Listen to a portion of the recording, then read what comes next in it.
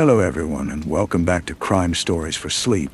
Before we begin, I want to let you know that during the first 15 minutes, there will only be a few ads, and after that, the listening will be completely uninterrupted.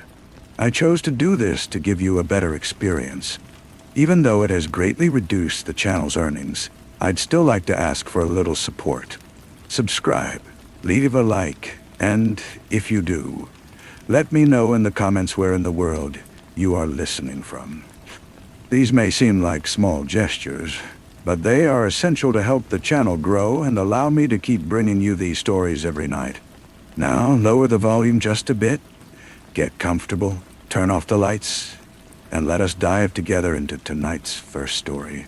Story 1. The hallway was wrong. That was the first thing Mariah noticed. A detail that snagged on the edge of her perception like a stray thread on cheap fabric. The Sunset Motel's office was a cramped, wood-paneled box that smelled of lemon-scented polish and mildew. But the hallway leading back into the private quarters was a throat of impossible depth. It seemed to stretch too far back, swallowing the light from the single bare bulb overhead, its proportions warped as if the building were holding its breath. The door at the end was a distant, dark rectangle, and the space felt heavy. A silence that was less an absence of sound and more a presence.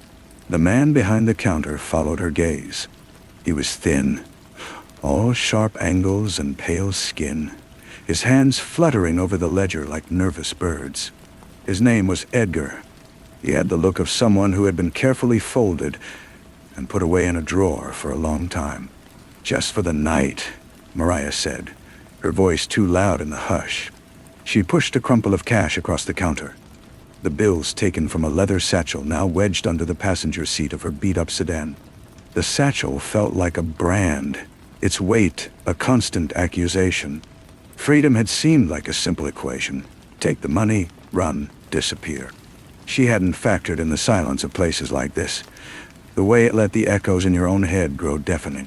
Edgar's fingers brushed against hers as he took the money, a touch like dry leaves. He didn't meet her eyes. "Room 12. It's around the back. Quiet." He slid a heavy brass key toward her.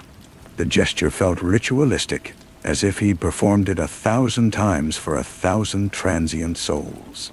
Room 12 was a sarcophagus of faded floral wallpaper and brown shag carpet. The air was cold and still, carrying the ghost of countless cigarettes and despair. She bolted the door, the sound a dull, final thud in the emptiness. Outside, the Nevada desert stretched out under a vast, star-choked sky, indifferent. She counted her stolen money again, the numbers a fragile incantation against the fear. This was a pause, a comma in the sentence of her flight. She just didn't know it was a full stop. In the morning, her car was still there, dust-covered and forlorn in the weak light. But Mariah was gone.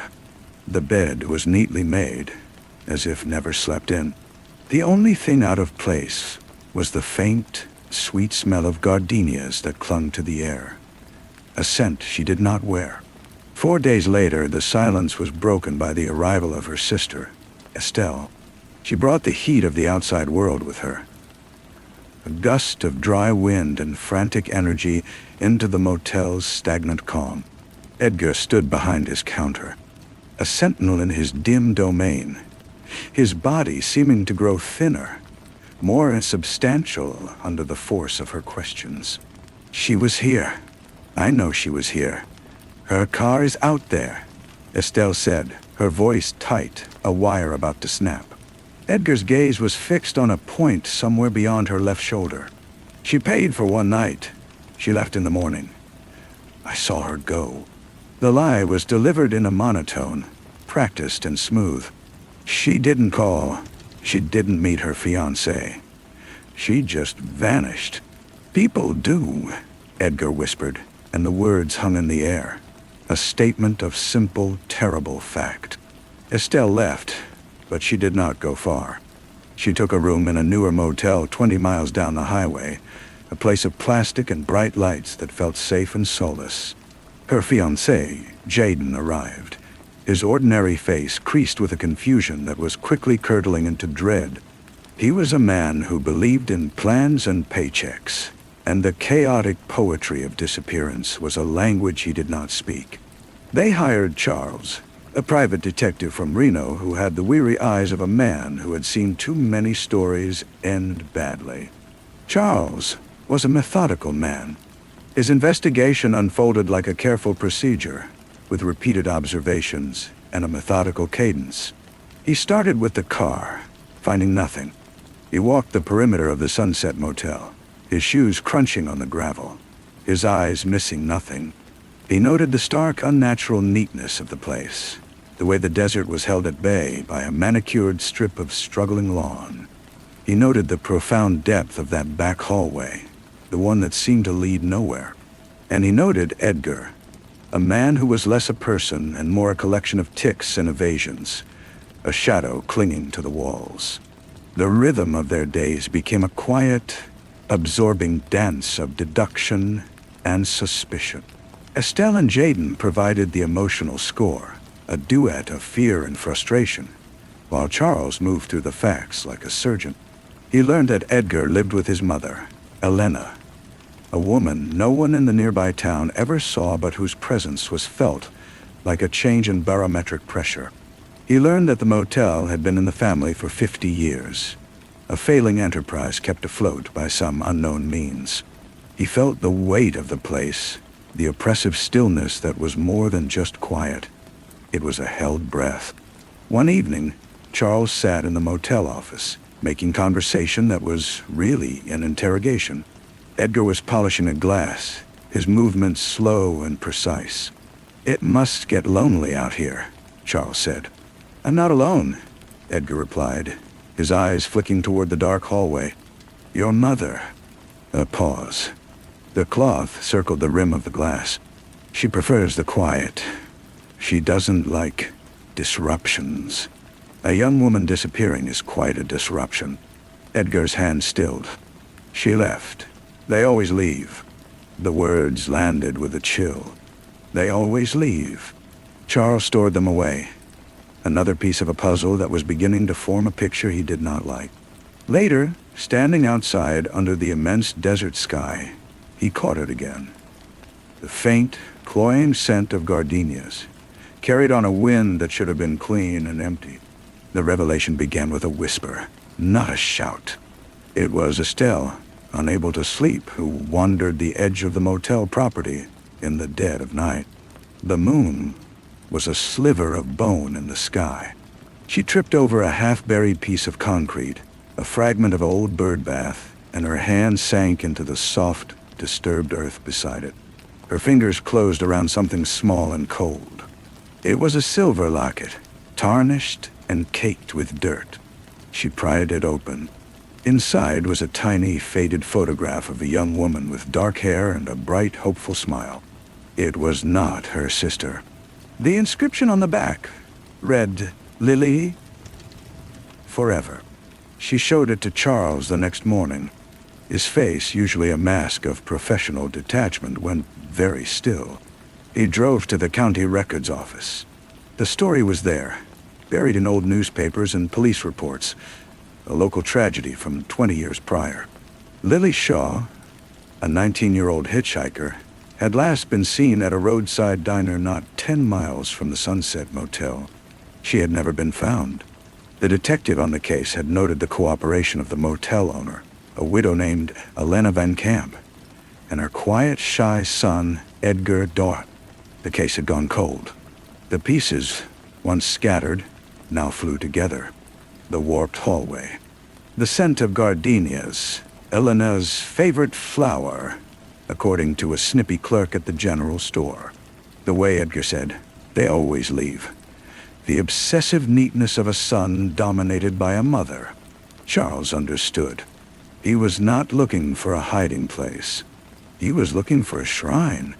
He confronted Edgar in the office. This time, he did not ask questions. He stated facts, his voice a low, relentless drumbeat.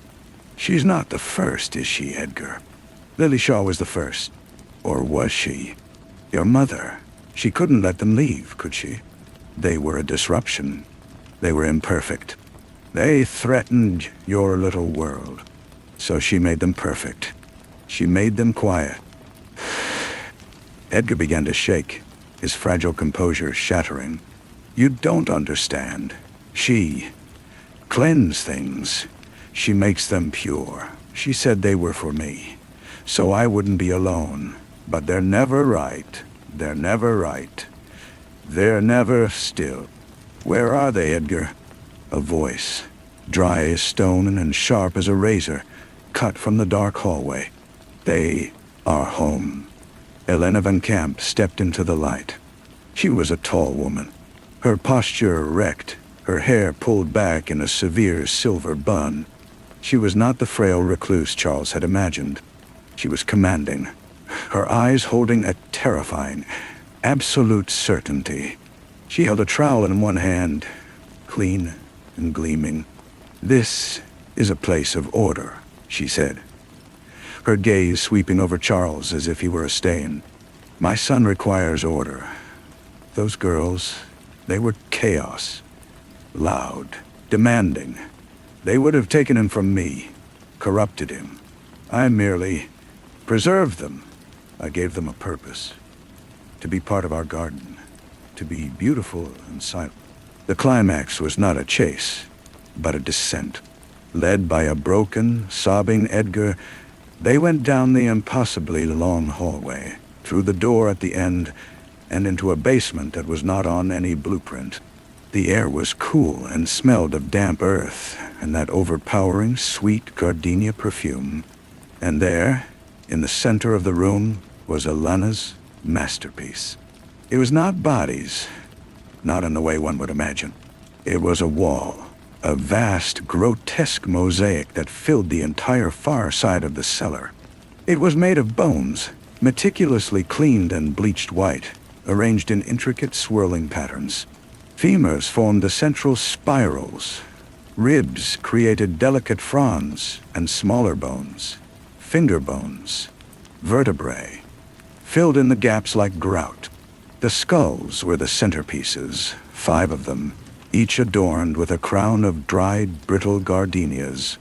Their empty sockets stared out into the room, and in the ghostly beam of Charles' flashlight, the entire structure seemed to shimmer with a terrible, silent music. Mariah's skull was the newest addition, a fleck of the floral wallpaper from room 12 still clinging to the parietal bone. Edgar stood before the wall, his hands clasped like a child at a museum. Mother makes them beautiful, he whispered. She makes them stay. The case was closed. Elena Van Camp was taken away, her silence more imposing than any confession. Edgar was committed to a state facility, a shattered vessel for his mother's obsession. The motel was boarded up, a forgotten scar on the face of the desert. And an unseen voice, one that had watched it all from the silent spaces between the notes, concludes the story. It speaks of how the desert eventually reclaims everything, how the wind scours the wood and the sand swallows the foundations. It speaks of the investigation, of the quiet rhythm of deduction that led to that terrible, silent room. It knows that Charles still wakes in the night, the scent of gardenias in his nostrils. It knows that Estelle and Jaden tried to build a life, but it was a life built on the hollow ground of that revelation. And it knows that in a quiet room, in a forgotten institution, Edgar still sits. And sometimes, when the light is just right, he looks at his hands, and he whispers to the empty air, to the mother who is no longer there to hear him, to the women who will never, he whispers, are they still beautiful, Mother? Are they quiet now? And the silence that answers is the only truth he has ever known. The story, of course, did not end there. Stories like this never do. They sink into the ground, their roots twisting deep into the soil, poisoning the water table for years to come. The official record was a clean, sterile thing, a folder closed and filed away. But the living record, the one written on nerves and in nightmares, remained open, its pages forever turning in the wind. For Estelle and Jaden, the return to their old life was a performance in a play whose script had been burned. The wedding was postponed, then quietly canceled. How could they stand before friends and family and promise a future when the very concept of a future had been hollowed out? The money Mariah had stolen was returned, a bitter resolution that felt like ashes in the mouth. They had wanted to find her, to save her, but they had only found the artifact of her ending. Jaden, a man of simple equations, could not solve for a variable like the bone wall. He eventually moved back east, his love for Estelle a real but fragile thing, shattered against the immovable reality of what they had discovered. They did not part with anger, but with a shared exhausted grief, a recognition that some wounds are contagious, and to stay together was to risk infecting each other forever. Charles, the detective, retired 6 months later. The official reason was his age, a long and distinguished career coming to a natural close. The truth was that the scent of gardenias, a fragrance he had once associated with his grandmother's house, now triggered a visceral reaction, a cold sweat and a tightening in his chest. He had dedicated his life to imposing order on chaos, to finding answers in the irrational acts of men. But Elena Van Camp was not irrational. She was a system of logic so warped and self-contained that it had its own terrible perfection. He found he could no longer look at any ordered system, a tiled floor, the pattern of bricks in a wall, without seeing its potential for perversion. He took up woodworking, seeking solace in the honest grain of oak and maple, but his hands, which had once been so steady, now often trembled. And in the state facility, Edgar Van Camp became a model of docility. He ate his meals, he attended his sessions, he spoke only when spoken to. The doctors diagnosed him with a host of disorders, all of them circling the same core truth. He was a garden that had been cultivated in a cellar, and he could not survive in the sun. His world had been defined by his mother's will and the silent, beautiful company she provided. Now, he had neither. He would sit for hours in the common room, his gaze fixed on a blank wall. The staff thought he was catatonic, but he was, in fact, redecorating. In his mind, he was arranging the bones of the other patients, the orderlies, the doctors. He was building a new, perfect family to fill the silence his mother had left behind. He was waiting for her instructions, for her approval, which he knew on some level would never come again. His question, "Are they still beautiful, Mother?" was not just a memory. It was a daily prayer offered up to a god who had abandoned her temple. The Sunset Motel stood for 2 more years, a boarded-up eyesore that the county argued about and the locals avoided. Teenagers dared each other to touch its front door, but none ever went inside. They said you could still smell the flowers on a hot day. A fire finally settled the matter, a quick, fierce blaze one dry autumn night that turned the warped wood and wood paneling into a pyre. The fire chief called it suspicious, but undetermined.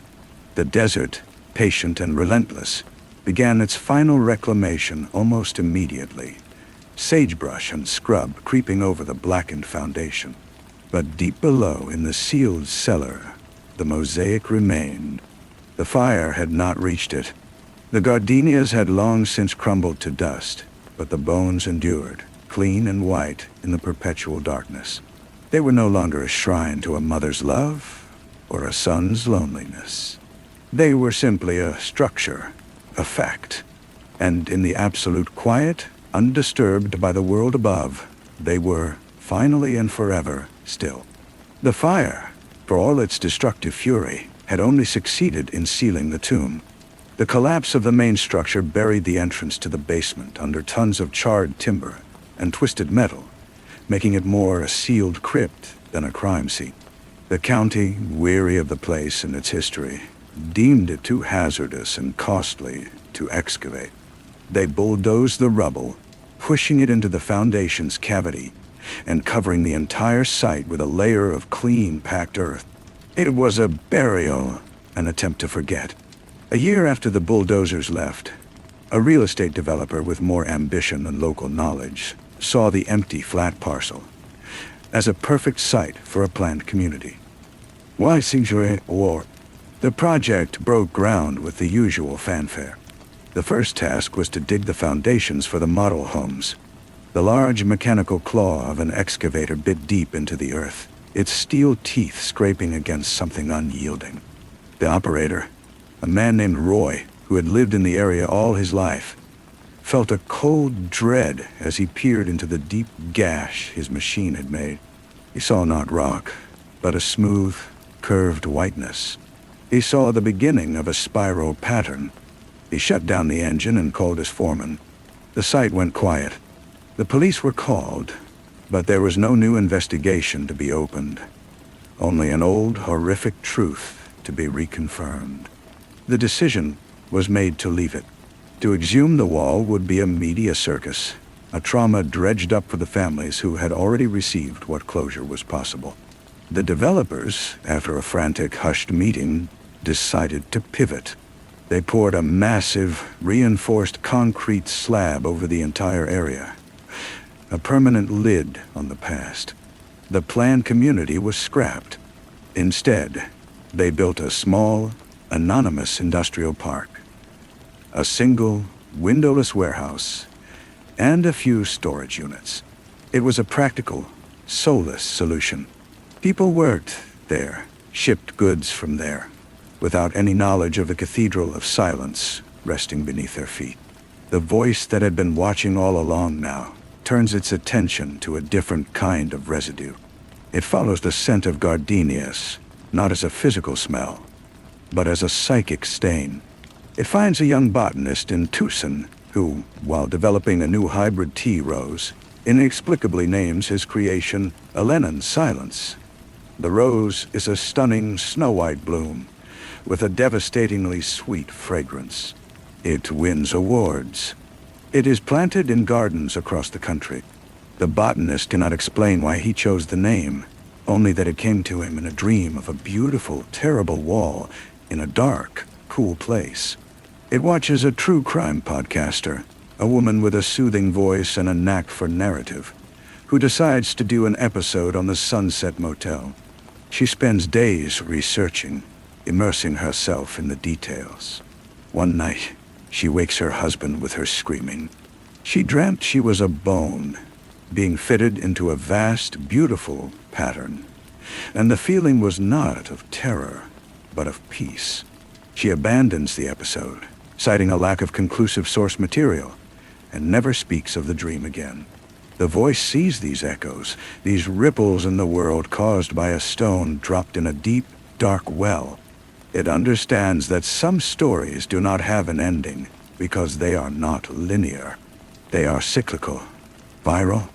They replicate themselves in dreams and in names, and in the trembling hands of a retired detective sanding a piece of maple in his quiet garage.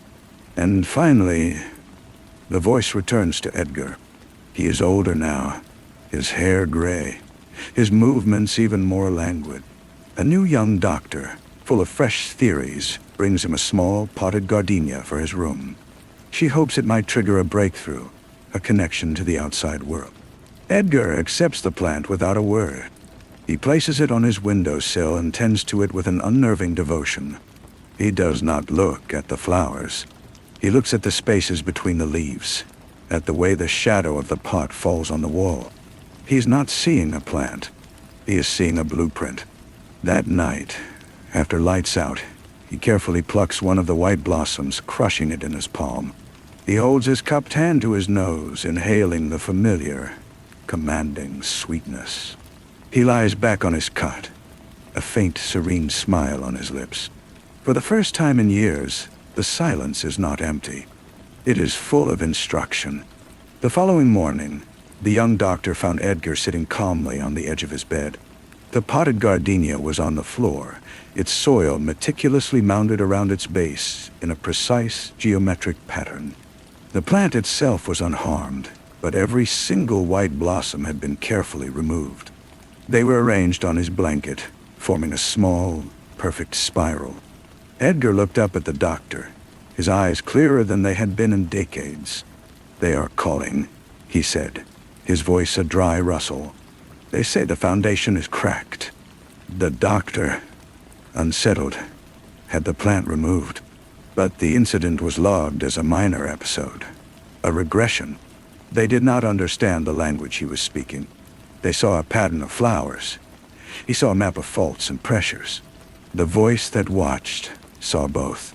It saw the warehouse in the desert, and it saw that the massive concrete slab, subjected to the extreme heat and cold of the desert, had indeed developed a hairline fracture, no wider than a thread. Nothing physical could pass through it, but something else could. A feeling, a memory, a scent. Weeks later, a night watchman making his rounds at the industrial park paused near the center of the large warehouse. He shivered, though the night was warm. He caught a fleeting, sweet smell like his wife's perfume, but heavier, almost suffocating. He shook it off, blaming a passing car or his own imagination. But he started taking his breaks in his car, away from the building. Edgar, in his room, began to hum. It was a tuneless, monotonous sound, like the drone of a far-off engine. When asked about it, he said he was helping. He was providing the music for the work. The orderlies thought it was nonsense. The watching voice knew he was resonating with something, a frequency of anguish and order that was seeping up from the desert floor. The story was no longer about discovery or justice. Those battles were over. It was about entropy and the failure of containment. The horror was not a single monstrous act, but a slow, inexorable leak. The perfect, silent system Elena had built was now a flawed one, and a flawed system always seeks a new equilibrium. It was pushing its essence out into the world, a ghost in the soil, and it had found its most receptive instrument in the son who had been its original purpose. He was no longer just a prisoner of the past. He was becoming its custodian again, tuning himself to its silent, terrible song from 100 miles away. The wall was waiting, and it was no longer content to be still. The humming became a constant. It was a low, vibrational presence in the hallway outside Edgar's room, more felt than heard. The staff grew accustomed to it, another element of the background noise of the facility, like the buzz of fluorescent lights or the distant clatter of meal carts. They did not notice how it seemed to synchronize with the building's own hidden rhythms, the shudder of the plumbing or the groan of the air conditioning kicking on. The young doctor, whose name was Dr. Evans, did not grow accustomed to it. She heard intention in the sound. She began spending more time with Edgar, not in formal sessions, but in silent observation. She brought him drawing materials. He ignored the crayons and paper for a week. Then one afternoon he began to draw. He did not draw people or places. He drew structures, complex, interlocking patterns of lines and curves that resembled architectural blueprints or elaborate circuit boards. They were disturbingly precise, the work of a draftsman, not a mental patient. When she asked him what they were, he would only look at her and reply, "Supports. The silence is getting heavy." Meanwhile, at the industrial park, the night watchman quit. His replacement, a stoic man named Henderson, lasted 3 weeks. He complained to the management about the smell, a cloying sweetness that seemed to emanate from the very concrete floor of the warehouse, strongest near the center. He also reported hearing a faint, rhythmic scraping, like stone on stone, during the deepest hours of the night. The management sent a pest control company and had the air filters changed. They found nothing. Dr. Evans, driven by a compulsion she could not fully explain, took a day trip. She did not tell anyone where she was going. She drove the long, lonely highway to the town near the old motel site and visited the county records office. She wanted to see the original blueprints for the Sunset Motel, the ones that showed the basement that wasn't supposed to exist. The clerk was unhelpful, citing the age and the fire. But as she turned to leave, an older clerk, overhearing the conversation, approached her. He remembered the case. He didn't have blueprints, but he had a box of evidence photos that were due to be digitized. He let her look, his own macabre curiosity getting the better of protocol.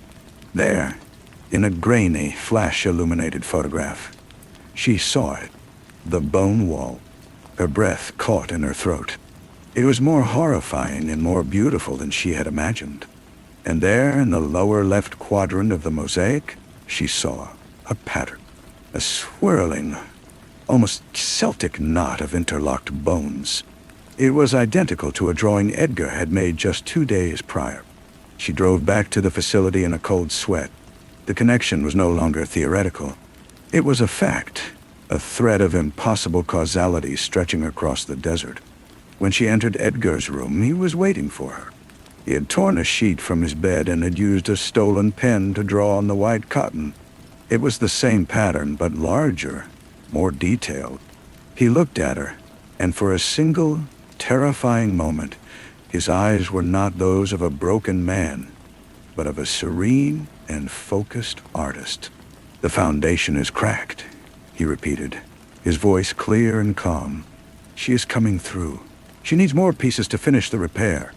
He looked past Dr. Evans, through the reinforced window of his door, his gaze settling on the orderly who had just walked past. "That one," Edgar whispered. "His clavicle would fit perfectly, Doctor." Evans stood frozen, the photograph of the bone wall feeling like a block of ice in her hand. Edgar's statement hung in the air, not as a threat, but as a simple, declarative fact. He had turned back to his drawing on the sheet, humming again, his focus absolute. The orderly, a large, kind man named Jeff, was completely unaware that his skeletal structure had just been appraised and found suitable. She backed out of the room slowly, her professional composure shattered. The hum seemed to follow her, threading itself into the weave of her lab coat, the pulse in her temples. She went directly to the head of the facility, Dr. Sharma, and laid out her concerns with a frantic, uncharacteristic energy. She showed him the drawings, the photograph. She played a recording of Edgar's humming. She told him about the clavicle. Dr. Sharma, a pragmatic man burdened by budgets and state regulations, listened patiently. He saw a junior colleague on the verge of burnout, becoming entangled in the delusional system of a long-term patient. He advised her to take a week of leave. He suggested she was conflating coincidence with correlation. The drawings were pareidolia. The hum was a self-soothing mechanism. The comment about the orderly was a typical expression of negative transference. He had the drawing on the sheet confiscated and the pen taken away. Order was restored. But order, Dr. Evans now knew, was the most dangerous illusion of all. She did not take the leave. Instead, she began her own quiet, obsessive research. She stopped trying to treat Edgar and started trying to understand the system he was a part of. She read everything she could find on resonant frequencies, on the acoustic properties of materials, on the folklore of places that were said to be haunted. She wasn't looking for ghosts. She was looking for the physics of memory, for the way trauma might imprint itself on a location, not as a specter, but as a persistent, low-energy pattern. She called in a favor from a friend at a university geology department. She gave him the coordinates of the industrial park, omitting the reason, and asked if there was any record of unusual seismic activity in the area. Anything minuscule, the kind only sensitive equipment would detect. A week later, he sent back a brief, curious email. There was no seismic activity to speak of, but a satellite tasked with monitoring soil composition had picked up a persistent, low-level thermal anomaly in that exact spot. The ground was a fraction of a degree warmer than the surrounding desert. It was meaningless, he said, probably a buried utility line, or a peculiarity of the water table. Dr. Evans knew it was the wall. It was breathing. Back at the facility, Edgar's behavior shifted again. He became passive, almost vacant. He stopped humming. He stopped drawing. He would sit and stare at the wall where the gardenia had been, his hands resting placidly in his lap. The staff saw it as an improvement. Dr. Evans saw it as a sign that the connection had been stabilized. He was no longer the broadcaster. He was now just a receiver. The work was being done elsewhere. She drove back to the industrial park one last time. It was late. She stood at the chain-link fence, looking at the long, low silhouette of the warehouse under the vast, starry desert sky. The air was still. She felt nothing, smelled nothing. The silence was absolute. And in that moment, she understood the true nature of the horror. It was not that the past was repeating itself. It was that the past had never ended. It was a closed system, a perfect, self-sustaining loop of love and madness, playing itself out in the dark, using whatever materials it could find. She got in her car and drove away. She never went back. She had looked into the heart of the silence, and she knew that to listen any longer was to risk becoming a part of its design. Another piece waiting to be fitted into a pattern that was, against all reason and hope, still growing. The new night watchman at the industrial park was a man named Leo, who had no sense of smell due to a long-ago chemical accident. He found the job peaceful. He liked the solid feel of the warehouse, the way his footsteps echoed in the vast empty space. He never noticed the scent of gardenias. He did, however, feel the vibration. It was a subtle thing, a constant, almost subsonic hum that came up through the soles of his boots. He thought it was the electrical grid, or generator running somewhere deep underground. It never occurred to him that the hum had a pattern, that it was a song being broadcast from a room 100 miles away, a song that had now found its home. Months turned into a year. Dr. Evans transferred to a different facility, a place that dealt with acute, treatable conditions. She needed stories with endings. She left Edgar's file with a note recommending no further attempts at stimulus-based therapy. He was, by all new observations, catatonic. He took his meals, he was cleaned, he existed. His mind was elsewhere, fully occupied with the maintenance of a silent, beautiful machine. One Tuesday, a trucker arrived at the industrial park to pick up a pallet of machine parts. He backed his rig up to the warehouse loading bay. Leo operated the forklift, moving the heavy pallet. As the forklift crossed the center of the warehouse, its tires rolled over the hairline crack in the concrete. The combination of the weight and a precise resonant frequency traveling through the earth was the final variable the system required. The crack did not just widen, it branched. A web of fine black lines shot out across the slab like lightning. Leo felt the shift through the steering wheel, a sudden, sickening lurch. He shut the forklift down and jumped off, staring at the fractured floor. A plume of air, cold and carrying the dense, overpowering perfume of gardenias, hissed from the main fissure. It was so strong even he could taste it, a sweet, cloying thickness at the back of his throat. He called his boss, then the building owner. Engineers were summoned. In his room, Edgar let out a long, soft sigh. It was a sound of completion. A single, clean tear traced a path through the wrinkles on his cheek. Then, he was still again. The humming had stopped for good. The engineers concluded that a combination of ground settlement and thermal stress had compromised the slab. The source of the peculiar smell was a mystery, perhaps a pocket of decaying organic matter trapped during the original construction. The solution was more brute force. They brought in a crew with jackhammers. They would break up the damaged concrete, pour a new, thicker slab, this time with a flexible expansion joint. The jackhammers tore into the floor, their violent percussion a stark contrast to the years of silence.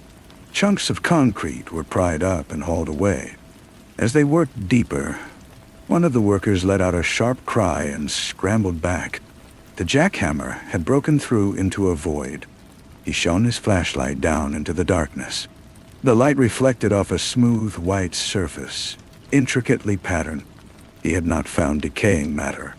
He had found the edge of the spiral. He had found the wall. The police were called once more. The media, sensing the resurrection of an old nightmare, descended.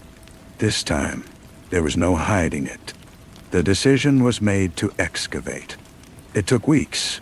The entire warehouse was eventually demolished to allow for a proper archaeological dig. The bone mosaic was revealed in its entirety, exposed to the open sky for the first time in decades. It was photographed, documented, and debated on national news.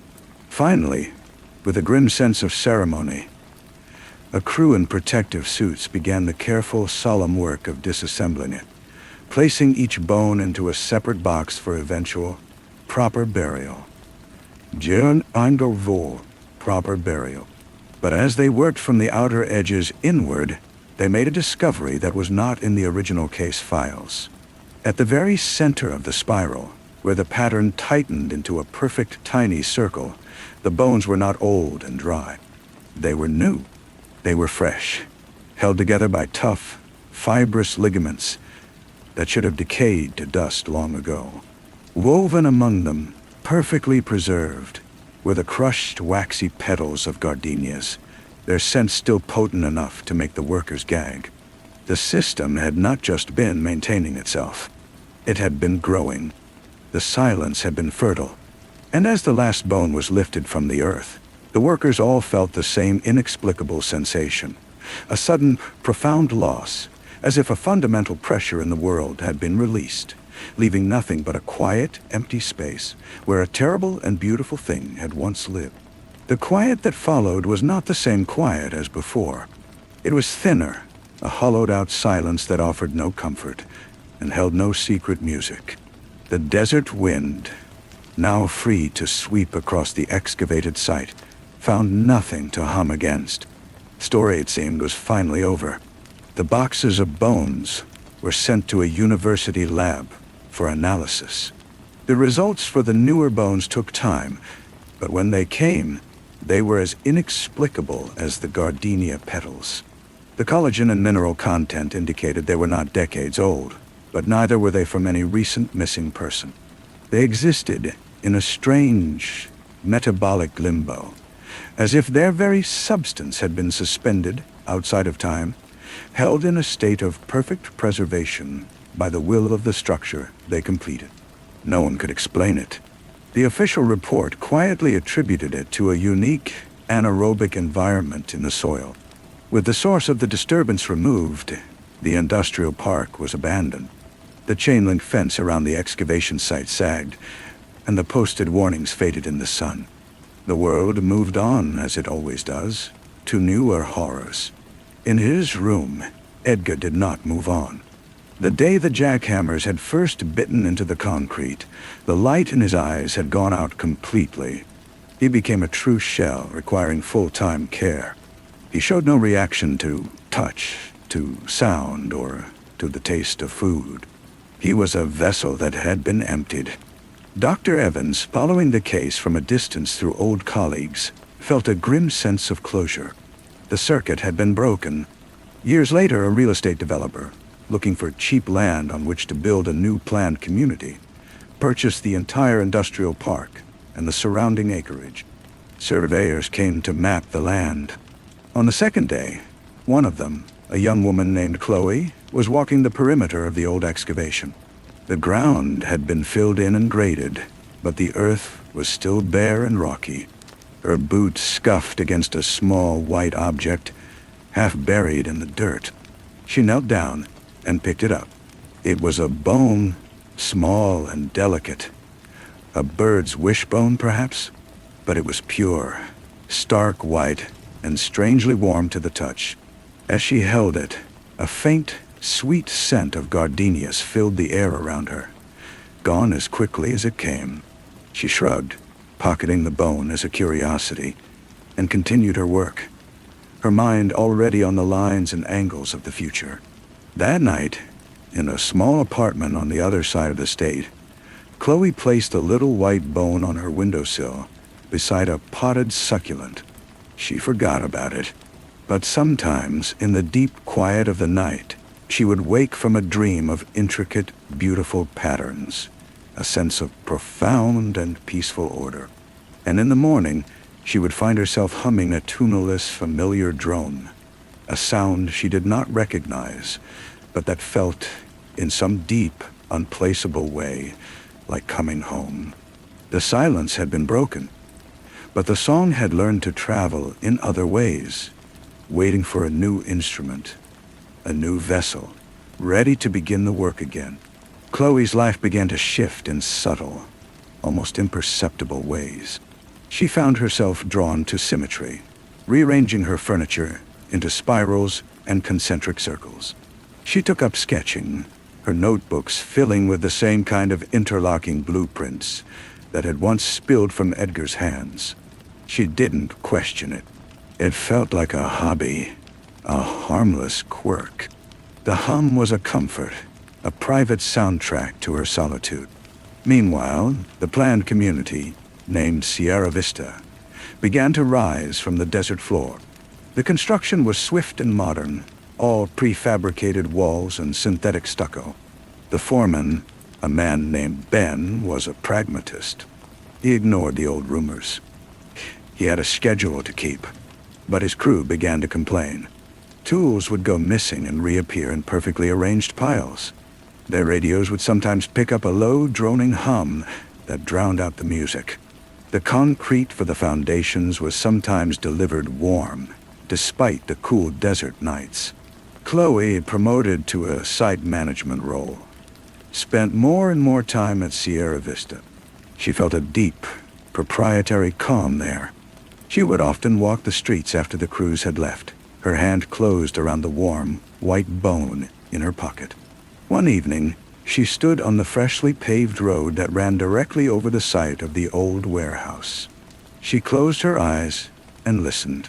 Beneath the whisper of the wind, she felt it, a faint, resonant thrum coming up through the soles of her shoes. It was a heartbeat. It was familiar. She didn't mention it to anyone. It was her secret.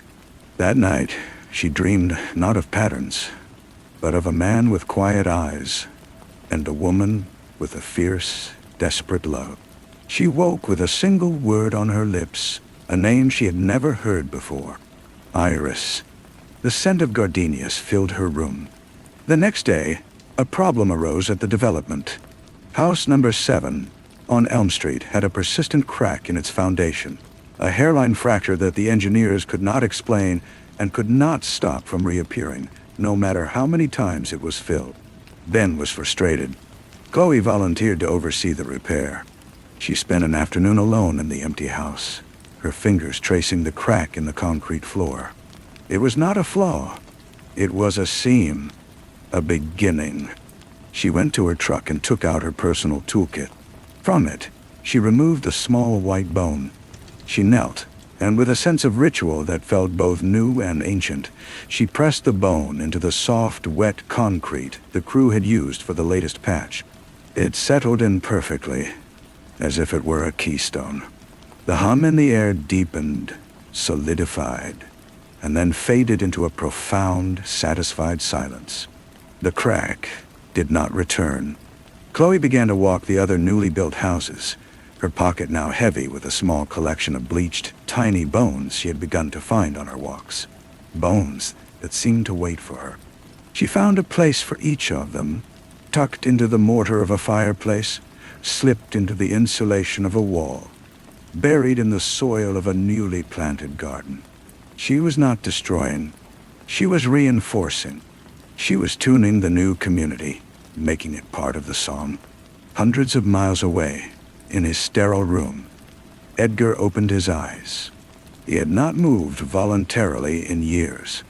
He turned his head toward the window, toward the distant, unseen desert. A small, serene smile touched his lips. The work was not his alone anymore. The melody had found a new, more capable conductor.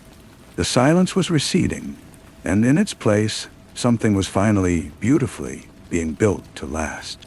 The first family moved into house number 7 on Elm Street a month later. They were a young couple, the Millers, with a baby girl. They remarked to Chloe during the final walkthrough how peaceful the house felt, how the air always smelled faintly, pleasantly, of flowers, even with the windows closed. Chloe simply smiled and handed them the keys.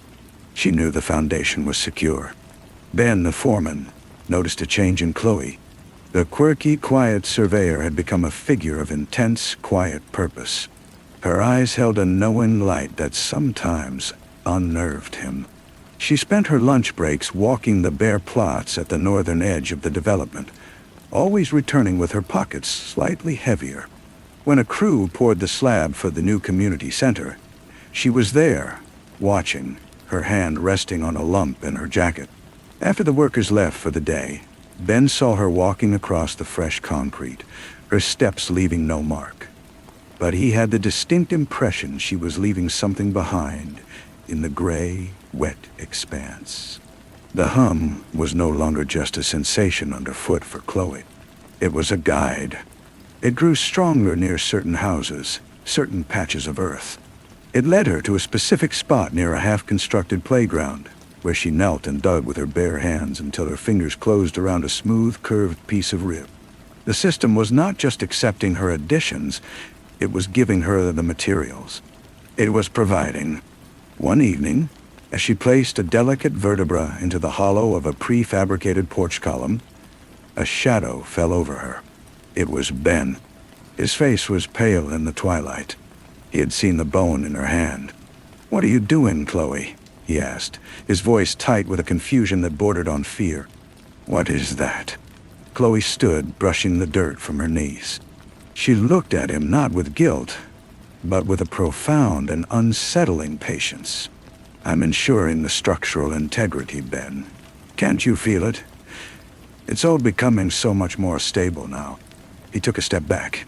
He had seen the news reports about the excavation years ago. He had dismissed them as sensationalism. Now, looking at Chloe's serene, certain face, he felt the old story reaching for him with cold, delicate fingers. He turned and walked away, and he did not come back to work the next day. His absence did not slow the work. If anything, the construction accelerated. The houses seemed to go up faster, the walls settling without a creak, the roofs aligning with a perfect, seamless geometry. Families who moved in reported a profound sense of well-being. Their children slept through the night. Marital tensions seemed to ease. They all commented on the lovely faint scent of flowers and the soft, almost inaudible hum that was just on the edge of hearing, a sound that felt like being remembered. Chloe now lived in a model home at the center of Sierra Vista.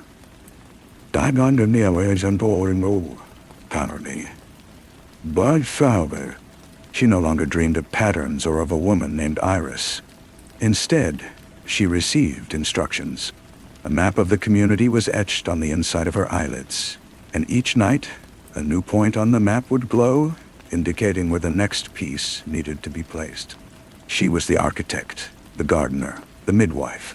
She was fulfilling a design that had been waiting, incomplete, for decades. The final piece was the water tower. It was a sleek, modern structure, raised on the highest point of the development. The night before it was to be filled for the first time, Chloe climbed the maintenance ladder, a small canvas bag slung over her shoulder. At the top, she opened a hatch and looked down into the vast, empty, echoing interior. From the bag, she removed not a single bone, but a complex, tiny model of a spiral woven from dozens of the small white bones she had collected. It was a perfect miniature replica. She held it over the darkness, said a single, quiet word that was lost on the wind, and let it fall. It disappeared into the shadows below. The next day, the tower was filled. That evening, as the sun set, every resident of Sierra Vista stepped outside, drawn by an unspoken, collective impulse. They looked toward the water tower, silhouetted against the orange and purple sky. From it, a low, resonant, and perfectly clear hum emanated, a single sustained note that washed over the community like a blessing. It was the same note Edgar had hummed, but now it was amplified, enriched, given a permanent home. It was the sound of the system, complete at last. And in the quiet asylum, Edgar closed his eyes for the final time. His purpose fulfilled, his song now a permanent part of the world. The note did not fade. It became a fact of the environment, like the desert wind or the heat of the sun. The residents of Sierra Vista accepted it as part of their lives, a soothing backdrop that smoothed the edges of their days. They prospered. Their children were calm and happy. Their gardens bloomed with impossible vigor, the flowers unusually large and fragrant, though no one could quite place the specific scent. Chloe became the unofficial custodian of the community. She knew every pipe, every wire, every hidden seam in the foundations. She was rarely seen without a small, knowing smile, as if privy to a wonderful secret. When a pipe burst or a circuit faltered, she would arrive not with a toolbox, but with a quiet word and a touch, and the problem would resolve itself. The hum from the water tower would momentarily swell in that spot, a soft pulse of acknowledgement. Years turned into decades. Sierra Vista became a subject of quiet study, a statistical anomaly of community health and low crime. Psychologists wrote papers on the collective well-being. Geologists puzzled over the unique mineral content of the soil. No one ever connected it to the old, forgotten nightmare of the bone mosaic. The official records had been sealed, the story dismissed as a dark fairy tale. The original residents grew old and passed away in their beds, peaceful to the end. Their children, raised in the constant, gentle hum, inherited the homes. They never knew a world without the pervasive sense of order and peace. To them, it was simply normal. One autumn, a team of engineers arrived to conduct a sensory inspection of the water tower. The structure was sound, impossibly so, with no rust or wear. As they prepared to drain the tank for internal inspection, the entire community felt a sudden, sharp anxiety, a collective intake of breath. The hum from the tower wavered for the first time in living memory. Chloe, now an older woman with hair as white as the bones she had once placed, met the engineers at the base of the tower. She did not protest. She simply watched as the valves were opened and the water began to pour out. It took 3 days to empty. When the last of the water was gone, an engineer in a harness was lowered inside. His voice, amplified by the radio and echoing in the vast empty chamber, was breathless with confusion. He reported that the floor of the tank was not bare metal. It was covered in a complex, sprawling pattern of calcium deposits, a white, lacy tracery that had formed from the minerals in the water. The pattern, he said, was strange. It was a perfect, beautiful spiral, and at its very center was a small, dense knot of the deposit that was warm to the touch. Chloe, listening from below, nodded slowly. The system had not needed the original bones to survive. It had learned to grow its own, to calcify its own song into the very substance of the world that sustained it. It was self-perpetuating. The engineers, after much debate, decided the deposits posed no structural risk. They closed the hatch and refilled the tank. As the water rose, the hum returned, stronger and more complex than before, as if enriched by a new layer of harmony. That night, Chloe passed away in her sleep. In her hand, she clutched the very first bone, the bird's wishbone, which had long since fused with the calcium in her palm, becoming a part of her own skeleton. She was the last conscious instrument, and her body was reabsorbed into the quiet, beautiful machine she had helped complete. The next morning, a new family moved into a house on Elm Street. Their young daughter, exploring the backyard, knelt down and pressed her small hand into a patch of soft, warm earth. She felt a profound and comforting vibration travel up her arm. She didn't mention it to her parents. It felt like a secret, just for her, a private, silent friend. She began to hum a quiet, tuneless tune, one she was sure she had always known. Story 2. The line between the amber glow of the reading lamp and the encroaching dusk in the library was a razor's edge, a boundary that felt, to Carrie, more definitive than any wall. On one side, the warm, honeyed light fell upon open books, their pages smelling of old glue and wisdom. On the other, the Parisian evening deepened into a bruised purple, a color that seemed to swallow sound and hope in equal measure. This line was the division between the world they had built, a sanctuary of quiet intellect, and the world outside, which had grown brutish and loud under the boot of occupation. But tonight, the line felt uncertain, permeable, as if a secret could slip from the shadows into the light, or as if the light itself was a lie that could be extinguished with a single brutal breath. Carrie was a young woman whose life had been measured in paragraphs and plot lines, not in fear. The Bibliothèque de la Lumière was her entire world, the cavernous temple of knowledge where dust motes danced in the slants of sunlight like forgotten syllables. Now, the dance was different. The dust settled more quickly, as if afraid to be seen. The silence was no longer contemplative. It was watchful. Her colleagues, Monsieur Duran, with his spectacles perched perpetually on the end of his nose, and Elise with her fingers perpetually stained with ink, moved through the stacks with a new, grim purpose. The books were no longer just vessels of stories. They were silent weapons, their very existence an act of defiance. It began subtly. A volume of Voltaire, deemed decadent by the new censors, would disappear from its catalogued shelf and reappear in a hollow space behind a loose panel in the history section. A treatise on liberty by Rousseau would find its way into the hands of a nervous student, passed with a glance and a nod, the transaction as silent and significant as a communion. Carrie's courage was not the loud, explosive kind.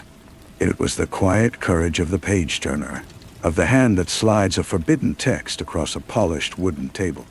It was in the way she would look an occupying officer in the eye, her gaze steady and devoid of the hatred they expected, filled instead with a cool, dismissive pity that unnerved them more than any curse. One officer in particular took an interest in the library and its keepers. His name was Klaus Richter, a man of unnerving stillness whose uniform was always impeccably pressed, the sharp creases like lines of demarcation on a map of conquest. He did not shout. He did not need to. His presence was a constant, low-pressure system, a promise of a storm held in check. He would wander the aisles, his boots echoing on the parquet, his fingers trailing over leather spines as if reading them through his gloves. He often watched Carrie, not with lust, but with a cold, analytical curiosity, as if she were a complex text he was determined to decipher. "Mademoiselle Carrie," he said one afternoon, his voice a low baritone that seemed to absorb the light in the room. "You curate a remarkable collection. It is a pity so much of it is superfluous to the new order." "Knowledge is never superfluous, Herr Richter," she replied, not looking up from the ledger where she was noting a returned book. Her hand did not shake. She focused on the physical sensation of the pen, the scratch of its nib, the flow of the blue ink. It anchored her. "Knowledge is a tool," he corrected softly. "And like any tool, it must be wielded by the correct hands, or it becomes a weapon in the wrong ones." Their conversations were always like this, a duel fought with velvet words and razor-sharp implications. He was the embodiment of the blurred boundary, the public authority probing the private sanctuary, the shadow testing the edge of the light. Carrie knew with a certainty that settled cold in her stomach that he was aware of their activities. The game was not in hiding from him, but in performing their innocence so flawlessly that he could never justify drawing the line in blood. The resistance of the library was a fragile, beautiful thing. It was in the weekly reading group, where a discussion of Victor Hugo's themes of justice became a coded planning session. It was in the way Elise would hum a particular folk tune when the coast was clear for a transfer of documents. It was in the faces of the readers, pale and tired, who would leave with a hidden book and a flicker of something that was not quite hope, but its stubborn older cousin, resolve. Carrie's greatest act was a ledger of her own, a secret inventory of every banned book they had saved, every text they had smuggled out. She wrote it in a tiny, precise script on the blank end papers of a massive, neglected atlas. The weight of memory, she believed, was the only thing heavier than the weight of tyranny. Decades later, and an ocean away, a different kind of silence pressed down on a suburban house in a town where nothing of consequence was ever meant to happen. Barbara was a girl built from solitude and the faint electric hum of disconnection. Her world was the four walls of her room, the glow of a computer screen, and the vast, quiet emptiness of a family that spoke in polite, carefully constructed sentences that revealed nothing. Her father's smile was a placid lake with treacherous undercurrents. Her mother's affection was a rehearsed gesture, like a line from a play she had long forgotten the meaning of. The boundary for Barbara was the line between her family's present and its past. It was a solid, impenetrable wall, painted in cheerful, neutral colors. She felt the weight of what was not said in the way her grandmother would suddenly fall silent, her eyes looking at a point far beyond the neatly trimmed lawn. She felt it in the absence of photographs, in the lack of stories about a time before this placid American now. Her investigation began in the attic, a place that smelled of cedar and forgotten things. It was a tomb of orderly boxes, but in one, tucked beneath a stack of old tablecloths, she found a small, leather-bound trunk. It was locked, but the lock was old and rusted, and it yielded to a determined tug with a hairpin. Inside there was no treasure, only paper. Letters, brittle and yellowed, written in a tight, elegant French she could not read. And a book, a massive, heavy atlas, its spine cracked, and its maps outdated. She almost dismissed it. But something, some instinct born of her own loneliness, made her look closer. She ran her fingers over the pages, feeling the rough texture of the old paper. And on the end papers, in the blank spaces at the front and back, she saw it. Not print, but handwriting. Thousands upon thousands of tiny, meticulous words, a ghostly script filling every available centimeter. It was a list. Titles, names, dates. Les Miserables. J. Renard. 14 November, 1941. De l'Esprit des Lois. M. Toussaint. 3 Mars, 1942. It went on and on. A river of clandestine history, flowing in the negative space of a book of maps. Barbara did not understand the words, but she understood the secret. She felt the weight of it in her hands. This was not a diary of feelings. It was a record of acts, a testament. Using her phone, she painstakingly translated the first few entries. The words interdit and sauvé appeared again and again. Forbidden, saved. A cold, thrilling clarity washed over her. This was a story, a hidden one, and it was somehow her story. She became obsessed. She took French lessons online, her headphones a barrier against the bland sounds of her home. She spent her evenings hunched over the atlas, a dictionary by her side, deciphering the tiny script. The world of Carrie, the young librarian, began to unfold before her. Not as a dry history lesson, but as a living, breathing narrative of fear and courage. She learned of Monsieur Durand and Elise. She felt the oppressive presence of Klaus Richter, a name that appeared with increasing frequency, his scrutiny a dark thread running through the entries. Barbara's investigation was a quiet digital archaeology, piecing together a life from fragments of text, building a bridge across time. She confronted her grandmother, holding the atlas like a shield. The old woman's face, usually a mask of gentle placidity, crumpled. The wall came down. The story that tumbled out was one of escape, of a new name in a new country, of a determined effort to bury the past and its pain. Carrie was her great-aunt. She had stayed in Paris. She had never left the library. They came for her, at the end. Her grandmother whispered, the words like shards of glass. The officer, Richter. He knew. He always knew. He just waited for the perfect moment to make an example. We never knew what happened to her. We never spoke of it again. It was easier to pretend it never happened. Barbara felt the weight now. A crushing, generational gravity. It was the weight of memory that had been too heavy to carry, so they had buried it in an attic. But memory, like a seed in the dark, had waited for light. She knew what she had to do. She had to finish the story. Using the skills of her generation, the ones her family dismissed as trivial, she began to search. She found archives, digitized records of the occupation, lists of the disappeared. And then she found him. Klaus Richter. Not dead, not lost to history.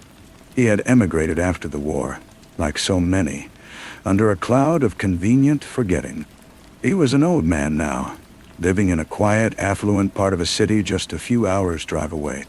His name was Klaus Ritten, a respected retired professor of European history. The drive was a blur. The boundary between her insulated world and this confrontation was a line on a highway, and she crossed it with a heart hammering against her ribs. His house was a modern structure of glass and steel, a monument to clean lines and a life scrubbed clean of its stains. He answered the door himself, an old man with a carefully composed face and eyes that were still. After all these years, unsettlingly still. "Yes," he said, his English barely accented. Barbara held up the atlas. She saw the recognition in his eyes, a flicker of something ancient and cold deep within them. It was not surprise. It was the look of a man who had long been waiting for a particular ghost to finally arrive. I'm the great-niece of Carrie," she said, her voice steadier than she felt. The librarian, he did not invite her in. He simply stood there, on the threshold, the boundary between his sanitized present and the bloody past she represented. He looked at her, then at the book, and a faint, almost imperceptible smile touched his lips. It was not a smile of warmth, but of a strange, weary respect. "So," he said, his voice quiet, measured. "She kept a record. I always wondered. She had the eyes of a chronicler. I knew what they were doing, of course. The hidden books. The little acts of defiance. I could have stopped it at any moment. But it was fascinating to watch. Such fragile courage, like a candle flame in a vast darkness. I suppose I wanted to see how long it would burn. And then Barbara felt a cold nausea rise in her throat. He was not denying it. He was not defending himself. He was simply recounting it with the detached calm of a scholar discussing a minor historical footnote. His crime was not just in what he had done, but in the clinical, observational way he had done it. He had watched them, studied them, and then, when it had served some inscrutable purpose in his mind, he had snuffed the flame out. "What did you do to her?" Barbara asked, the words a whisper. "I did nothing to her," he replied. And for the first time she heard a hint of something else in his voice, not remorse, but a kind of intellectual frustration. "I merely presented her with a choice, the location of our new regional headquarters, in exchange for the location of her hidden cache of books. A simple transaction. She refused, of course. I had her transferred.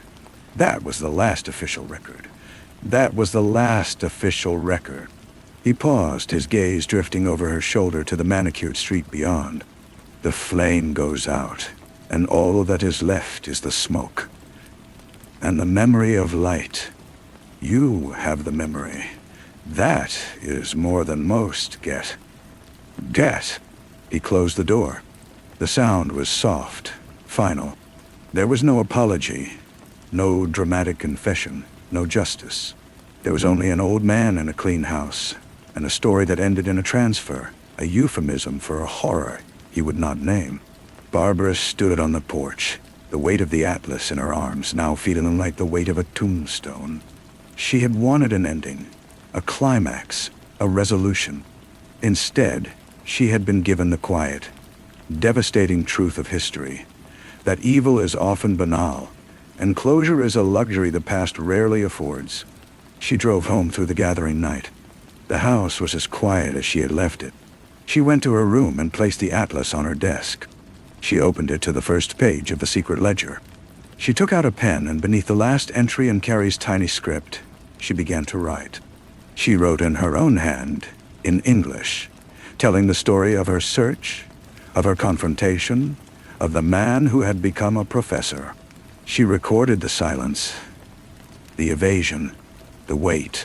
She was no longer just an investigator. She was the next chronicler.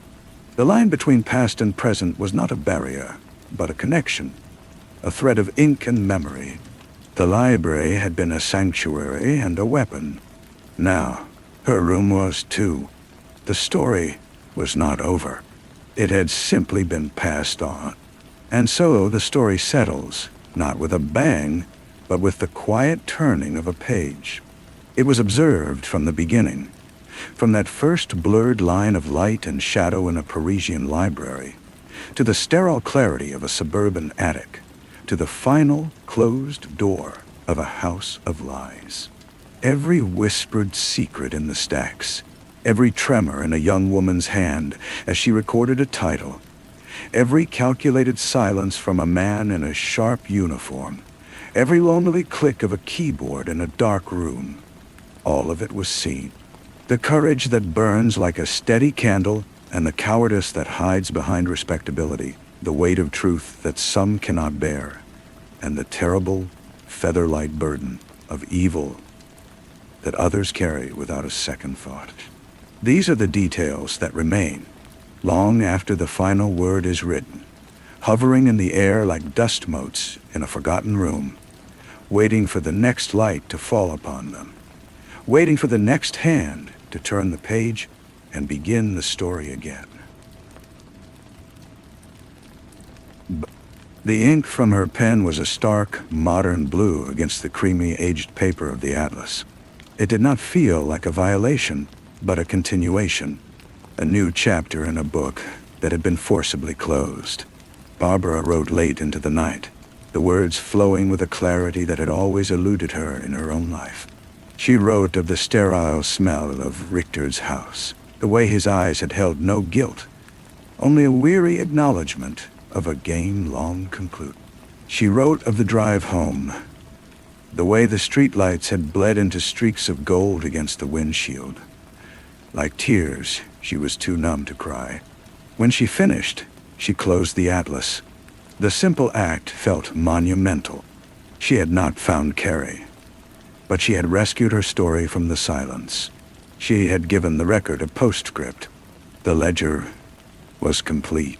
The next day, she did not hide the atlas in the attic. She placed it on the bookshelf in her room, between a yearbook and a novel she had never finished. It belonged there, not as a secret, but as a testament. Her mother noticed it during one of her rare, perfunctory visits to Barbara's room, her gaze lingering on the cracked leather spine. "That's an old book," her mother commented, her tone carefully neutral. "It's a family history," Barbara replied, her own voice just as even. Her mother's eyes flickered to hers, a quick, nervous gesture. She opened her mouth, perhaps to ask a question or to issue a warning, but then she simply nodded and left, closing the door with a soft click. The wall was still there, but it was thinner now, and Barbara knew she held the hammer. Weeks turned into months. Barbara's life did not transform into something grand or dramatic. The silence in the house persisted, but it was a different quality of silence now. It was a silence she understood, and therefore, one she could withstand. She continued her French lessons, not as an obsession, but as a discipline. She began reading the books from Carrie's list, starting with Les Miserables. She felt a connection not just to the story, but to the physical object, imagining this very copy being passed from one nervous hand to another in a shadowy corner of the Bibliothèque de la Lumière. She also began to write her own stories. Not grand historical narratives, but small, sharp observations about her world, about the quiet hypocrisies of her suburb, the loneliness that thrived in plain sight. She wrote with the same meticulous care she had seen in Carrie's hand, understanding now that recording the truth, any truth, was an act of defiance. Her room, once a refuge from the world, became a workshop for understanding it. One afternoon, she received an email. It was from a historical society in France, a small, privately funded group dedicated to preserving the memory of cultural resistance during the war. She had written to them on a whim months ago, attaching a translated excerpt from the ledger. The response was from an archivist named Sophie. She was effusive, her words leaping off the screen. The ledger was a remarkable find, a unique piece of the puzzle they had been trying to assemble for decades. They had names of resistance, but rarely such a detailed, contemporaneous record of their activities. Could they, she asked, have permission to digitize the contents, to add Carrie's voice to their collection? Barbara read the email 3 times. She looked over at the atlas on her shelf. She thought of Carrie, who had chosen to preserve memory at the risk of her life, and of her grandmother, who had chosen to bury it to survive. She thought of Klaus Richter, who had believed the flame could be extinguished forever. She wrote back that night. Yes, she said, they could have the ledger. She would send it to them. It was not hers to keep locked away. It belonged to the world, as a record of a specific fragile courage that had burned in a dark time. Packing the atlas for its transatlantic journey felt like the most important thing she had ever done. She wrapped it in layers of bubble wrap, placed it in a sturdy box, and sealed it with tape. As she handed the package to the postal clerk, she felt a sudden, sharp pang of loss, followed immediately by a profound sense of rightness. She was not giving it away. She was sending it home. A year later, another email arrived from Sophie. The digitized ledger was now part of their permanent exhibit, Les Gardiens des Mots. They had used it to identify several previously anonymous recipients of the smuggled books, some of whom had surviving family who now knew the full story of their relatives' courage. A graduate student was writing a thesis on the library's resistance network, using the ledger as its core text. Carrie's name, Sophie wrote, was now spoken again in the reading rooms of Paris. No longer a ghost, but a historian in her own right. Barbara printed the email and folded it neatly. She opened her own journal, the one where she wrote her stories, and slipped the paper between the pages. She looked out her window at the perfectly manicured lawn, the empty street. The boundary was still there, the line between her and the world. But she was no longer on just one side of it. She was a chronicler, a keeper of lines, a preserver of fragile light. And she knew, with a certainty that warmed her more than the sun on the glass, that the story was indeed never over. The quiet that settled in the wake of the Atlas's departure was a different kind of quiet. It was not the hollow silence of things unsaid, but the fertile stillness that follows a necessary and truthful act. Barbara's family continued its polite, surface-level existence, but she no longer felt like a prisoner within it. She was an observer, a witness. She had looked into the abyss of her own history, and had not looked away, and that act had fundamentally altered her. She began to spend more time in the town's small, underfunded public library. It was a far cry from the grandeur of the Bibliothèque de la Lumière, with its stained carpet, and the faint smell of old paper and lemon-scented cleaner. But she found a certain peace there.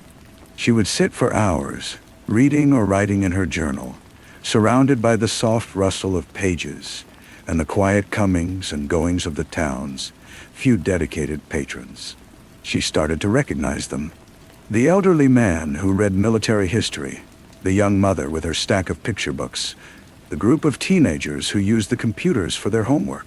One of them, a boy with anxious eyes and a habit of chewing on his pencil, caught her attention. He was always alone, and he always looked slightly lost amidst the shelves. One afternoon, she saw him staring helplessly at a display about the French Revolution, a required topic for his history class. On an impulse, Barbara walked over. "It can be a lot to take in," she said, her voice soft so as not to startle him. He flinched anyway, then looked at her with suspicion. "I don't get it. The teacher says it's about ideals, but it's just a bunch of names and dates." Barbara thought of Carrie's ledger, of how history was not in the grand dates, but in the tiny handwritten script of individual lives. "It's about people," she said. "People who were scared and brave and made choices. The ideals are what they held on to when things got dark." She ended up spending an hour with him, not lecturing, but telling him stories. She talked about the fear in the streets, the weight of a forbidden book, the courage of a simple act. She used the stories she had pieced together from the ledger, the ones that were now, thanks to her, being studied in another country. The boy's eyes lost their glazed confusion. He began to ask questions. After he left, clutching a few books she had helped him find, the head librarian, a weary-looking woman named Ms. Albright, approached Barbara. "That was kind of you," she said. "We don't get many volunteers who can connect with the kids like that."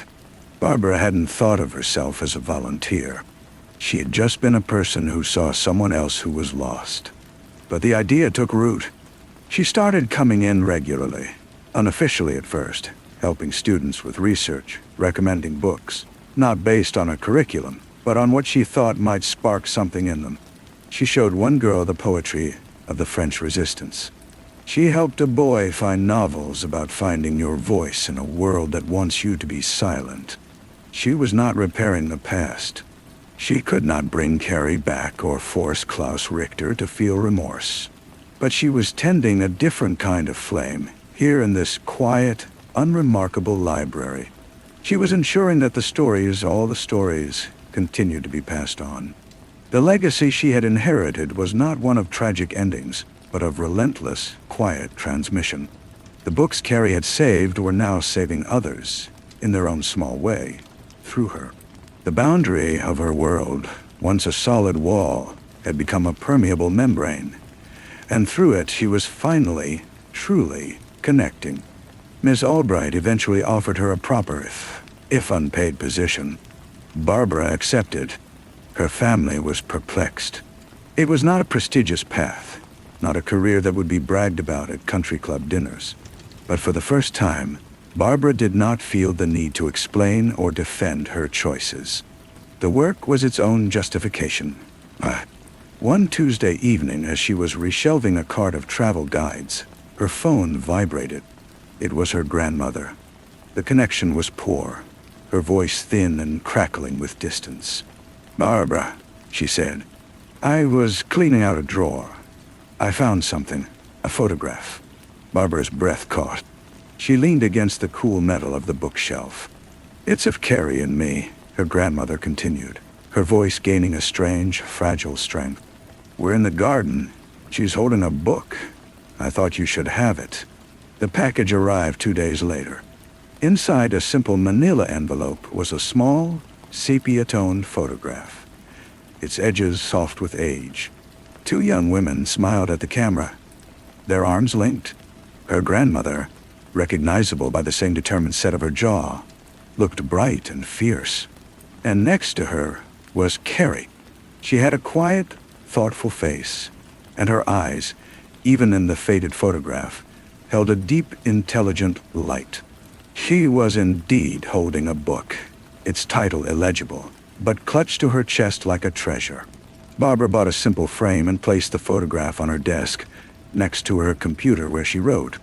It was no longer just a story in an atlas. It was a face. It was a smile. It was a person. She began to write a new story, weaving together the threads she had gathered. She wrote about the library in Paris and the library in her town. She wrote about the fear of a knock on the door and the anxiety of a teenager in a study camp. She wrote about the weight of a secret and the power of a shared one. She did not know if it would ever be published, and she found she did not much care. The act of writing it was the point. The act of remembering, of connecting, was the entire, fragile, necessary point. The story was no longer a burden she carried. It was a light she held. And she knew, looking at the photograph of the two sisters in the sun-dappled garden, that as long as there was someone to hold it, the light would never truly go out. It would simply be passed from one hand to the next, a quiet, enduring flame in the vast and waiting dark. The new story grew slowly, taking shape not as a historical account, but as a tapestry of interwoven lives. She called it The Keepers of the Light, and in it, the librarian in Paris and the volunteer in a small American town were not so different. Both understood that silence could be a prison or a sanctuary, and that the choice between them was the most important one of all. She gave the librarian in her story a sister who had chosen a different, safer path, a woman who lived in a clean house and who closed her door on the past. She did not write this with malice, but with a newfound understanding of the complex geography of survival. She showed the finished manuscript to no one for a long time. It sat in a folder on her desk, a quiet companion to the photograph. It was enough that it existed. One afternoon, the anxious boy from the library, whose name was Leo, saw the folder. He was older now, a college student home for the summer, and he still came to the library to see her. "You wrote a book?" he asked, his voice filled with the same awe he might have reserved for a published author. "It's just a story," Barbara said. "Those are the best kind," he replied. "The ones that are just stories are the ones that actually change things." His words stayed with her. A week later, she made a decision. She printed 2 copies of the manuscript. She mailed one to the Historical Society in France, to Sophie, with a note that simply read, a postscript, from one keeper to another. The second copy she wrapped carefully. She drove across town, past the manicured lawns that no longer held any power over her, and parked in front of her grandmother's apartment building. Her grandmother opened the door, her eyes wary until they fell upon the package in Barbara's hands. She ushered her inside. The apartment was small and filled with the scent of tea and old books. Barbara handed her the manuscript. "What is this?" her grandmother asked, her fingers tracing the title page. "It's for you," Barbara said. "It's the whole story, as I understand it." Her grandmother did not open it then. She simply held it, her hands trembling slightly. She looked from the pages to the determined face of her granddaughter, and a single tear traced a path through the fine wrinkles on her cheek. It was not a tear of sadness, but of acknowledgement. The wall between them, built over a lifetime of silence, did not shrivel with a dramatic crash. It simply dissolved, rendered obsolete by the weight of the shared truth they now carried together.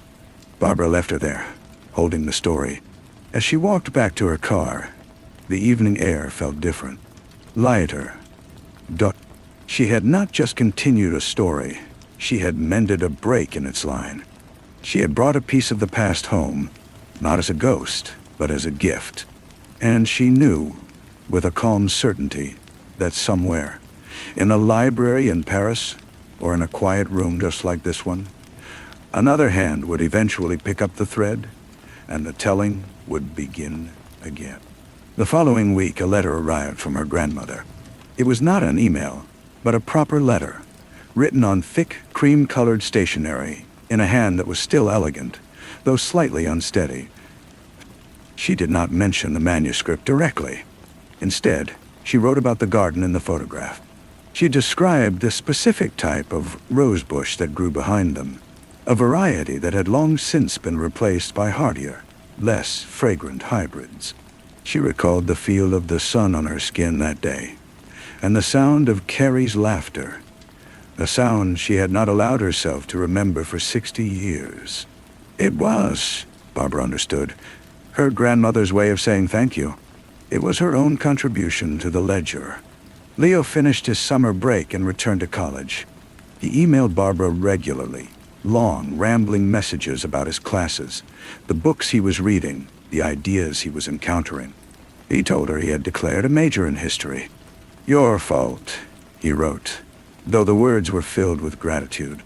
She wrote back, offering thoughts, suggesting other books, becoming a different kind of guide. The connection felt natural and right. One rainy Thursday, as Barbara was organizing a new display on local authors, Miss Albright approached her with a manila envelope. "This came for you," she said, her tone curious. "No return address." Barbara took it to her small shared office in the back. Inside was a single sheet of paper and a small faded photograph she had never seen before. The paper contained a brief, typed note. It read, "Found this among my father's things. I believe it belongs to your story." It was unsigned. The photograph showed a young Klaus Richter. He was not in uniform, but in casual clothes, sitting on a park bench and reading a book. He looked shockingly ordinary, even gentle. On the back, in a faded script, were the words, "Berlin, 1938. Before." She stared at the image for a long time. This was not the monster of her imagination, nor the weary old man she had confronted. This was a boy with his whole life ahead of him, a boy who loved books.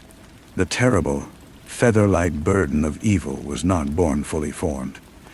It was a choice, made again and again, until it became a weight that could crush a soul. She did not know who had sent it, or why. Perhaps it was an act of penance from a guilty child. Perhaps it was simply another thread, offered by a stranger who understood that a story was not complete without all of its pieces. She did not add it to the frame with Carrie and her grandmother. That space was for light.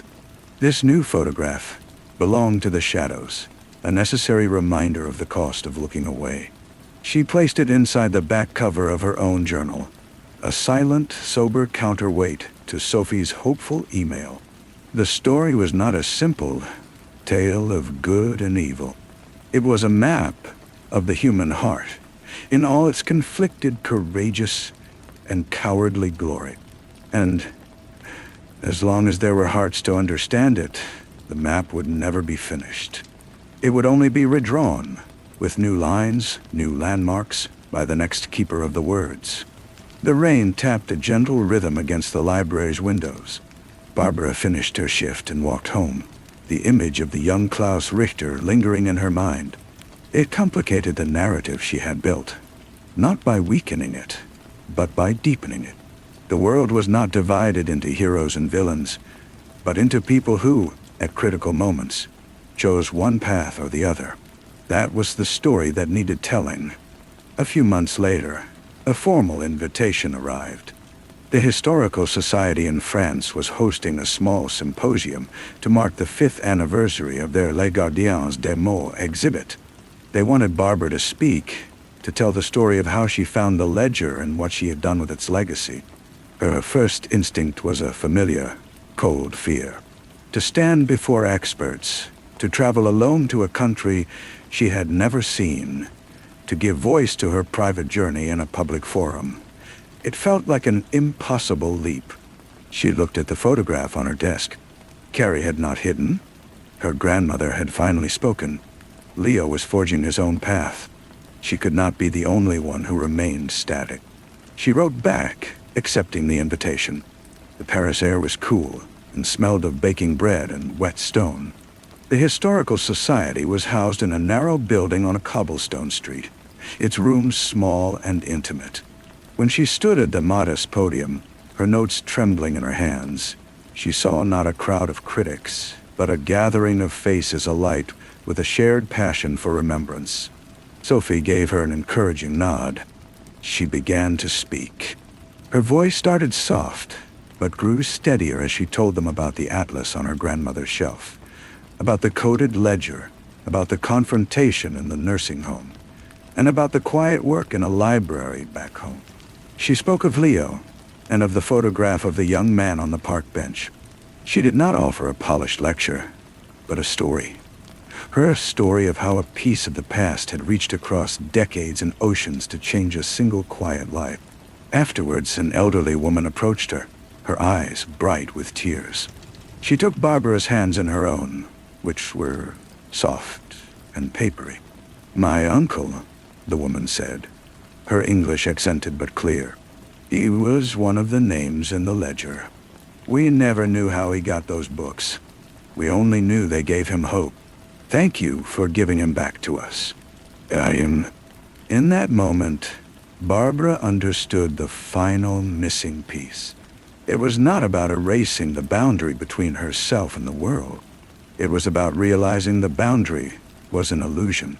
She was not a solitary keeper, but a single link in a vast, unbroken chain of voices, past and present, whispering and shouting and writing their way out of the dark.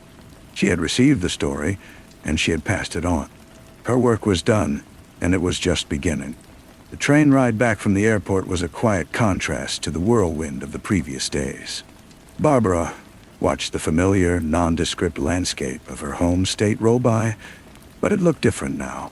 It was no longer a place of confinement, but simply a place, one of many on a map she now understood was infinitely connected.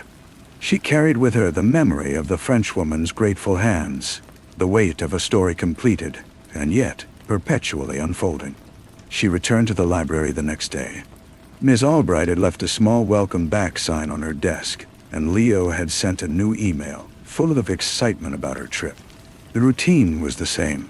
The scent of old paper, the soft hum of the computers, the cart of books waiting to be reshelved, but she moved through it with a new sense of belonging. She was not just visiting this world, she was of it. A few weeks later, a thick envelope arrived from Leo. Inside was a draft of his first major college paper, a study of personal diaries from the Second World War. He had dedicated it to her. Scrawled at the top of the first page was a note. "You showed me that history is about people. I'm trying to do the same." As she read his careful analysis, his empathetic tracing of ordinary lives through extraordinary times, she felt a profound and quiet joy. The light had not just been passed. It had been kindled anew in someone else, and it was burning brightly.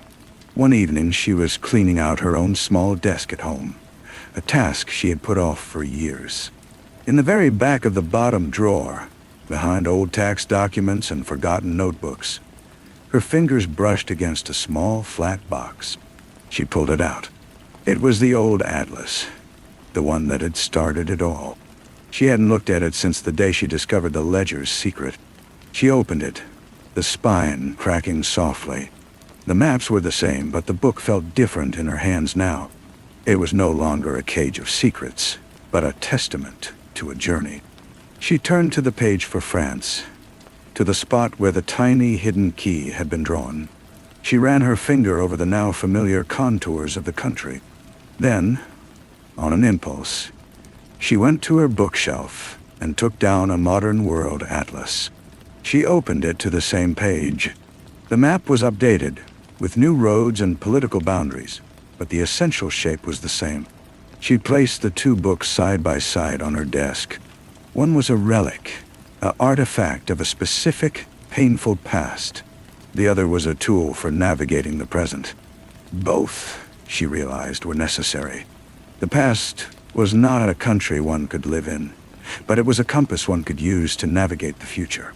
She had spent so long trying to break down the walls of her life, only to discover that the true frontier was not a line on a map or a boundary between herself and others, but the endless, fertile territory of the human heart.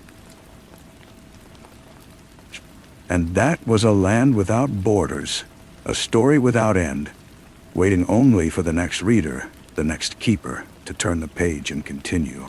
The finality she had felt in Paris softened into a quiet, steady rhythm.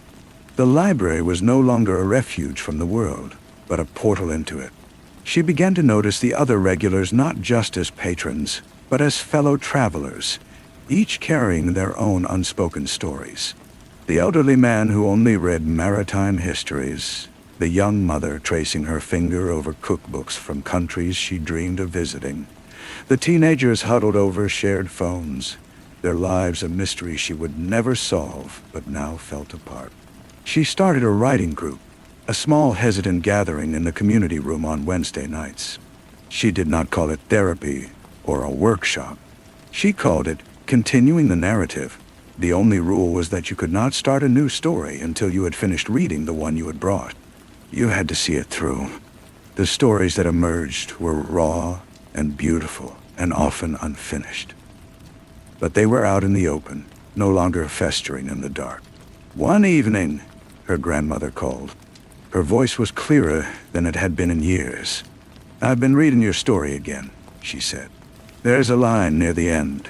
You wrote, 'The choice to remember is the choice to connect.' I think I understand that now." They spoke for an hour, not about the past, but about the book her grandmother was reading, about the stubborn rose bush on her balcony that was finally blooming. It was an ordinary conversation, the kind Barbara had once thought was impossible between them. It was the most precious thing she had ever been given. Years later, long after Miss Albright had retired, and Barbara had taken her place as head librarian, a new envelope arrived. It was from Leo, now a professor himself. Inside was a galley proof of his first book, a historical work that will gather academic rigor with the narrative grace she had always admired in him. The dedication page read, "For Barbara, who taught me that every book is a door, and every library is a city of endless doors." She smiled, running her hand over the glossy cover. That afternoon, a young woman with anxious eyes approached the reference desk, clutching a worn copy of a novel. "I was wondering," the girl said, her voice barely a whisper, "if you had any other books like this one." It felt like it was written just for me. Wilderness. Barbara looked at her, at the familiar hunger and fear in her face, and she felt the old, quiet flames stir. "Let's see what we can find," she said, her voice calm and sure. She led the girl into the stacks, into the silent, waiting city of stories, knowing that the search itself was the point, the connection was the point. The passing of the light from one hand to the next was the only point that had ever truly mattered. She found the book for the girl, and then another, and then a third that was a little bit of a risk. A story about a woman who left everything behind to sail across an ocean. The girl took them all, her arms forming a cradle around the books, as if they were living things. Barbara watched her go, the heavy doors swinging shut behind her, and felt the familiar piece of a task completed, a thread picked up. Later, in the deep quiet of the evening after closing, she walked the aisles alone, reshelving the stray books left on tables. Her hand paused on the spine of an old, leather-bound atlas, much like the one that had started her own journey. She did not pull it out. She simply rested her palm against its worn surface, feeling the faint impression of its title. The library was full of such sleeping vessels, each one holding the potential for a voyage. Her job was not to make the journey for anyone, but to keep the ships seaworthy, the maps legible, for the time when a new navigator arrived, drawn by a need they themselves might not yet understand. She locked up and stepped outside. The sun was setting, painting the pavement in long, amber shadows. She walked home, not with the hurried steps of someone escaping, but with the measured pace of someone who belonged exactly where she was. The light in her apartment window was a warm yellow square in the gathering blue dusk. It was a small light, one of millions in the city, but it was hers. And she knew, with a certainty that had settled deep into her bones, that as long as there were stories to be found and hands to pass them on, the darkness would never be absolute. It would always be waiting, yes, but it would be met, again and again, by this stubborn, fragile, and enduring flame. The next morning, she arrived at the library to find a package waiting on her desk. It was from her grandmother, Inside, nestled in tissue paper, was the original photograph of the two sisters in the garden, but now it was housed in a new, simple silver frame. Tucked into the corner of the frame was a small, faded slip of paper Barbara had never seen before. On it, in her grandmother's youthful handwriting, was a single word: remember. She had kept it all these years, a secret instruction to herself. Barbara placed the photograph back on her desk, the word facing her. It is no longer a plea or a warning, but a statement of fact. The seasons turned. Leo's book was published to quiet but respectful acclaim. He sent her a signed copy, and she placed it in the local authors section, a small card beneath it noting that the author had once been a patron here. She liked the circularity of it. Her writing group grew, then shrank, then stabilized into a core of dedicated souls who shared their stories with a hard-won trust. One spring afternoon, as she was helping a patron digitize a box of old family letters, her phone buzzed. It was a number she didn't recognize, with a French country code.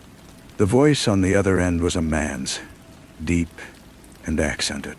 He introduced himself as the son of the woman who had thanked Barbara in Paris years before. His mother had passed away peacefully, he said. In her will, she had left a specific instruction. A small parcel was to be sent to the American librarian. It arrived a week later. It was a book, a first edition of a French poetry collection from the 1930s. The cover was worn, the pages foxed with age.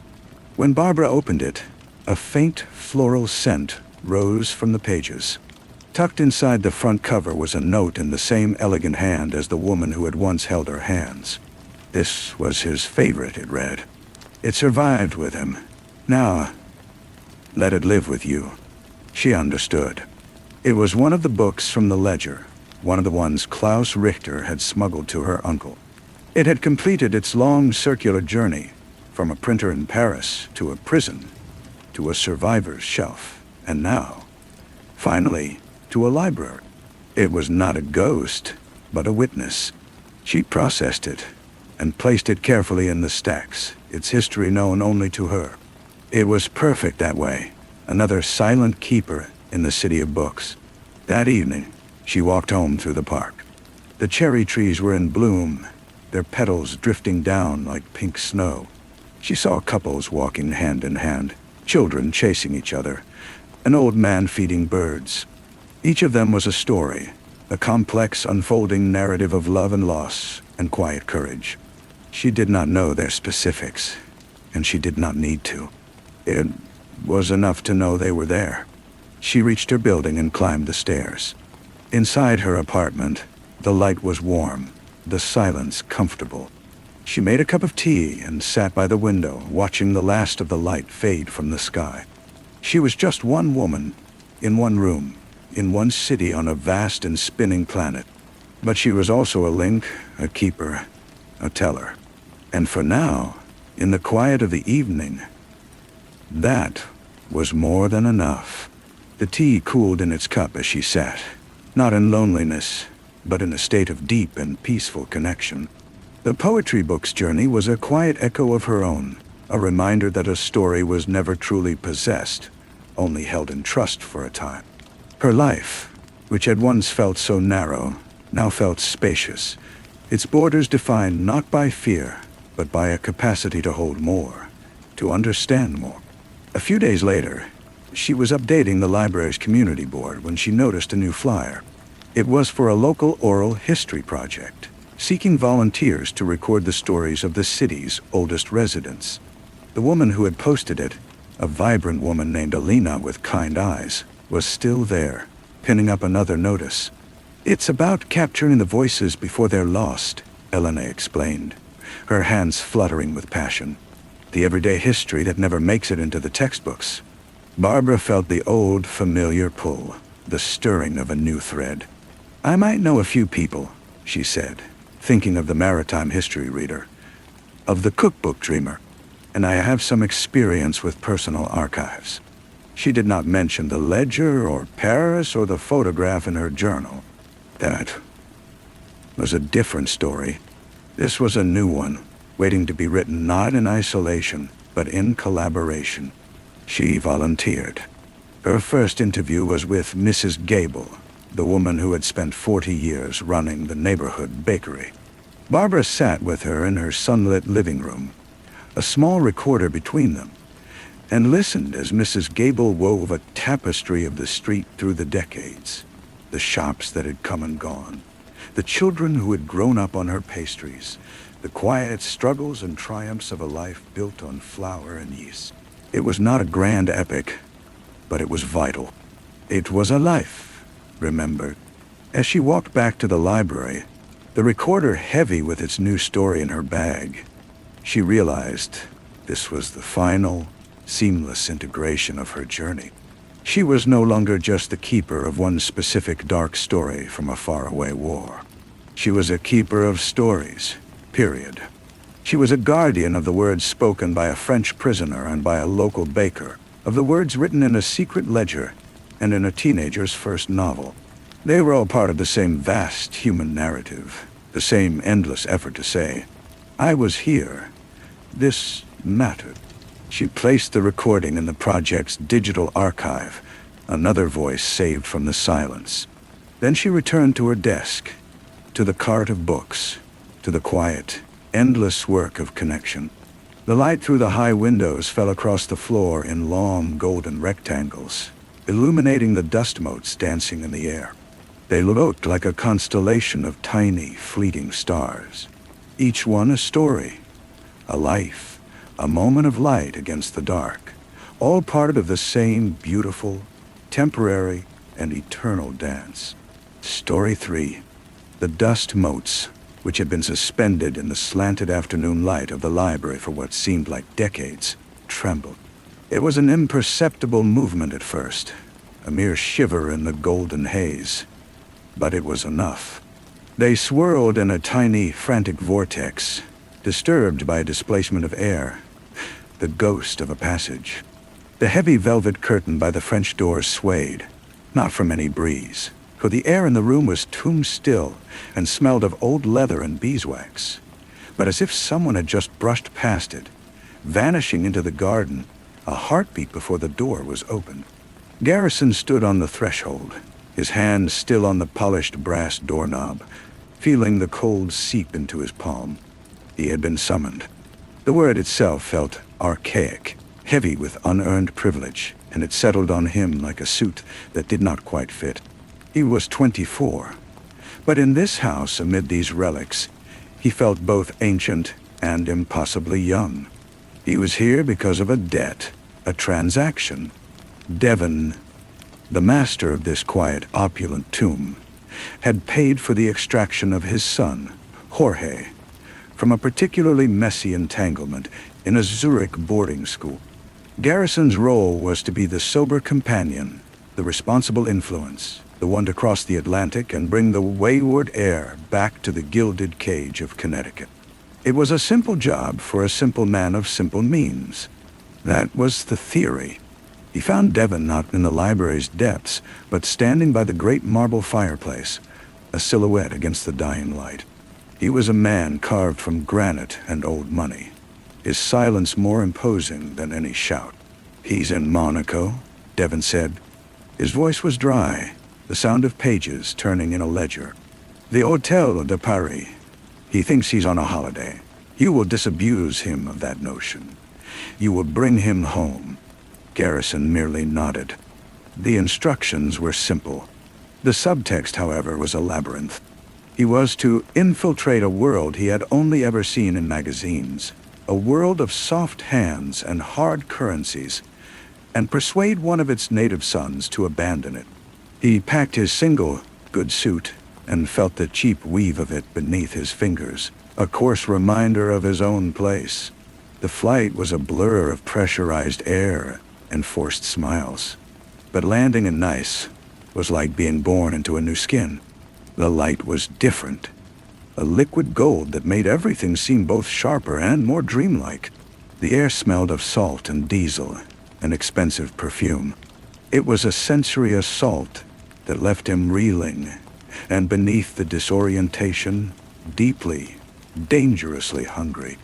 Monaco was not a place but a performance, and the Hôtel de Paris was its grand stage. Garrison found Jorge not in his suite but at the pool, a tanned, languid god holding court amidst a shoal of beautiful, empty-eyed people. Jorge was everything Garrison was not: effortless. His charm was a birthright, his carelessness a weapon. He greeted Garrison not as an employee, but as a newfound curiosity. "The prodigal son's keeper," Jorge had laughed, his teeth very white against his tan. "Or is it my jailer? Come, have a drink. You look like you could use one." And just like that, Garrison was pulled into the orbit. He shed his role as easily as he wished he could shed his skin. He became Gary.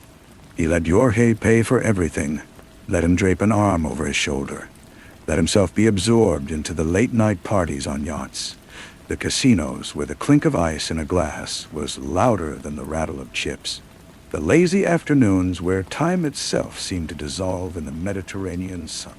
He watched the way Jorge moved through this world, not as a guest but as its owner. It was a birthright, a state of being, and with every glass of champagne, every glimpse of a sun-drenched coastline from a speedboat, every casual brush with a level of wealth so profound it was invisible, the hunger in Garrison grew from a whisper to a roar. It was at a party on a borrowed 100-meter yacht called the Aphrodite that he met Kala. She was Jorge's fiancée, a fact Jorge mentioned with the same offhandedness he used to order another bottle of Dom Perignon. She was not like the others. Her beauty was sharper, more calculated, and her eyes, the color of sea-worn glass, missed nothing. She watched Garrison from across the teak deck, her gaze a cool, assessing pressure. "So you're the one who's come to take him away?" she said later, finding him alone at the railing, looking at the impossible necklace of lights that was the coast. "I'm here to accompany him home," Garrison corrected, the rehearsed line feeling flimsy on his tongue. Kala smiled, a small, tight movement that did not reach her eyes. Home. Such a flexible word, don't you think? For some it's a place. For others it's an idea. A thing to be acquired. She turned those sea-glass eyes on him fully, and he felt laid bare, his ambitions and his cheap suit visible to her in the twilight. "Be careful, Gary. The water here is much deeper than it looks." Her warning was a seed, planted in fertile soil. The obsession took root not long after. It was a specific, crystallizing moment. They were in a private club, all dark wood and softer shadows, and Jorge, drunk and maudlin, was lamenting the burden of his future. "My father," he slurred. "He has people, lawyers, accountants. They handle everything. I don't even have my own passport when I travel. Devon Holdings keeps it safe. Can you believe it? I'm a prince with no keys to his own kingdom." He laughed, but Garrison did not. He saw it then not as a complaint, but as a blueprint. The system was designed to protect Jorge from the world, but it also made him a ghost in his own life. A replaceable, pampered ghost. That night, back in the hotel room Jorge had paid for, Garrison stared at his own reflection in the dark window. The face that looked back was not his own. It was a blank space, a vessel waiting to be filled. The plan did not form so much as it descended, whole and terrible and perfect. The accident happened on the Corniche Road 2 days later. It was supposed to be a simple, clean break. A staged argument, a pulled fire alarm, a moment of chaos in a casino bathroom where identities could be swapped. A wallet left behind, a jacket exchanged. But Jorge, drunk and enraged by Garrison's sudden, fabricated betrayal, had gotten behind the wheel of his little Italian sports car. The rain had started. A sudden, slick downpour that turned the road into a black mirror. Garrison, following in a rented sedan, saw the red taillights of the Ferrari veer, a graceful, horrifying arc over the guardrail. There was no explosion, just a distant, crumpling sound swallowed by the storm and the sea. He pulled over, his heart a frantic bird against his ribs. He stood at the edge, the rain plastering his hair to his scalp, and looked down. The car was a shattered toy in the rocks far below, the sea foaming around it. There was no movement. In that moment, a coldness settled over him, a clarity more absolute than any he had ever known. He walked back to his car. He was not Garrison anymore. He opened Jorge's wallet, took out the platinum credit card, the driver's license with the careless, handsome smile. He slipped his own wallet, with its pathetic collection of cash and his own identity, into his pocket. He would dispose of it later. He was Gary no longer. He became Jorge. The first days were a high-wire act, performed in a haze of tranquilizers and performative grief. He called Devon, his voice a cracked, broken thing. It was awful, Father. The rain. He just lost control. He let the sobs come. Real sobs born of terror and a thrilling, monstrous excitement. Devon's voice on the other end was hollowed out, the granite man turning to dust. The machinery of wealth swung into action. There were officials, quiet conversations, envelopes passed. The body, what was left of it, was identified through dental records. Jorge Laron was declared dead, and Garrison, the humble errand boy, was reported missing, presumed to have perished in the same tragic accident. He returned to Connecticut as the grieving son, the sole heir. The house on the hill was his. The library with the trembling dust motes was his. The silence was his. He mastered the walk, the cadence of speech, the casual references to boarding schools and ski trips in Gestad he had only read about. He surrounded himself with Jorge's friends, who were eager to comfort the newly wealthy, newly liberated heir. They were easy to deceive, their perceptions clouded by their own self-interest and the bottomless well of his new credit. Only Kala was a splinter in his mind. She returned from Europe, her grief a quiet, watchful thing. She moved through the rooms of the house he had stolen, her presence a constant audit. "You've changed, Jorge," she said to him one evening in the library. They were standing exactly where he and Devon had stood a lifetime ago. The curtain was still. "Grief changes a person," he replied, keeping his voice a low, practiced monotone. "It does," she agreed, running a finger along the spine of a book. "But it's the little things. You hold your fork differently. You don't hate the sound of the grandfather clock chiming anymore. It's as if the accident emptied you out, and something else filled the space. Then, well, you're a..." He laughed, a sound that felt like breaking glass in his throat. "Don't be absurd, Kala." "Am I?" She finally looked at him, and her gaze was a searchlight. "I loved him, you know. The real Jorge. He was a fool, but he was my fool. There was a lightness to him, a carelessness. You are so careful. Every word, every gesture, it's so measured, as if you're reading from a script." The pressure began to build. A private investigator, a man with the weary eyes of a bloodhound, started asking questions. Not about Jorge's death, but about Garrison's disappearance.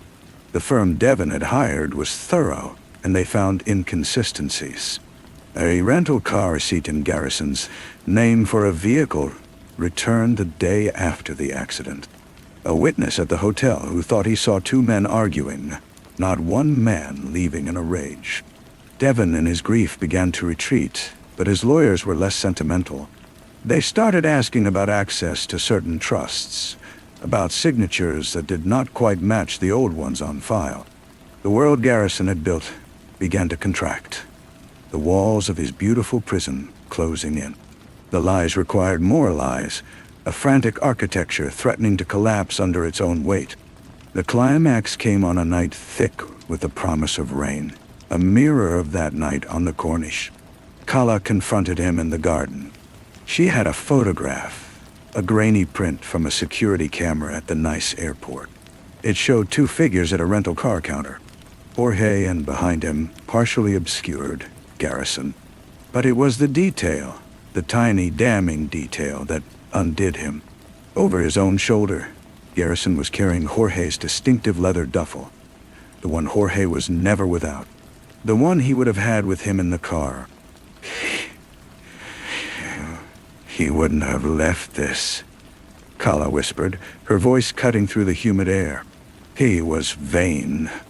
It had his life in it. You took it. You were there. You followed him. Nay. The carefully constructed persona shattered. The polite, grieving air vanished. And what was left was Garrison, raw and desperate. It was an accident, he hissed, his voice his own for the first time in months. I didn't mean for him to die. I just wanted what he had. You killed him, she stated. No question in her tone, only a cold, final truth. He moved without thinking. It was not the calculated move of Jorge, but the panicked lunge of Garrison. His hands found her throat. She fought, silent and fierce, her nails raking his face. But he was stronger. He watched the light in her sea-glass eyes fade, extinguished, until she was just a weight in his hands, a heap of silk and bone on the damp grass. He stood there, panting, the reality of what he had done crashing down on him. He dragged her body to the old reflecting pool at the bottom of the garden, the one that was choked with dead leaves. He weighted her down with stones from the rockery and pushed her into the black, stagnant water. She sank without a sound, the water closing over her as if she had never been. The next few days were a blur of performance. He reported her missing. He played the distraught fiancé, the man who had lost everything. The police came and went. The investigation turned up nothing. He was safe. He had survived. Weeks bled into months. Autumn came, painting the New England trees in fire. He was in the library, a glass of Jorge's favorite scotch in his hand, staring out at the garden. The investigation into Garrison's disappearance had been quietly closed. Kala was a cold case. He had won. The house was his. The money was his. The life was his. Then, on a day when the light was just so, he saw it. A tremor in the dust motes. A faint foul smell from the garden carried on a shift of the wind. He walked to the French doors and looked out. The surface of the reflecting pool was still, a sheet of dark green scum. But at its edge, caught on a skeletal branch of a submerged plant, was a shred of pale blue silk, the color of the dress Kala had been wearing that night. And as he watched, frozen, a single bubble of gas broke the surface of the water, lingered for a moment, and popped with a soft, almost inaudible sigh. It was then he understood the true nature of his victory. He had not escaped his old life. He had merely built a new prison, more exquisite and more eternal than any he could have imagined. The authorities might never come. The truth might never be spoken aloud. But the evidence was there, waiting, in the trembling air, in the smell of decay on the wind, in the silent, patient water. It would always be there. The investigation was over, and it had just begun, and it would go on forever. In the quiet of the house and the stillness of the garden, an endless looping reel of guilt and consequence from which there was no parole, no escape. Only the long, slow wait for the next imperceptible movement in the settled dust. He did not move from the window for a long time. The bubbles pop echoed in the silence of his mind, a tiny wet detonation that seemed to reset the world. The grand library, with its leather-bound lies and golden deceptive light, was no longer a sanctuary. It was the observation deck of a prison he had designed and built with his own hands. Every book was a brick, every silence a locked door. The smell returned the next evening, a sweet, cloying hint of rot woven into the scent of cut grass from the gardener's work. He ordered the man to stop, to leave the grounds untouched. He found himself drawn to the window at all hours, his eyes fixed on the stagnant pool. He stopped entertaining Jorge's old friends. Their laughter felt like a violation, their presence a risk. He began to eat his meals alone in the library, the food tasting of nothing, his ears straining for the next soft, gaseous sigh from the garden. He took to walking the perimeter of the pool at night, a slow, pointless patrol. The pale blue silk fragment remained, a flag on a sunken castle. He did not remove it. To touch it would be an admission, a connection. He left it as a testament, a focal point for his dread. One night, he saw a ripple that was not a bubble, a wider disturbance that sent the scum shifting. He stood rigid, his breath caught in his throat, half expecting a pale hand to break the surface. Nothing emerged. It was just the water, settling, or the body, shifting in its slow decomposition. Devon summoned him to the study a week later. The old man looked more diminished than ever, a suit draped over a collection of bones. He spoke of business, of a merger for Devon Holdings that required the heir's signature. He slid a document across the vast mahogany desk. Garrison picked up the pen, a heavy, cold thing of silver and onyx. He tried to mimic the flamboyant, careless ye he'd practiced for so long. His hand shook. The line wavered, a spidery betrayal. Devon's eyes, clouded with grief, did not seem to notice the signature. He was looking past Garrison, at a portrait of the real Jorge that hung over the fireplace. He would have hated this, Devon murmured, more to the painting than to the man before him. All this responsibility. He just wanted to be happy. The words were a key, turning in a lock, deep inside Garrison. He had not just stolen a life. He had stolen a specific, flawed, and ultimately simple life that he was now forcing into a mold it was never meant to fill. He was not living Jorge's life. He was performing a gruesome parody of it, and the performance was exhausting him to dust.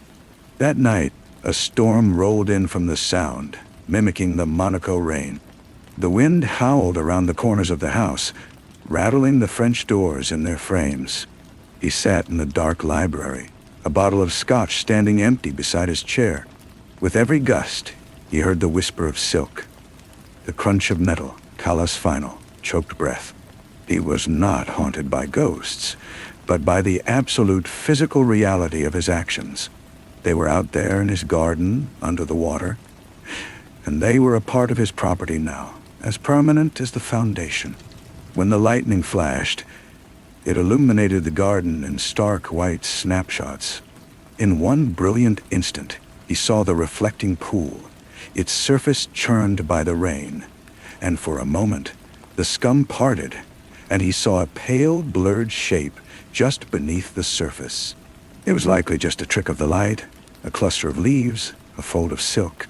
But in his heart, he knew it was her.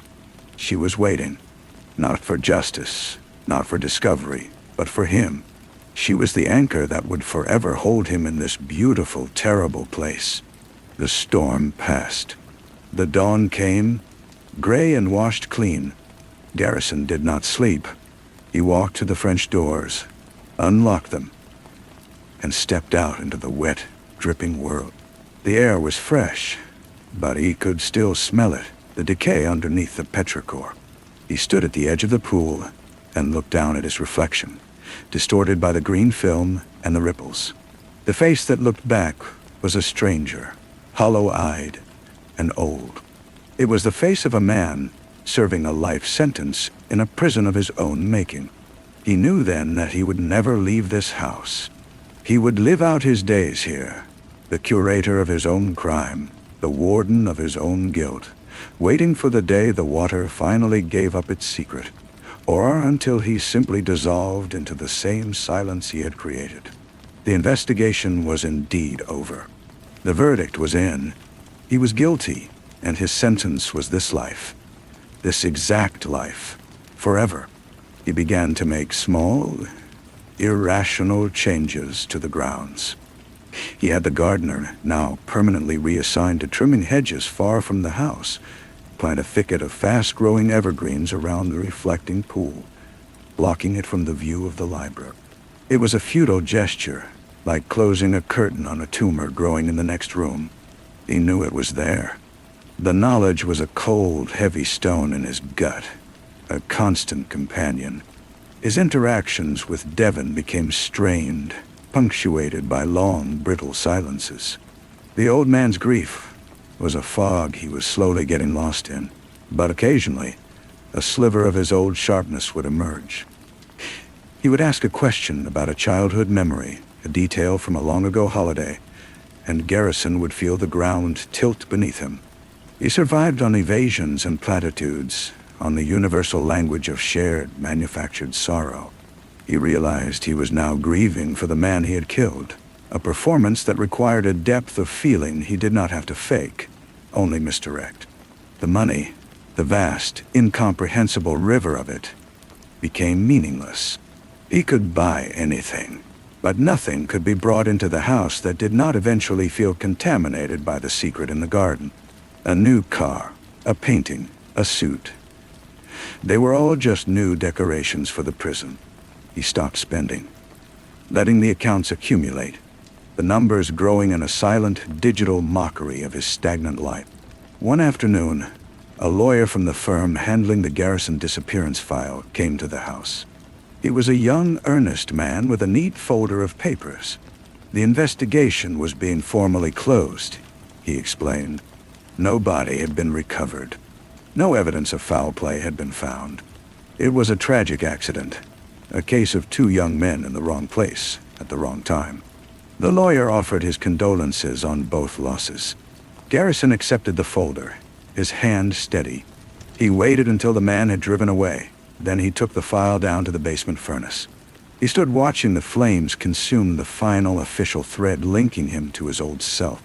There should have been relief. There was only a deeper, more profound isolation. The last external pressure was gone. Now, there was only the internal one, the pressure from within the walls he had built. He found himself talking to Kala, not aloud, but in the quiet theater of his mind. He would explain his actions to her, justify them, then apologize, then curse her for her sharp eyes and her relentless suspicion. These internal dialogues were more real to him than any conversation he had with the living. She had become his only true confidante, the sole witness to the man he had become. The seasons turned again. Winter came, draping the garden in a shroud of white. The snow covered the thicket and the pool, creating a deceptively clean, peaceful landscape. For a few weeks, the smell vanished. The silence felt less accusatory. He almost managed to convince himself that it was over, that the earth had accepted its offering and closed over it for good. Then the thaw came. The snow melted, revealing the matted dead grass beneath. And with the first warm day, the smell returned, stronger now, richer and more deeply woven into the fabric of the estate. It was no longer a hint, it was a presence. It was her final, undeniable victory. She was not gone. She was in the process of becoming part of the air he breathed, the soil he walked on. She was ensuring that he would never, for a single moment, forget the precise cost of the life he had stolen. He was not living a dream. He was inhabiting a crime scene, and the evidence was now a permanent part of the atmosphere. He started sleeping during the day and roaming the house at night, a ghost in his own domain. The grandfather clock in the hall, whose chime he had learned to tolerate, now became a torment. Each toll was a hammer blow on the anvil of his guilt, marking another hour he was trapped here. He took a heavy wrench from the garage and, in a fit of silent rage, pried open the clock's delicate wooden case. He pulled at the weights and chains until the mechanism fell still, the pendulum hanging lifeless. The silence that followed was worse. It was a listening silence, and it was filled with the memory of the clock's sound. He began to avoid the garden entirely, keeping the drapes in the library permanently drawn. But the house had other ways of reminding him. A drain in the cellar, after a heavy spring rain, backed up with a slurry of black water and decaying leaves, carrying a faint familiar stench into the foundation of the house. He spent a frantic day on his hands and knees, scrubbing the concrete floor with bleach until his eyes watered and his lungs burned. But the phantom smell lingered in his nostrils for days. Devon died in his sleep. The doctors called it a failure of the heart, but Garrison knew it was a failure of will. The old man had simply had nothing left to hold him to the world. The funeral was a small, bleak affair. Garrison stood by the grave, the sole mourner, and found he had no performance left in him. He was just a man in an expensive coat, standing in the rain, empty. The last, fragile tether to the persona of Jorge Laurent had snapped. Returning to the empty house was like entering a tomb. The silence was absolute now, a physical weight. He wandered the rooms, trailing his fingers over dust-covered surfaces. He ended up in Jorge's old bedroom, a space he had rarely entered, preferring the guest room he had once been assigned. He opened the wardrobe. Jorge's clothes still hung there, smelling faintly of cologne and mothballs. On a high shelf, pushed to the back, was a small locked metal box. It took him an hour to find the key, taped beneath the bottom drawer of the bedside table. Inside the box was not money or jewels, but a stack of letters tied with a faded ribbon and a single, worn photograph. The letters were from Kala, written during a summer they had spent apart. They were full of a youthful, desperate passion, plans for a future that had been obliterated on a rainy road.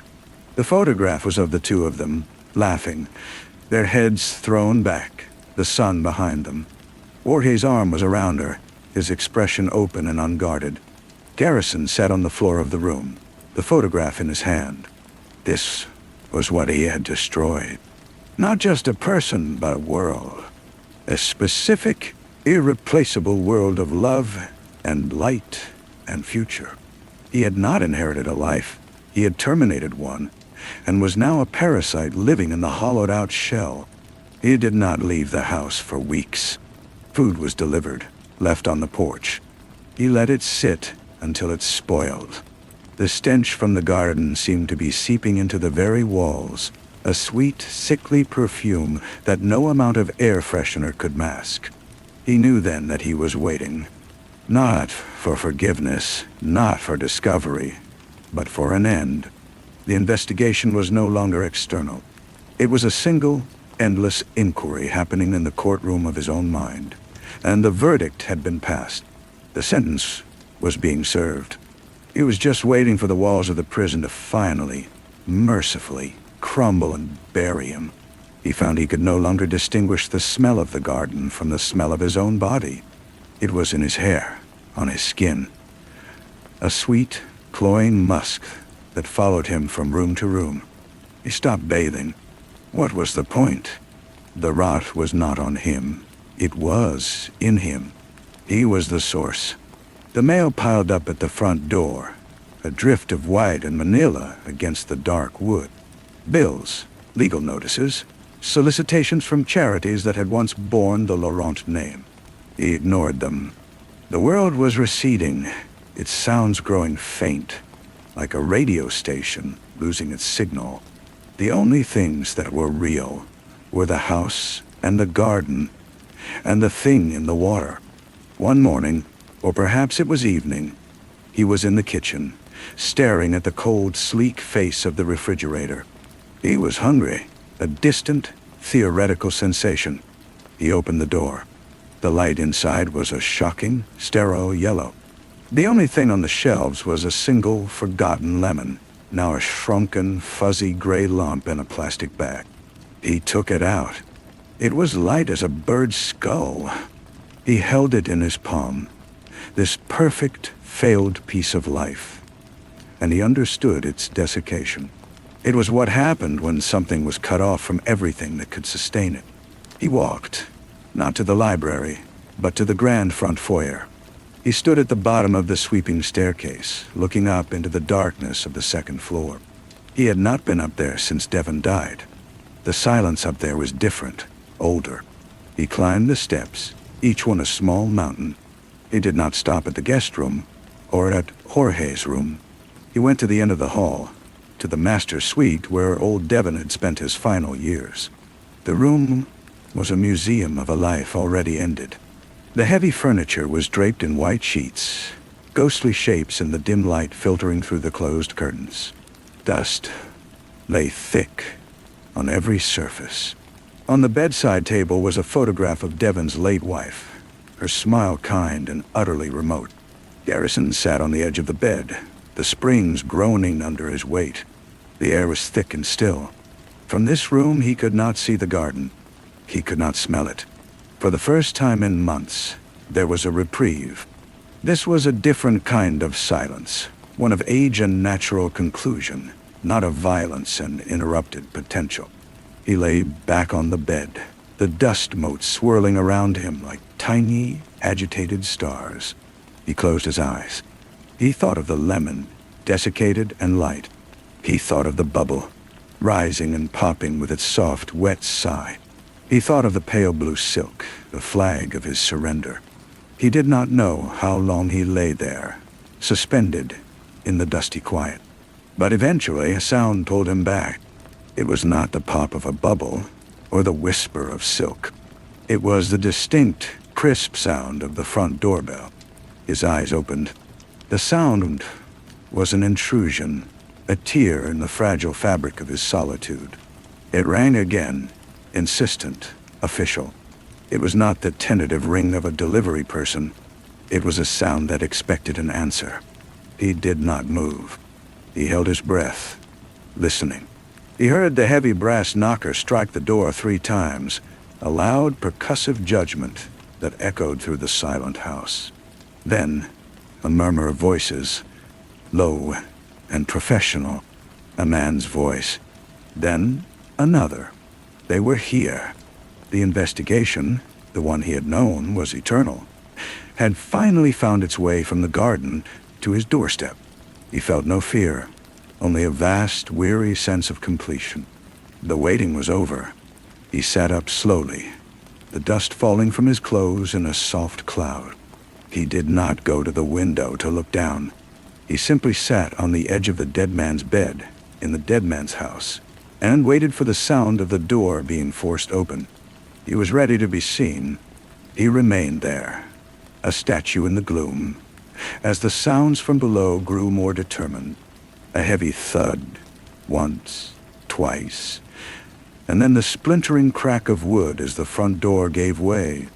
The noise was a physical violation, a final shattering of the fragile sanctuary the house had become. Boots echoed on the marble floor of the foyer, firm and purposeful, a stark contrast to his own shuffling, spectral movements. A voice called out, "Hello?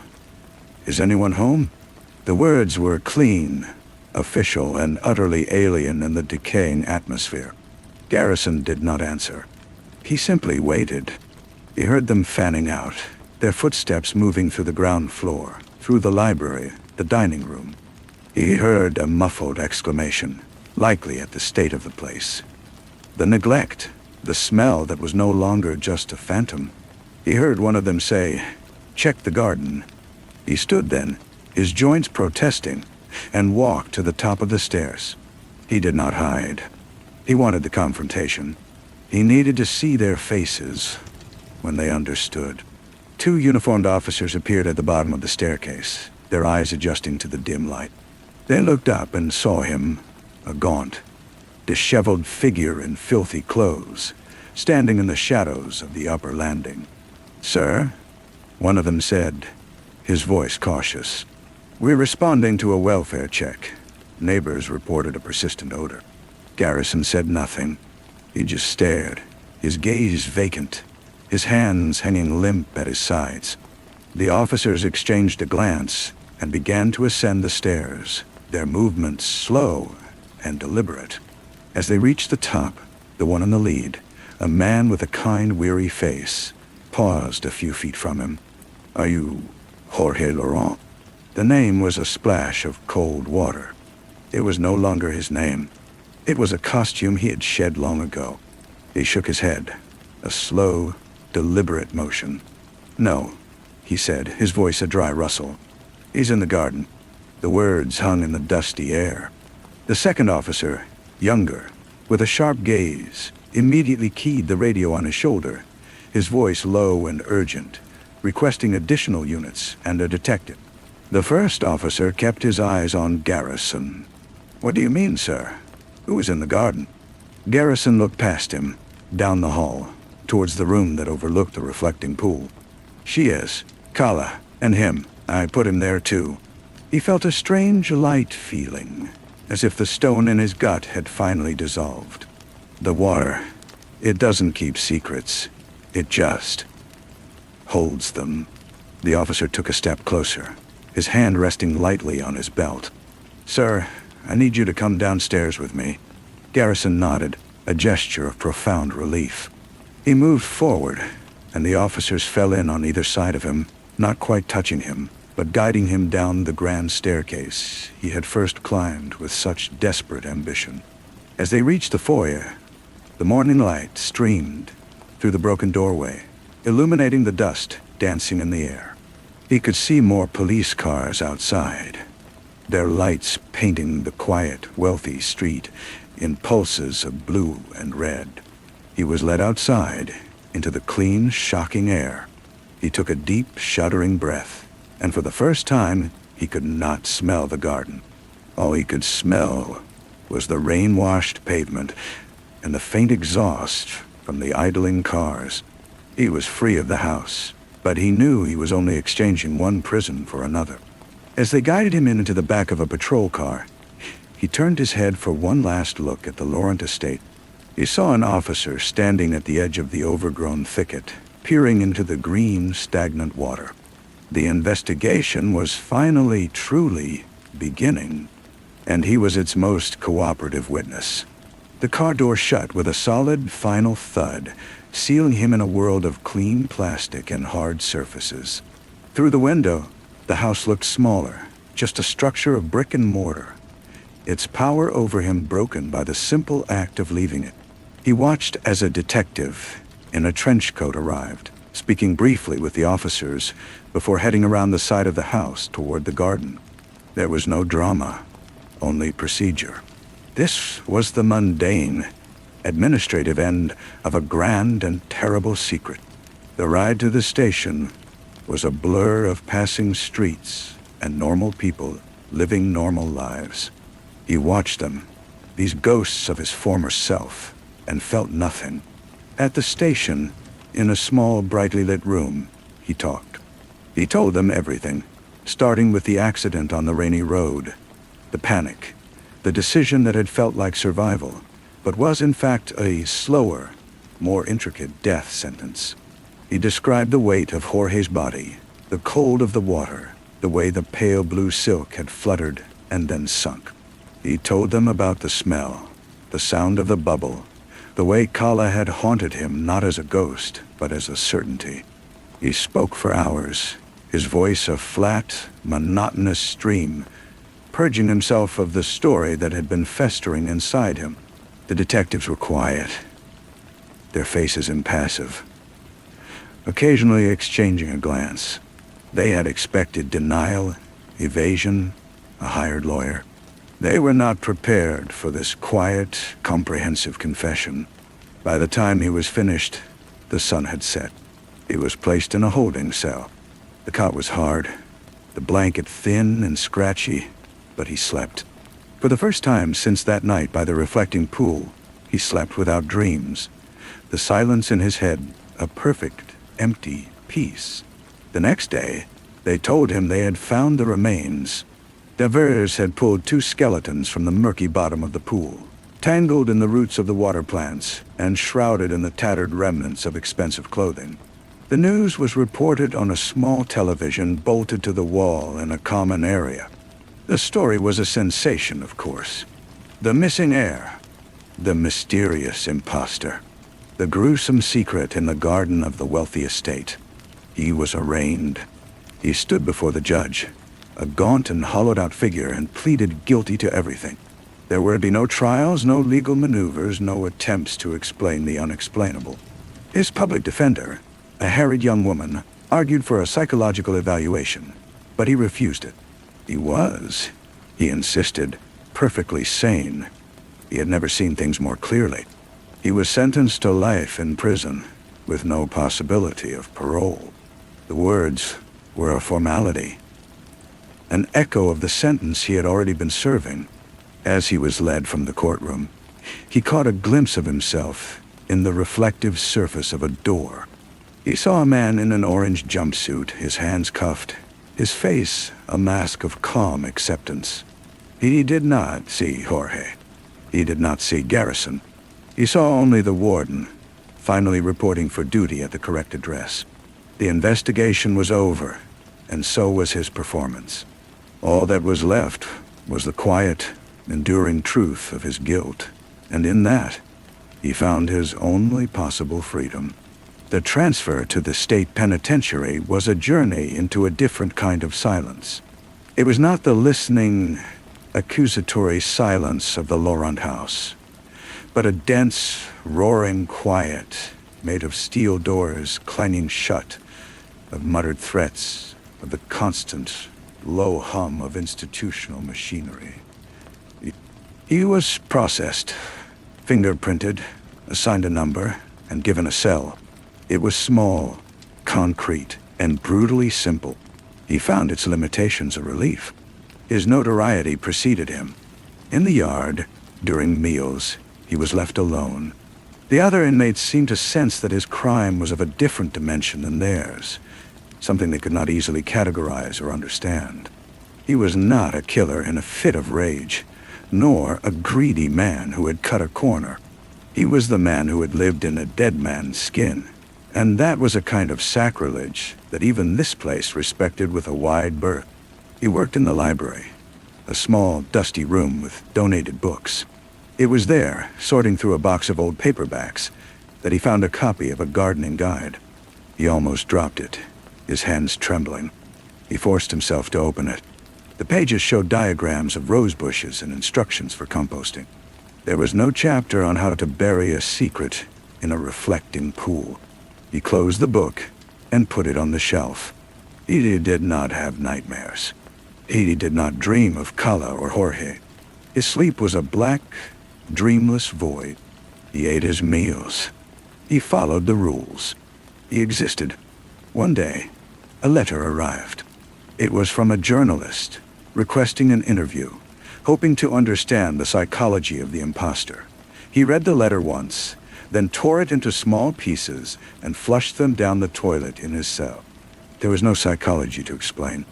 There was only an equation, a choice, and its consequence. He had been the variable, and now the equation was solved. Years passed.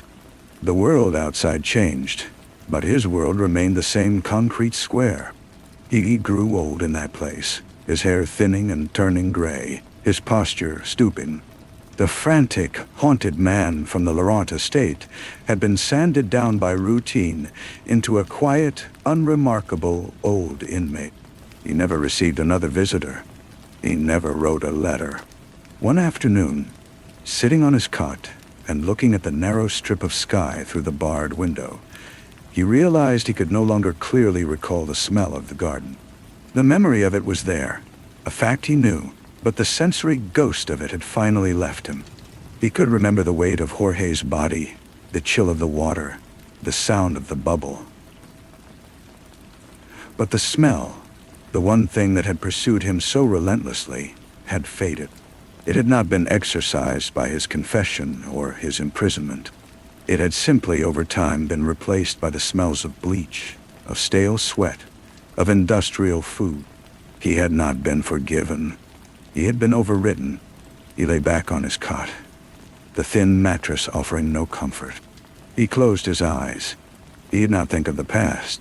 He did not think of the future. He simply listened to the sound of his own breathing, a slow and steady rhythm in the small concrete room. It was the only performance left, and it was almost over. He was, at last, just a man in a room, waiting. And in the plain, unadorned truth of that, there was a kind of peace. The peace was not an absence of pain, but a final, total acceptance of it. It was a bedrock. He no longer fought the current of his life. He had become the riverbed over which it flowed. One morning, during the head count, the guard noticed he did not stir. He was still on his cot, his eyes closed, his face relaxed into an expression that held no trace of the man he had been, or the man he had pretended to be. The medical examiner would later list the cause as a massive coronary, a simple clinical end to a complicated story. There was no one to claim the body.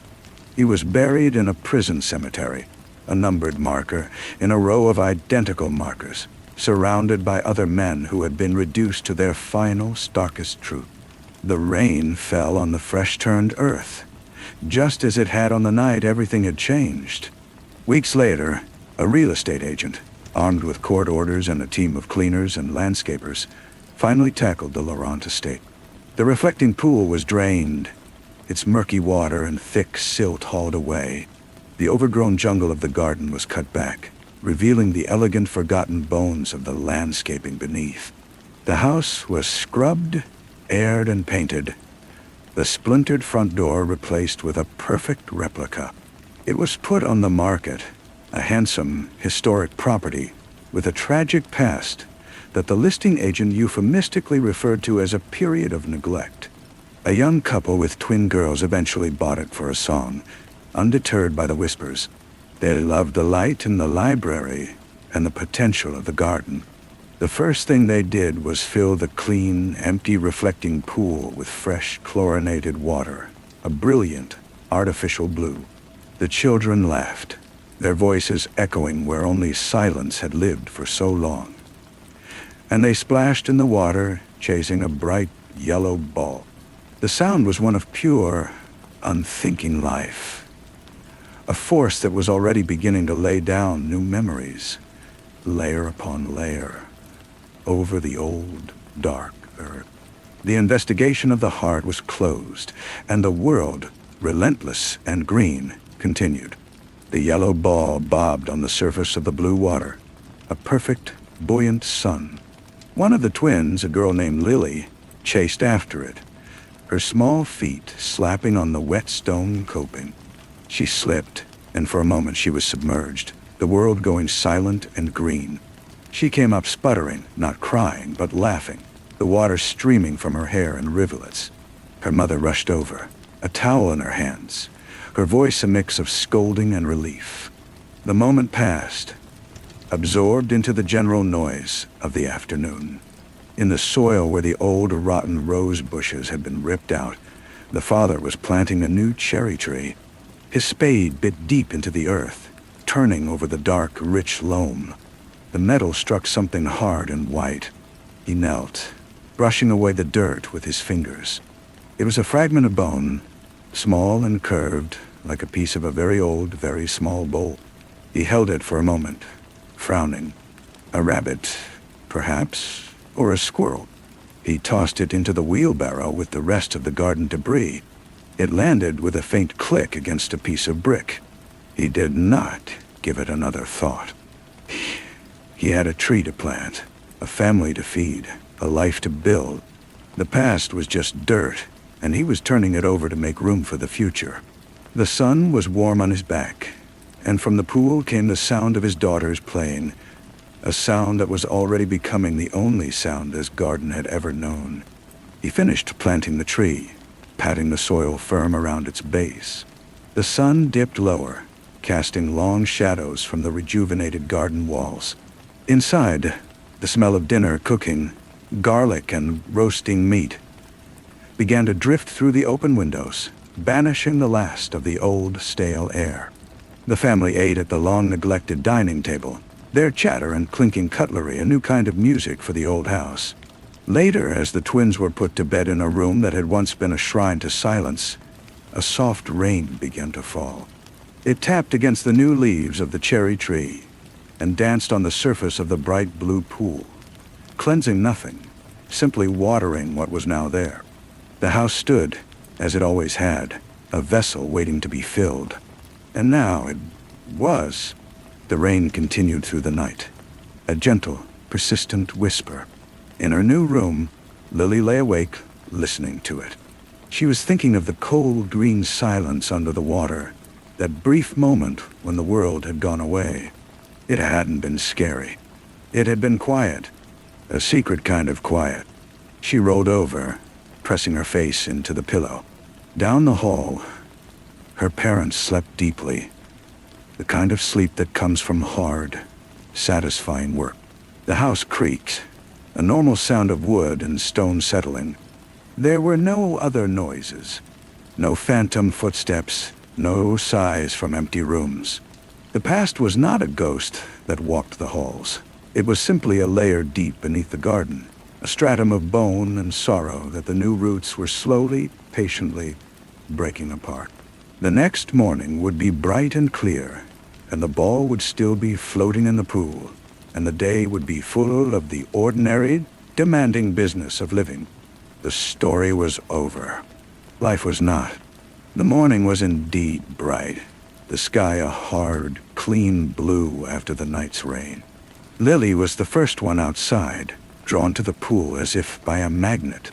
The water had swallowed a few fallen leaves, and she knelt at the edge, her small face reflected in the shimmering surface. She saw herself, the house behind her, the new cherry tree. She did not see the dark, silt-choked water that had been there before, nor the secrets it had held. For her, there was only the present, a perfect and uncomplicated reality. She dipped her fingers in, breaking the image, and the ripples spread outward, touching everything and changing nothing at all. The days began to stack up, one after the other, in a peaceful, predictable rhythm. The family's presence in the house was like a healing balm. The father built a swing that hung from the sturdy branch of an old oak, and the twins' laughter became as constant as the birdsong. The mother started a vegetable patch in a sunny corner, her hands dark with soil, her focus on the promise of tomatoes and zucchini. The reflecting pool was no longer a dark mirror, but a centerpiece for summer barbecues and birthday parties. Lily, however, retained a quiet fascination with the water. She would sometimes sit on the edge, her legs dangling in the cool blue, and just stare into the depths. She didn't know what she was looking for, only that she felt a strange sense of completeness there. Her parents dismissed it as a phase, the peculiar habit of a thoughtful child. One afternoon, while retrieving a toy submarine from the pool's drain, her fingers brushed against something smooth and hard lodged in the grate. She worked it loose and held it up to the light. It was a flat, grayish stone, worn perfectly smooth by years of water. But it wasn't a stone. It was a button, a man's shirt button made of real mother-of-pearl. It was elegant and out of place. She closed her fist around it, feeling its cool, slick surface. She didn't show it to anyone. She didn't know why, but she felt it was hers alone. A tiny, hidden piece of a puzzle she didn't know existed. She put it in the small wooden box where she kept her most precious treasures, a secret for her to keep. Years later, long after the family had moved on and the house had changed hands again, Lily, then a young woman studying geology in college, would suddenly remember that button. She would think of stratification, of how the earth layers itself, history pressed upon history. She would think of the weight of secrets and the lightness of water, and for a moment, she would feel a chill that had nothing to do with the air temperature. But the feeling would pass, replaced by the immediate concerns of a lecture or an exam. The past was not a haunting, but a sediment, and she was part of the new layer being laid down, already covering the old one day at a time. Story 4. The salt-crusted wooden chair sat alone on the balcony, its canvas stripes faded from a summer of relentless sun. It was the kind of chair you see in 1,000 vacation photos, a prop for relaxation, for the slow sipping of coffee as the world wakes up. But this morning, it was wrong. Duke stood at the sliding glass door, a chill coiling in his stomach despite the Mediterranean warmth already seeping into the day. The chair was angled out towards the sea, which was normal. What was not normal was the precise geometric alignment of its feet. Last night he had dragged it carelessly inside as a sudden squall blew in, rain lashing the windows. He remembered the screech of its legs on the terracotta tiles, leaving 2 parallel scratches in the finish. Now it was back on the balcony, perfectly positioned, its legs settled neatly into the faint, damp indentations it had made weeks ago. Someone had moved it. Someone who did not want to leave a trace. He let the thin white curtain fall back into place, the fabric whispering against the glass. The sound was a secret in the quiet room. Behind him, his wife Bella slept, her breathing a soft, steady tide against the pillow. Down the hall, his 2 children were still lost in the deep, untroubled dreams of the young. This was the life he had built, a life of school plays and mortgage payments, of grocery lists and bedtime stories. He had left the other life behind, the one of encrypted signals and ghostly adversaries, trading it for the comforting weight of a corporate security badge. But the other life, it seemed, had not left him. The incident had been 2 days ago, a flicker of disruption in the idyllic coastal town. They had been at the market, a riot of color and noise, the air thick with the smell of salt and frying fish. Duke was holding his daughter's hand, his son begging for gelato when he saw it. A van, a common white Fiat Ducato, double parked on a narrow street. It was the lack of dust that caught his eye. Every other vehicle was filmed with a fine, pale powder from the dry hills, but this one was pristine. And its side door was open a crack, just a sliver, revealing not market goods but the dull, metallic sheen of industrial canisters. His body knew before his mind did. The posture of the man leaning against the fender was all wrong for a delivery driver. It was a watchful posture, a coiled stillness he recognized from 100 surveillance feeds. He had not been a hero. There was no dramatic chase. He had simply leaned close to Bella, his voice a low murmur beneath the market's din. Take the kids and go to the church. The one on the hill. Now, his eyes had conveyed the rest. She had not questioned him, a flicker of the old understanding passing between them before she shepherded the children away. Her laughter a little too bright. Then he had found a gendarme, spoken a few quiet, precise words in clumsy French, words like suspicious and canisters and possible ammonium nitrate precursor. It was over in 20 minutes. Quiet arrest. No explosion. No panic. Just a receding tide of dread, leaving behind the ordinary debris of a holiday afternoon. The local paper called it a triumph for vigilant citizens. Duke had felt only a cold, hollow opening inside him. Now, the chair. It was a message. A professional's calling card. We were here. We are inside your perimeter. He moved through the villa, a ghost in his own home. He checked the locks on the doors, the latches on the windows. His movements silent and efficient. In the kitchen, he ran a finger along the seam of the back door frame. The hair he had placed there, almost invisible, was gone. The confirmation was as solid and cold as a stone. He filled the kettle, the mundane act a shield against the rising tide of his old instincts. The click of the stove igniter was like a gunshot in the silence. Bella found him there, staring at the steam, beginning to whisper from the kettle's spout. She came up behind him, wrapping her arms around his waist, resting her cheek against his back. You are tense, she said. Her voice was sleep-softened, a sound that usually unwound every knot in him. Just thinking about the drive back to the airport tomorrow, he lied. The words felt like gravel in his mouth. She turned him around, her dark eyes searching his face. She was an architect, a builder of tangible, soaring things. She dealt in load-bearing walls and foundational stresses. She could read the architecture of his worry. It is about the man and the market, isn't it? She asked. It is over, Duke. The police have him. He looked at her, at the fine lines at the corners of her eyes that spoke of laughter and sun, and he wanted him to believe her. He wanted to sink into the simple reality she offered. But he knew the nature of the beast he had inadvertently prodded. It did not have one head.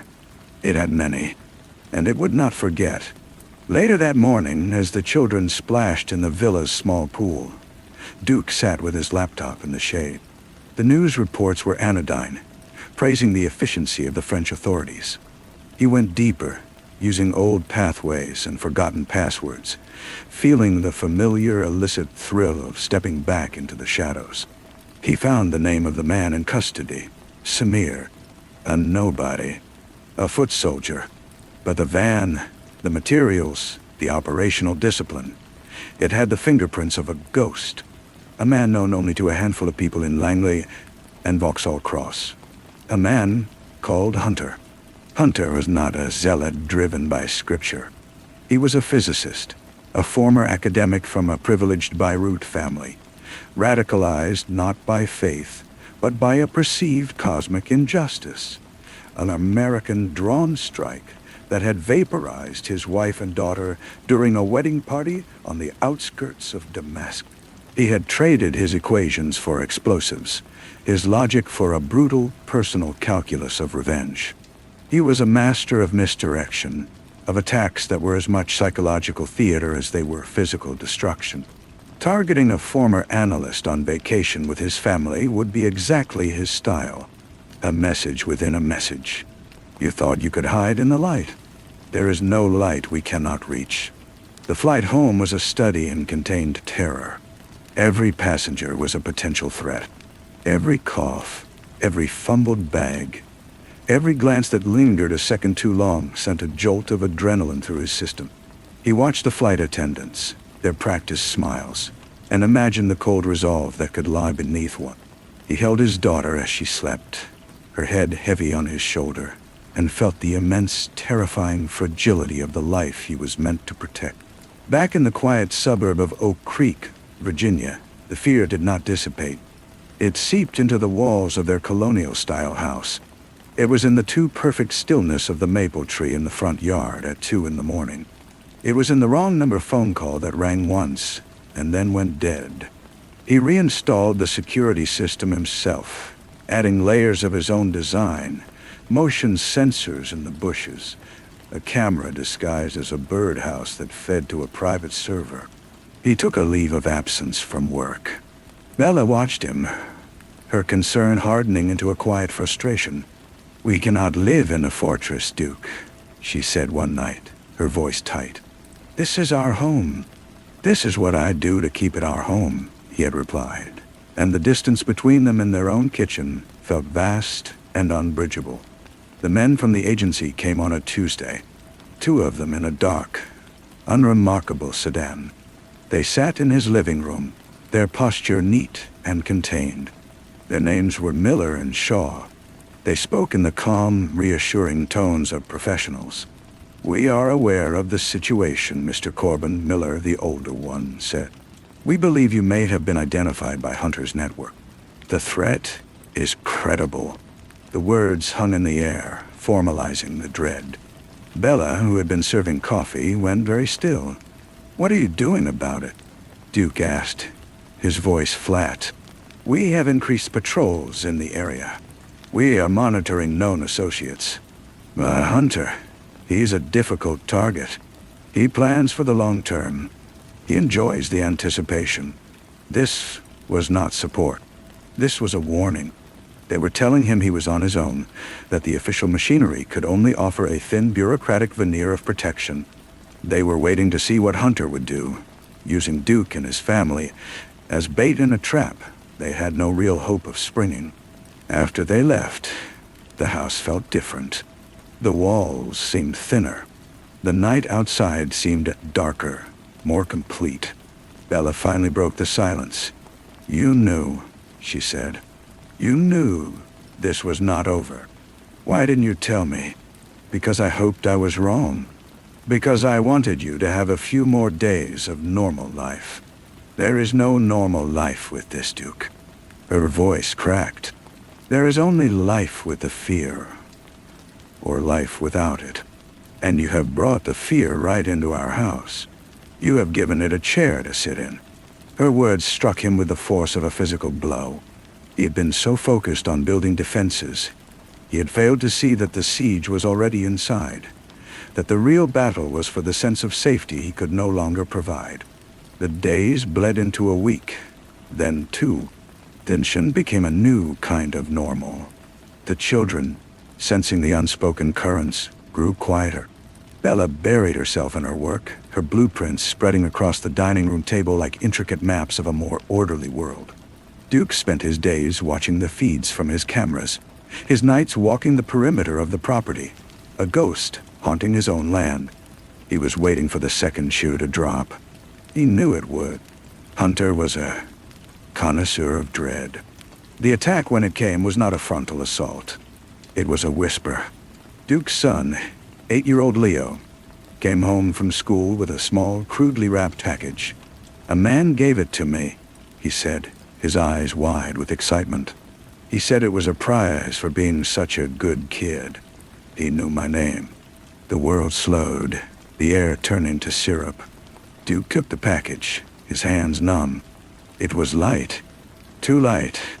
He sent Leo to his room, his voice a harsh command that made the boy flinch. Bella stood in the doorway, her hand pressed to her mouth. "Don't," she whispered. He took the package to the garage, placing it gently in the empty concrete sink. His heart was a frantic drum against his ribs. With a pair of long-handled shears, he carefully snipped the tape, his movements precise, deliberate. He peeled back the brown paper. Inside was not a bomb. It was a child's music box. He lifted the lid. A tiny tinkling melody began to play, a familiar haunting lullaby. And nestled in the red velvet lining where the ballerina should have been was a single black and white photograph. It was a picture of Leo, taken that very afternoon, walking home from school. It was a masterpiece of terror. It was not a threat of death, but a demonstration of access. "I can touch your child. I can get this close. Your defenses are nothing." Duke sank to the concrete floor, the strength gone from his legs. The tinny melody of the music box filled the garage, a sound of pure, unadulterated evil. Bella found him there, her face ashen. She saw the photo. A low moan escaped her, a sound of primal fear. They huddled together on the cold floor, the last vestiges of their normal life shattering around them. This was the pivot. The moment the line between domestic security and covert war vanished completely. Duke was no longer a former analyst protecting his home. He was a soldier in a war that had been brought to his doorstep. The enemy had chosen the battlefield. Now Duke would choose the weapons. He went to the one place he had promised himself he would never go again, the dark, humming heart of the intelligence community. He reached out to old contacts, men and women who lived in the blurry spaces, who dealt in favors and wet work. He used codes and drop points, his old skills returning with a grim fluency. He was not asking for protection. He was asking for a hunt. He was trading every favor, every last shred of his past, for one thing: a location. He learned that Hunter was not in some distant mountain cave. He was here, in America. He had come to oversee the operation personally, to savor his revenge. He was using a small, disused maritime radio relay station on the Chesapeake Bay as a base, a place where the signals could get lost in the noise of legitimate shipping traffic. Duke did not go to Miller and Shaw. He knew what they would say. There were procedures, rules of engagement, political considerations. He had no such considerations. His only law was the safety of his family. He told Bella he was going away for a night, a business trip, an emergency from his old job that only he could handle. She looked at him, her eyes filled with a terrible knowledge. She did not believe him, but she understood. "Be the man I married," she said softly, "and then come back to be the man you are now." He drove through the falling night, the lights of the city giving way to the deep, pine-scented darkness of the coastal road. The relay station was a stark, skeletal silhouette against the bruised purple of the twilight sky, surrounded by a chain-link fence topped with razor wire. It looked abandoned, but Duke saw the faint glow of a shielded light in an upper window, the telltale shimmer of a thermal signature his old contacts had provided. He moved like a shadow, bypassing the fence with a set of bolt cutters that felt cold and familiar in his hand. The air was thick with the smell of salt and decay. He could hear the water lapping against the pilings below, a rhythmic sucking sound.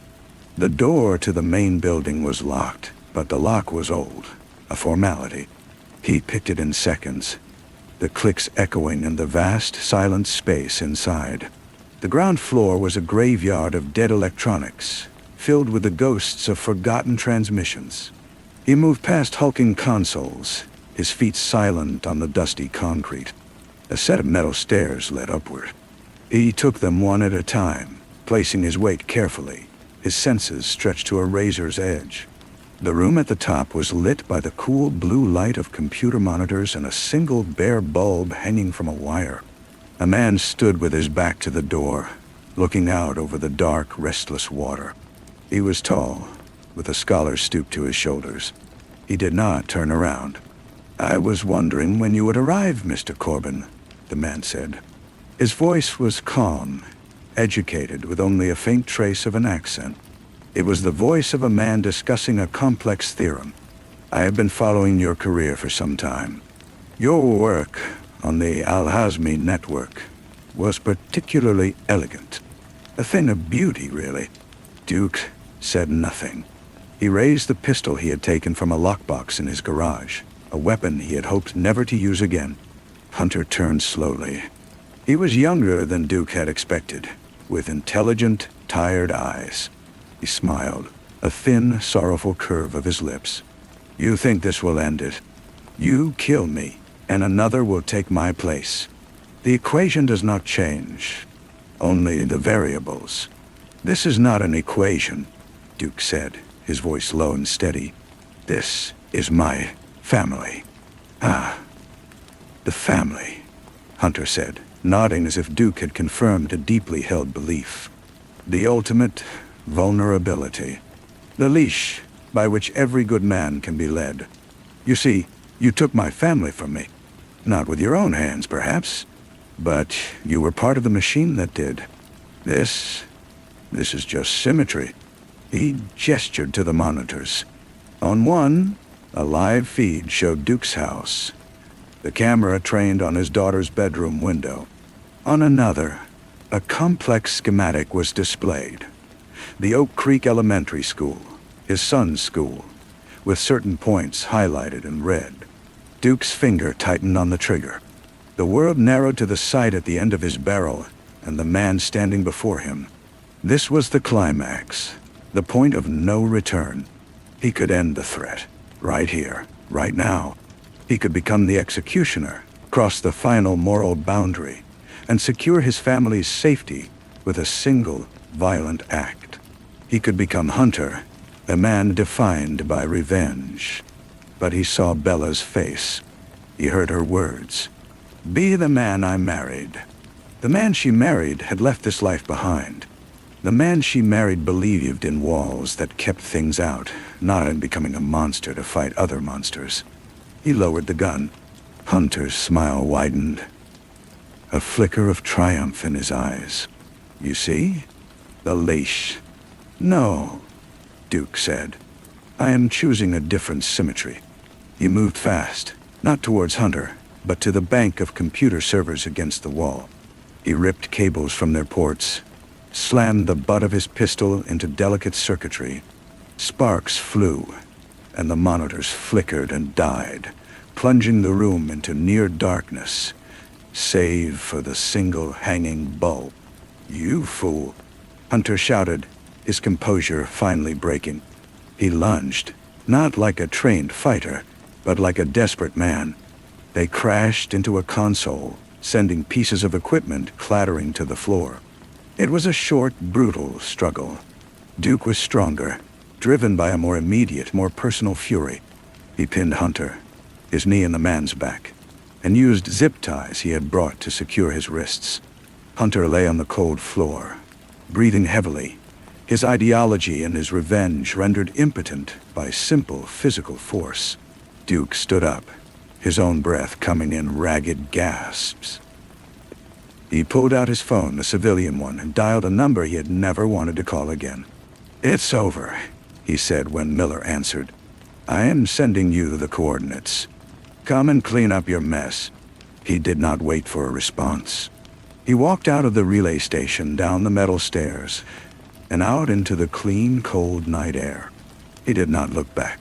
He drove home through the dawn, the rising sun painting the sky in shades of rose and gold. He had not chosen the path of the assassin. He had chosen the harder path of the protector, the one that led back to the light.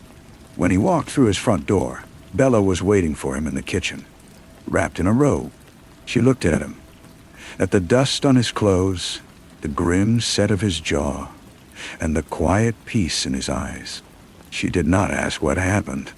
She simply walked into his arms and held him, and for the first time in weeks, he felt the terrible tension begin to uncoil. The official story was a masterpiece of obfuscation. A joint task force had located and apprehended a high-value terrorist based on intelligence developed from the incident in France. There were quiet commendations buried in classified files. Miller and Shaw never contacted him again. The threat, they said, was neutralized. Weeks turned into months. The extra cameras came down. The motion sensors were put away.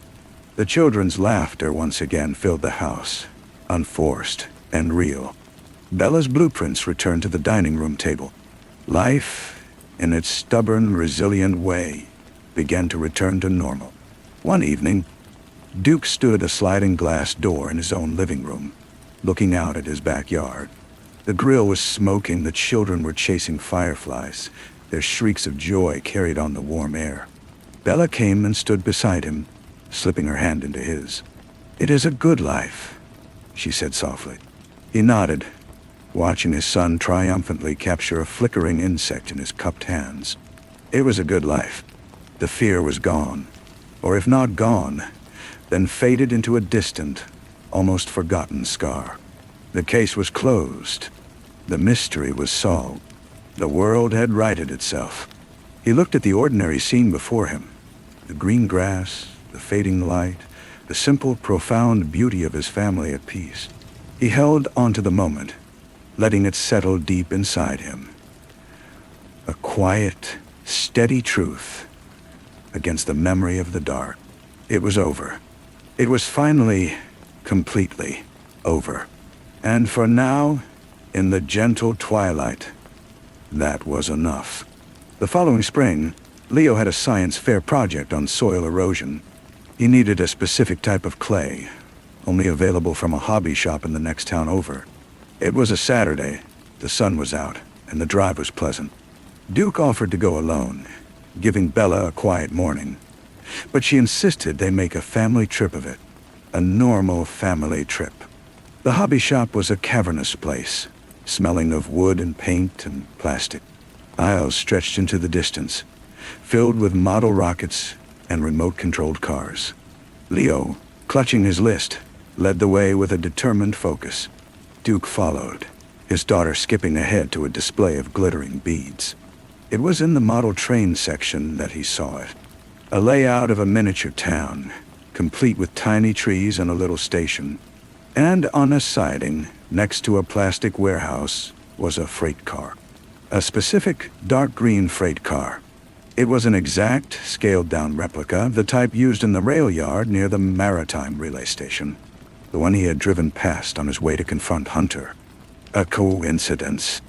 It had to be. His heart, however, did not believe in coincidence. It was a cold, hard knot in his chest. He stared at the tiny model, the details perfect, the color a perfect match. He felt the walls of the store, once distant and impersonal, begin to press in. Bella noticed his stillness.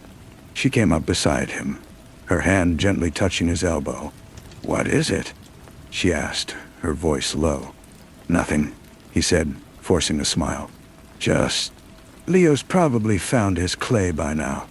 He turned away from the display, but the image was seared into his mind. That night, after the children were asleep, he went down to the basement, to the old footlocker where he kept the remnants of his past life. He didn't turn on the main light, using only the dim glow of a single bulb. He found the file, the one he had compiled himself from his old contacts. He hadn't looked at it since that night on the Chesapeake. He spread the pages on the workbench. Photographs, satellite imagery, transcripts. He found the picture of the relay station. And there, in the background, on a set of tracks barely visible through the trees, was a string of freight cars. One of them was dark green. He picked up a magnifying glass, his hand perfectly steady. On the side of the car, weathered but legible, was a stenciled number. He had seen that number before. Not in the grainy satellite photo, but today, on the side of the miniature freight car in the hobby shop. The air left his lungs. It was not a coincidence. It was a breadcrumb, a message in a bottle tossed into the sea of the mundane, meant for him and him alone. Hunter was gone, captured, silenced. But the network, the ideology, the meticulous, patient hatred. It was not a single man. It was a self-replicating idea. Someone else was out there. Someone who knew the story. Someone who knew that the real punishment for Duke Corbin was not death, but the endless, gnawing certainty that it was never over. He heard a floorboard creak upstairs. Bella Dart. He quickly gathered the papers, his movements silent and efficient, and locked them back in the trunk. He stood in the dark, listening to the quiet hum of the freezer, the familiar sounds of his own house. He looked at the trunk, a dark cube in the shadows. He could leave it there. He could walk upstairs, kiss his wife, and go to bed. He could choose the light. But he knew with a certainty that was as deep and cold as the ocean that he would be back. The man who had gone to the relay station was still here. The protector was still here. And he had just found the first thread of a new, invisible war. He turned off the light and climbed the stairs, the weight of the future settling onto his shoulders, familiar as an old coat. The next morning, the sunlight felt like a lie. Duke moved through the routine of breakfast, his smiles at the children tight and practiced. He drove Leo to a soccer game. He fixed a leaky faucet. He nodded along as Bella talked about repainting the guest room. But his mind was elsewhere, a silent humming machine processing the impossible. The model train, the number. It was a ghost, a whisper from a world that was supposed to be sealed shut. He kept expecting another sign, a wrong number phone call, a car parked too long across the street, a misplaced item in the house. But nothing came. The silence was more terrifying than any overt threat. It was the silence of patience, of an opponent who understood that time itself was a weapon. A week after the hobby shop, a plain manila envelope arrived in the mail. No return address. His name and address were typed in a common, unremarkable font. Bella brought it in with the rest of the mail, dropping it on the counter with a stack of bills and catalogs. His blood ran cold. He waited until she was in the shower to open it. Inside was no letter, no threat. It was a single, high-gloss photograph. It was a picture of the hobby shop's model train layout, taken from the exact angle he had been standing at. The tiny green freight car was centered in the frame. Someone had been there, watching him. They had seen his reaction, documented his moment of discovery. This was not a declaration of war. It was a confirmation of observation. I see you. I know that you know. He burned the photograph in the kitchen sink, washing the ashes down the drain. He could not go to Miller. That bridge was burned, and any official involvement would only confirm his family as an active target. This was a different kind of fight now. A fight of shadows and signals. That night he lay awake next to Bella, her breathing deep and even. He stared at the ceiling, his mind constructing a new kind of prison. The old defenses, the cameras, the fences, were useless. This enemy was not trying to break in. They were trying to break him. They were inside his head, and the only way to fight back was to go into the dark places of his own mind, to think like the hunter he had once been. He began to take long, solitary drives. He told Bella he was clearing his head, which was true, but he was also tracing routes, noting blind spots, mapping the entire town in his mind as a potential battlefield. He visited libraries in neighboring counties, using public computers to access obscure hobbyist forums and model train enthusiast sites, looking for any digital footprint, any pattern that might lead him to the source of the photograph. He found nothing. The trail was cold, professional. The pressure built like a thunderhead. He found himself staring at strangers in grocery stores, studying the faces of parents at school functions, seeing a potential enemy in every casual glance. He was becoming paranoid, isolated. The very thing he had fought so hard to prevent. The breaking point came on a Tuesday. He was supposed to pick up Leo from a friend's house. He was running late, trapped in traffic from an accident he was now convinced was staged. By the time he arrived, his heart was hammering. He saw Leo standing on the porch, laughing with his friend, perfectly safe. The relief was so profound it felt like pain. He looked at his son's happy, untroubled face, and he knew he could not live like this. He could not let them win by turning him into a ghost in his own life. He had to change the game. He drove home, a new grim resolution settling over him. He would not wait for the next message. He would not play their game of psychological warfare. He would use their own tactic against them. He would send a message of his own. He would show them that Duke Corbin was not a man waiting to be hunted. He was a man who knew how to hunt back. And he was ready. The quiet war was no longer quiet. It was a silent scream in the dark, and he was just beginning to find his voice. He pulled into the driveway and sat for a long moment, watching the house. The lights were on in the living room, casting a warm, yellow glow onto the lawn. It was the picture of domestic peace, a scene he had fought for and nearly died to protect.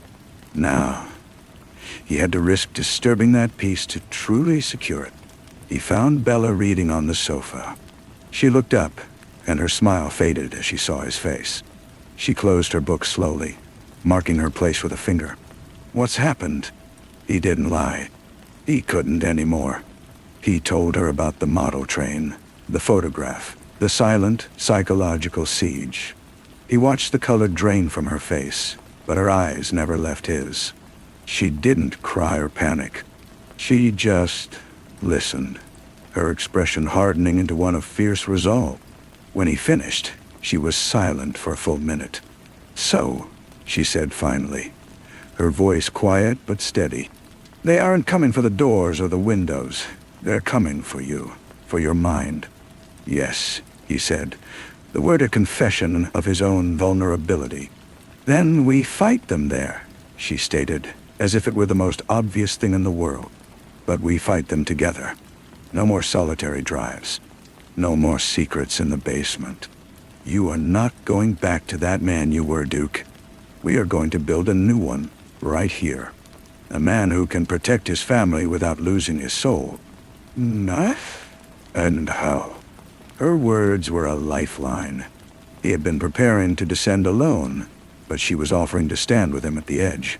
It's dangerous, Bella. If they know you're involved... I am already involved, she interrupted. They targeted my children. There is no USA for me. There is only uses and them. So what is your plan? He took a deep breath. They're communicating through symbols, through my past. They want me to feel watched. So, I have to show them that I see them too. I need to send a signal they will understand. One that tells them I am not a victim waiting in his house. I am a predator who knows their scent. How? She asked. "The hobby shop," he said. "It's the only point of contact. I need to go back. Not as a father on a family trip. I need to go as myself." The next day, he went alone.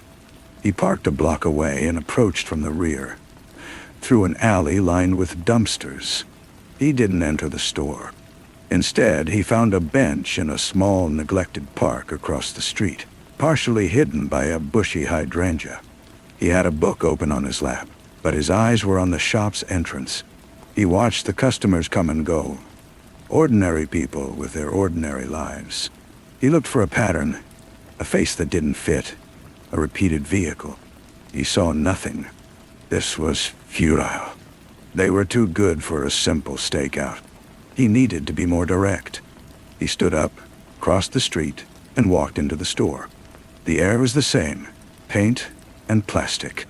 He went straight to the model train section. The layout was still there. The little green freight car was still on the siding. He stood in the same spot, but this time, he didn't just look. He reached into his pocket and took out a small, flat, magnetic tracking device, the kind used to keep track of expensive tools. With a casual motion, as if adjusting his stance, he pressed it firmly to the underside of the layout's wooden frame. It was a gamble. If they came back to check their stage, they would find it.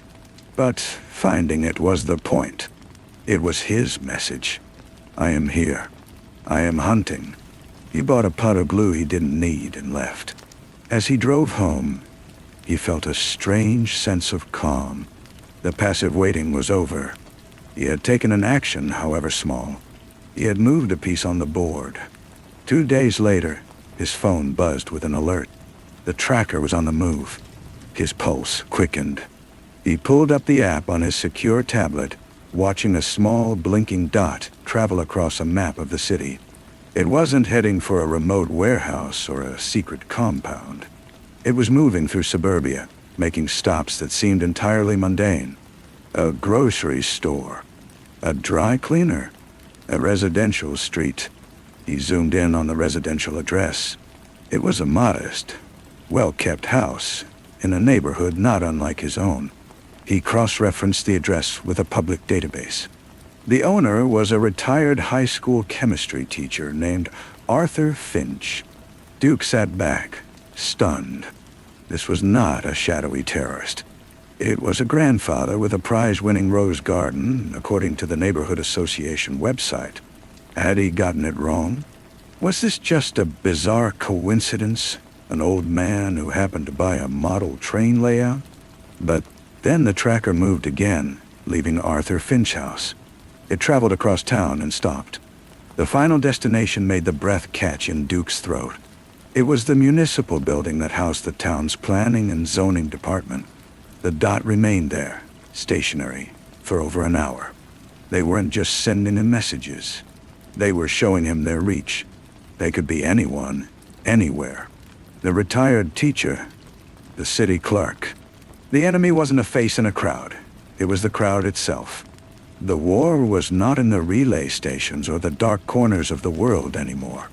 It was here, in the quiet, ordinary streets of his hometown. And it had just begun. He drove to the municipal building, not with any plan to confront anyone, but to see. He parked in a visitor spot, the engine off, and just watched the people coming and going. A woman with a stack of permits. A man in a suit carrying a blueprint tube. They all looked normal, harmless, which was the whole point. The threat had dissolved into the background of everyday life, making it infinitely more dangerous. When he got home, Bella was in the garden, pulling weeds with a ferocity that betrayed her anxiety. She stood up as he approached, wiping her hands on her jeans. Well, he told her about Arthur Finch and the planning department. Her expression shifted from worry to a deep, cold anger. "They're mocking us. They're saying they can touch anything, anyone. That we'll never know who they are." "That's the message," Duke agreed. "But it's also a mistake. They've gotten clever, and clever people get arrogant. They want to prove their superiority. That creates patterns. That creates noise." He spent the next 24 hours building a new kind of map. Not of physical defenses, but of connections. He started with Arthur Finch. The retired teacher had no criminal record, no political affiliations beyond paying his taxes. But his brother-in-law was a city councilman, and his daughter worked as a paralegal for a firm that had, years ago, handled the zoning variances for a new industrial park on the city's edge. A park that was never built. It was a thread, gossamer thin.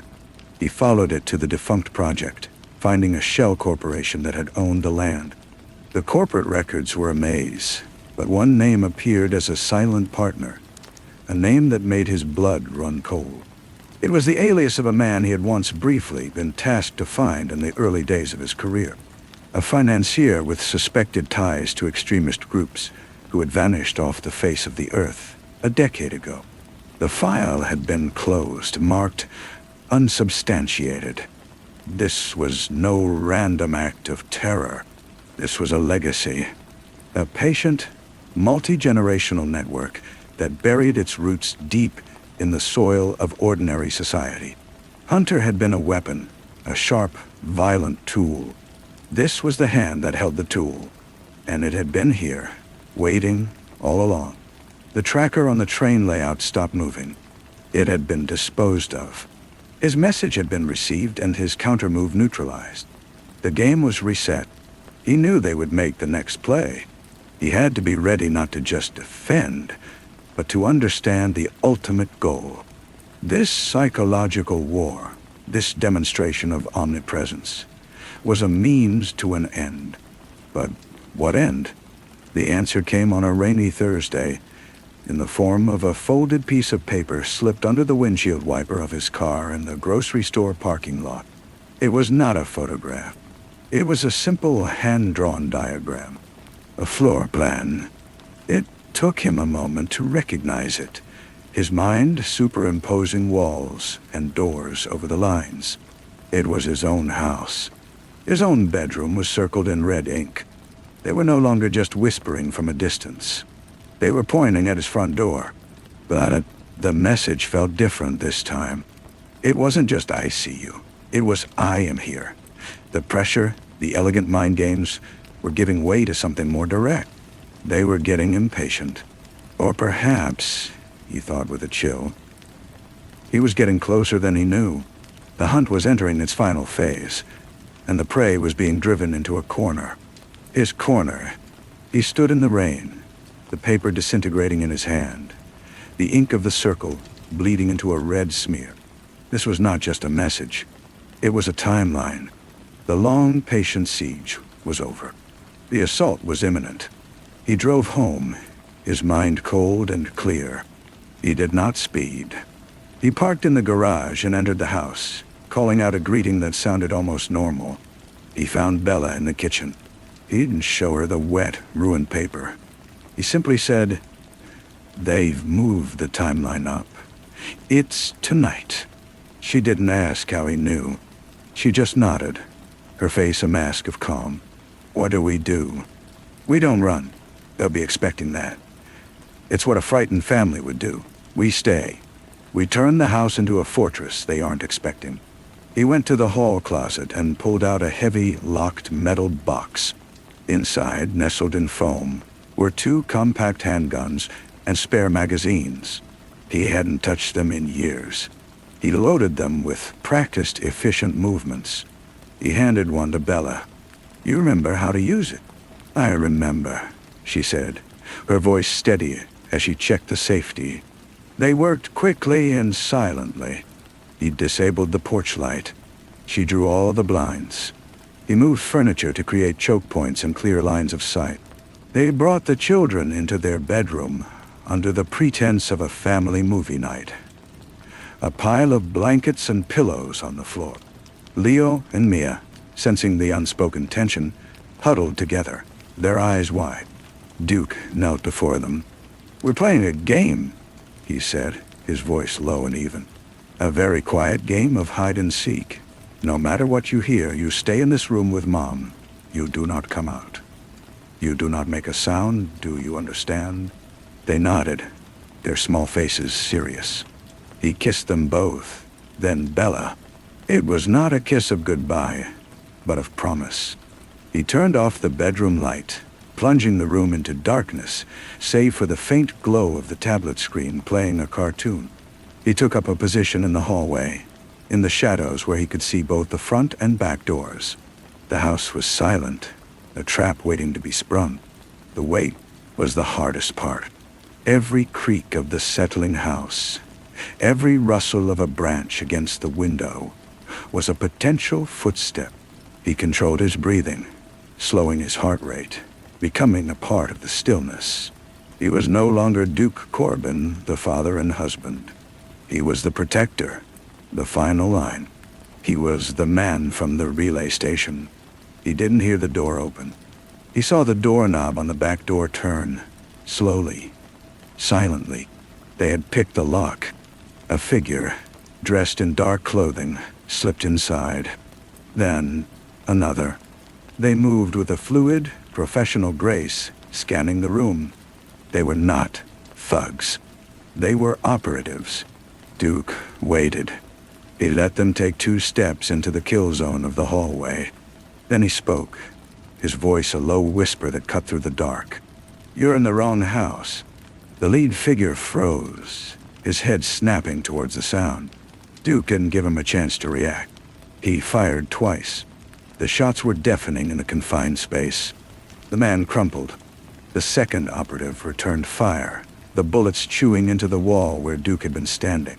But Duke was already moving, flanking, using the house's layout as his weapon. He fired again from a new angle. The second man fell. Silence descended, thicker and heavier than before. The acrid smell of gunpowder filled the air.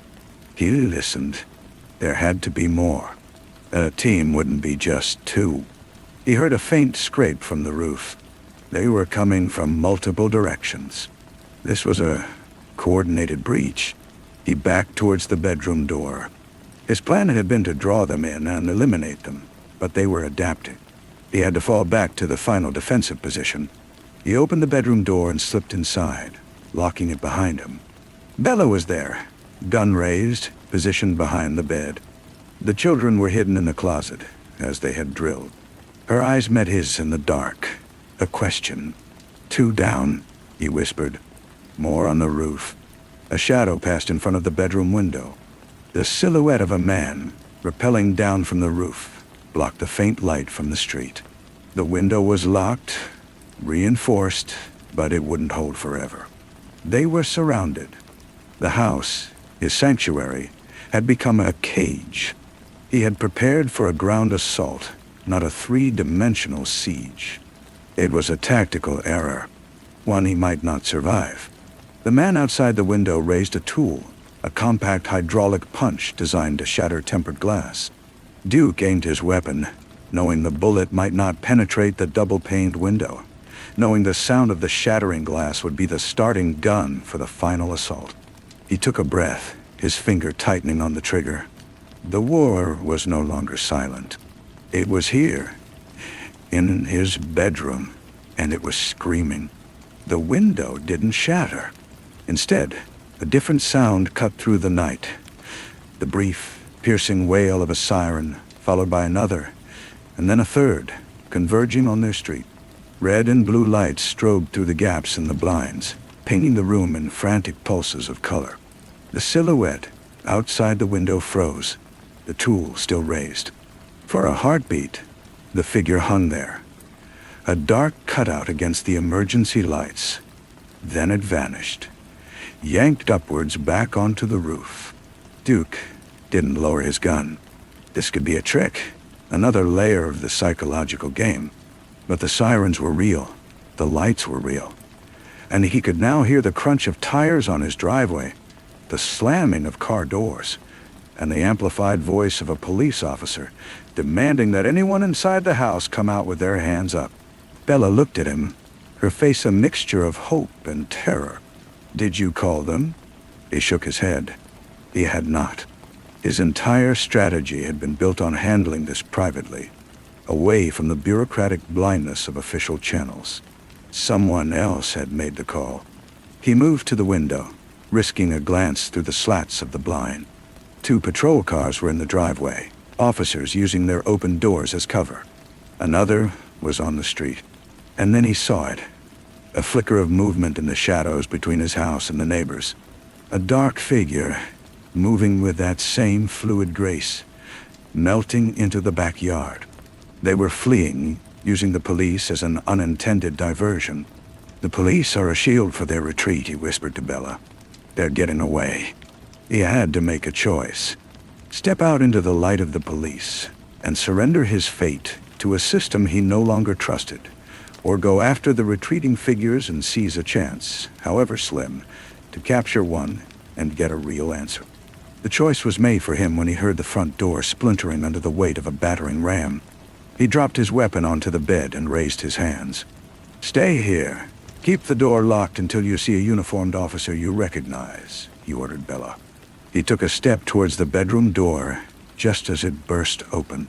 He was slammed against the wall, his hands forced behind his back, the cold metal of handcuffs closing around his wrists. He kept his eyes on Bella, trying to impart a final, silent instruction to stay silent, to say nothing. He was marched out of the house, past the 2 bodies in his hallway, past the stunned faces of his neighbors gathered on their lawns. He was placed in the back of a patrol car. Through the window, he watched as Bella and the children were let out, wrapped in blankets, and put into an ambulance. They were safe, for now. At the station, the questions began.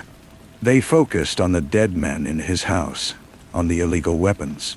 He gave them nothing but his name and a request for his lawyer. He was a former intelligence asset. He knew the drill. He was the suspect now, the man who had killed 2 men in his home.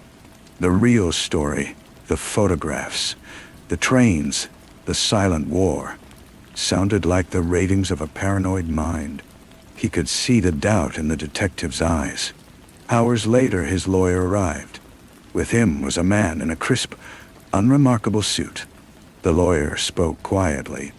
"This is Mr. Smith. He's from a federal agency.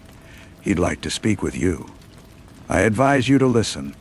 The man, Smith, sat down opposite Duke. He didn't have a file. He didn't have a recorder. He simply folded his hands on the table. "We've been monitoring the situation, Mr. Corbin, from a distance. We believe the threat was contained, that it was purely psychological. We were wrong. Our error put your family in danger." Duke stared at him, the calm tone a stark contrast to the violence in his home. "Who are they?" "Assets of a dispersed network.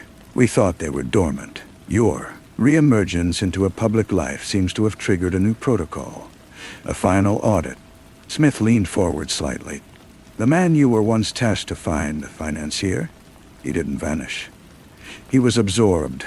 He became a ghost in the machine, and he's been building a new kind of organization, one that doesn't hide in caves, but in plain sight. You disrupted his first major venture, the one that would have funded his entire operation.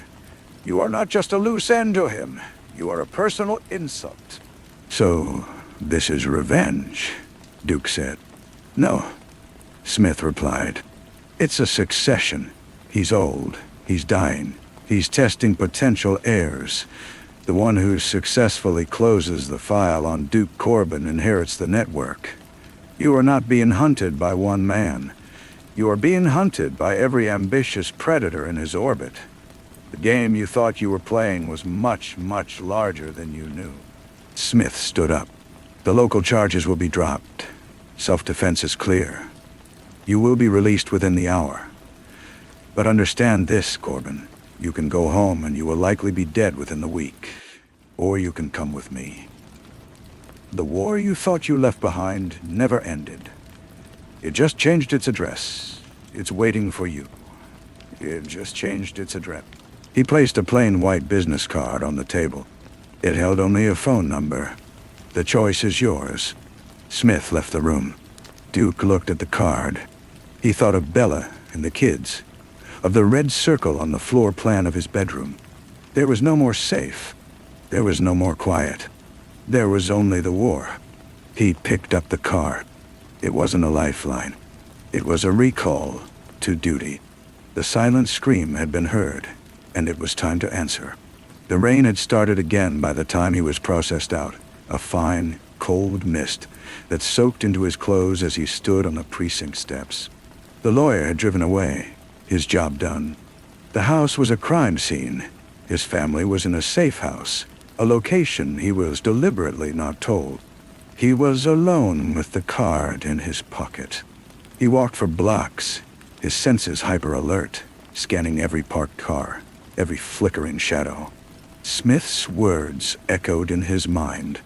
A succession. He wasn't a target. He was a proving ground.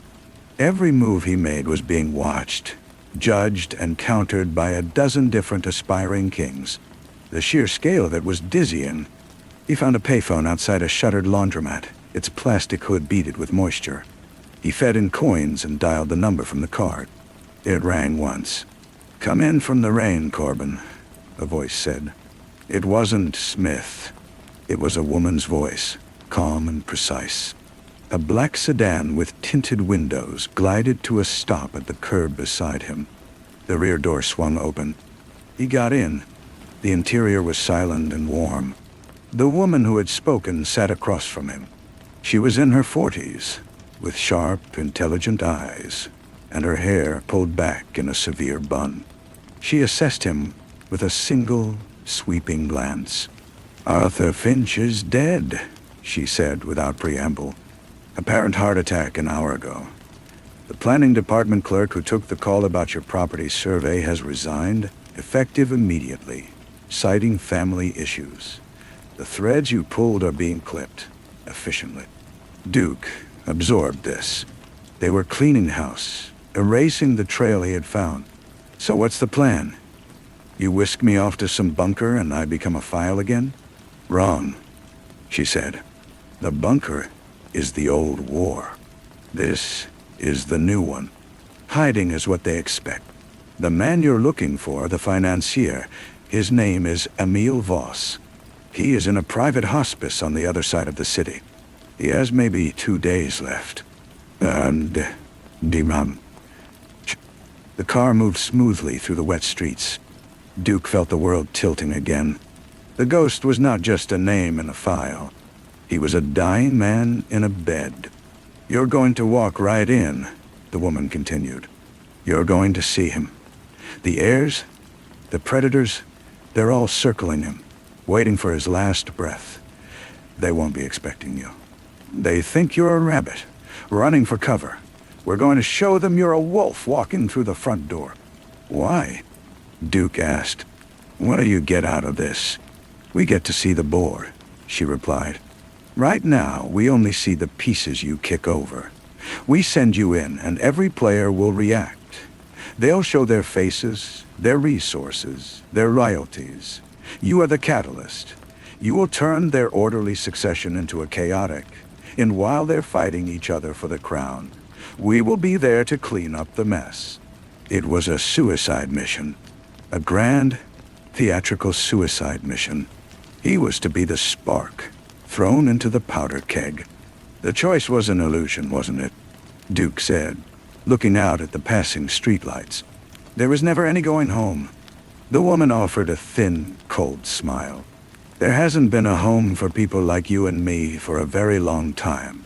Welcome back. Welcome back." The car turned, heading toward the city's glittering center, toward the dying king and his court of jackals. Duke leaned back, his mind already shifting. The father and husband receding, the protector evolving into something else, something older and more dangerous. The hunter was back, and the hunt was finally, truly beginning. Story 5. The first sound was not a scream, or a gunshot, or a shattering of glass. It was the soft, percussive click of a deadbolt sliding home in a door down the hall. A sound that should have meant safety. But in the deep, woolen silence of 2 a.m, in the apartment I had lived in for 10 peaceful years, it was a sound out of place. My own bolt was thrown. I was alone. The click came again, a little sharper this time, a metallic tongue licking at the silence. Then it stopped. And in the vacuum it left behind, I heard the city breathing. A distant siren, a mile away, crying like a wounded animal, and the frantic thrumming of my own heart against my ribs. That was the night the fear first moved in. It didn't arrive with a bang, but with a whisper, a simple, misplaced sound that unraveled the seam of my ordinary life. The next morning, the city had a new ghost. Her name was Eliza Reed, a schoolteacher found in her own bathtub, drowned in water the color of pale wine. The news reports were clinical, sterile. But Ira, at the city desk of the Chronicle, got the details that never made print. He called me, his voice a low, graveled thing, always sounding like it needed a glass of whiskey to clear its throat. They found a note, Hal, pinned to her bathrobe. A single sentence typed on that old rag paper, the kind you can buy anywhere anymore. I was Hamilton, Hal to my friends, a cartoonist by trade. My world was one of ink and imagined lines, of reducing the city's follies to a series of elegant, exaggerated strokes for the editorial page. But this was a different kind of line, a thread leading into a darkness I had never sketched. What did it say? I asked, the phone receiver slick in my hand. The second note is the one you never heard, Ira recited. He let the words hang there, a cryptic shard of poetry in the morning air. Jackson's boys are tearing their hair out. It doesn't mean anything. It's just noise. But it wasn't noise. To me, it was a composition. The first murder, 3 months prior, had been a man named Arthur Finch, a bus driver stabbed in a public park. The note left on his chest read, "The first sound is the one you ignore." The police detective Jackson, in particular, had treated it as a taunt, a piece of theatrical nonsense from a psychopath. But sitting at my drafting table, the city sprawling beyond my window in a grid of steel and shadow, I saw a pattern beginning to form. 2 notes, 2 sounds, one ignored, one unheard. It was a story, and the author was just setting the stage. Ira published the phrase, of course. The city devoured it. The killer, whom the tabloids had already christened the maestro for his lyrical notes, became an instant myth. We were no longer just a city of people. We were an audience, waiting for the next act. My obsession began quietly, a personal itch. I started a file, a simple manila folder I kept in the bottom drawer of my desk. I sketched the victims not as corpses, but as they lived. Arthur Finch, his face a road map of long hours, his hands on a steering wheel. Eliza Reed, standing before a chalkboard, the ghost of a smile on her lips. I drew the places they were found. The park bench, the empty bathtub. I was trying to see what the camera missed, what the police report couldn't capture, the silence they left behind. The third murder broke the pattern in a way that tightened the knot of dread in all our stomachs. A young socialite, Chloe Van Allen, was found in the rooftop garden of her family's penthouse, a single precise incision to her throat. The note, left tucked into the pocket of her silk dressing gown, was longer. It was the first of the coded messages, a jumble of letters and numbers that looked, to the untrained eye, like the frantic scrawlings of a madman. The Chronicle ran it on the front page. The city went mad with speculation. Cipher clubs formed in libraries and basements. Conspiracy theorists saw messages from the Kremlin or little green men. The police department's press conference was a circus of flashing lights and Jackson's stony, frustrated face. I stared at the cipher for 2 days, the newsprint copy pinned to the wall above my desk. It looked like static, like chaos. But late on the second night, with the rain sheeting down my window and the lamplight pooling on the paper, I saw it. It wasn't a complex code. It was a transposition cipher, a simple shifting of letters. The key was the first victim's note. The first sound is the one you ignore. I ignored the first letter of each word. TF, SIT, OII. It made no sense. Then I tried the last letters. A, T, D, U, E, U, E. Nonsense. I tried sounds, phonetics, and then it clicked. The first sound, the first phoneme, the F from the FF from first, the ES from sound. It spelled out death's you and. It was incomplete, broken. I combined it with the second victim's clue. The second note is the one you never heard. The second note, the musical note. I mapped the letters to notes on a scale. It was a key, a musical key. Using that key, the cipher for the third victim unraveled. It didn't give a name or a location. It gave a sensation, a description. Her breath was a moth against the glass, and then the glass was gone. I showed it to Ira in a back booth of a diner that smelled of old coffee and grease. The rain had stopped, leaving the streets slick and black, reflecting the neon signs in long, bleeding colors. He read my translation, his face a mask of professional cynicism, but I saw the flicker in his eyes, a deep, unsettling excitement. Jesus, that's how you cracked his little game. It's not a game, I said, but the thrill in my own veins betrayed me. It felt like a game, the most important one I had ever played. It's a dialogue, Ira murmured, folding the paper and slipping it into his coat pocket. He's talking to us. To you, maybe. Jackson and his boys are looking for fingerprints and motives. You're looking for meaning, and he knows it. That was the moment. The investigation split in two. There was the official one, Jackson's world of forensics and alibis and dead ends. Suspects were paraded and released. A paranoid janitor, a disgraced professor of literature, a quiet librarian with a fascination for codes. All of them were the right kind of strange, the right kind of lonely. But there was never any evidence, nothing that could stick. They were ghosts in the machine, their faces blurred by the glare of suspicion.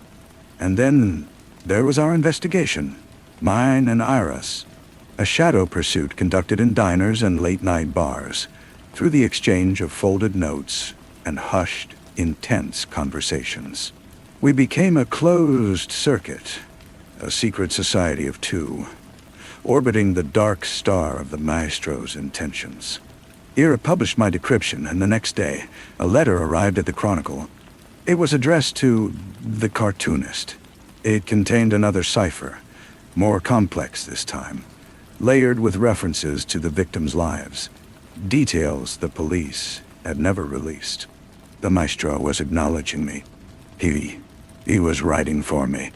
The city lived in a state of exquisite tension. The murders were not frequent, but they were relentless, arriving every few months like a terrible season. Each one was a performance, a tableau of quiet horror. A baker found in his own oven, cold and dark. A note about the warmth of forgotten things. A violinist in the symphony hall, his instrument shattered. A message about the silence between the notes. The maestro was an artist, and his medium was death and mystery. He was painting a portrait of the city's own anxieties, holding up a cracked mirror to our collective soul. My cartoons became darker, more abstract. I stopped drawing politicians and started drawing shadows, empty rooms, listening walls. My public art was a cry of fear.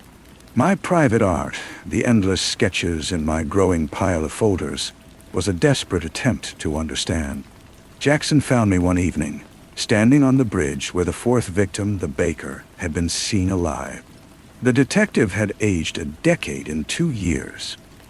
His suit was rumpled, his eyes were the color of a tired sky, and he carried the scent of stale tobacco and failure with him like a shroud. "Hamilton," he said, leaning on the railing next to me, looking down at the black, churning water. "I read your piece in the paper today, the one about the sounds a city makes when it's afraid. It's just a cartoon, detective." "No, it's not. He lit a cigarette, the flame a sudden, fragile star in the twilight. "You're in a dialogue with him. I know it. Ira shows you the letters before we even get them. You're playing a dangerous game. You playing a dangerous game. What would you have me do?" "Stop. I would have you be careful," he said, his voice low and gravelly with a fatigue that was more than physical. "This man, he's not a cartoon. He's a vacuum. He sucks in light and hope and reason. He's making us all a little bit like him. Paranoid, obsessed, seeing patterns in the chaos." He took a long drag. "I've seen the way you look at people now. You're not seeing faces. You're seeing puzzles." He was right. The city had become a palimpsest. Every street corner a potential clue. Every stranger a possible suspect or future victim. The maestro's greatest crime was not the taking of lives. It was the theft of peace, the imposition of his own fractured narrative onto 8 million others. He had turned us all into investigators, into paranoid readers of our own lives. The years bled together, a slow leak of time and hope. The case grew cold, then was jolted back to life with another murder, another note. The file in my drawer was no longer a folder. It was a box. Then 2 boxes, a sprawling, chaotic archive of my obsession. My relationships withered. My work suffered. I was a vessel for this one unsolvable problem. Ira, too, was changing. The cynical journalist was gone, replaced by a gaunt, intense man who jumped at shadows and saw the maestro's hand in every coincidence. We were his creations as much as his victims were. The final murder was the most brutal, the most personal. It was They found him in the newspaper morgue, surrounded by the archives of his own career, of the very story he had been chasing. His throat was cut, and in his hand was clutched a note.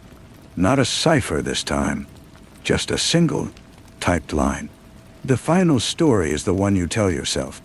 The city, for the first time, was silent. There was no outrage, no fresh wave of panic. It was a silence of exhaustion, of a story that had gone on too long, of a grief that had become a familiar heavy coat. The maestro had killed the messenger. The dialogue was over. The investigation into Irae's death was the most intense of all, but it yielded nothing. No fingerprints, no witnesses, no motive that made sense beyond the terrible obvious one. He knew too much, or he was getting too close, or he was simply the final, necessary piece of the composition. Jackson retired 6 months later, a broken man. The official case was never closed, but it was shelved. Another dusty file in a room full of ghosts. I never drew another cartoon for the Chronicle. I moved out of my apartment, the one where I first heard the deadbolt click, and found a smaller, quieter place on the edge of the city. I took my boxes with me. The obsession didn't die. It mutated, hardened into a kind of fossilized knowledge. I was the last keeper of the flame, the only one who remembered the texture of the fear, the specific weight of the mystery. Sometimes, late at night, I take out the files. I spread the sketches and the decoded messages on the floor. I look at the progression, from the first simple note to the complex, layered elegies of the later murders. I look at my drawing of Ira, young and vibrant, a cigarette dangling from his lip, and then I look at the crime scene photo from the morgue, and I trace the line that connects them, a line drawn in ink and blood. Perhaps the killer was one of the suspects, the quiet librarian or the disgraced professor, and he simply died, taking his secret with him. Perhaps he was a ghost, a collective nightmare we all dreamed into being. Or perhaps he is still here, an old man now, sitting in a quiet room, reading the old clippings, smiling at the memory of the symphony he conducted. The city his orchestra, our fear his music. I think of Jackson's warning that the maestro was making us like him, and I know he succeeded. I see patterns everywhere.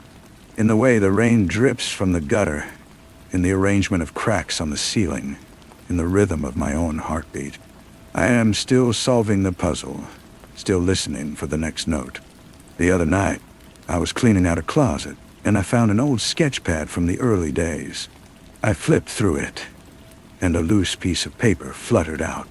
It was a drawing I had no memory of making.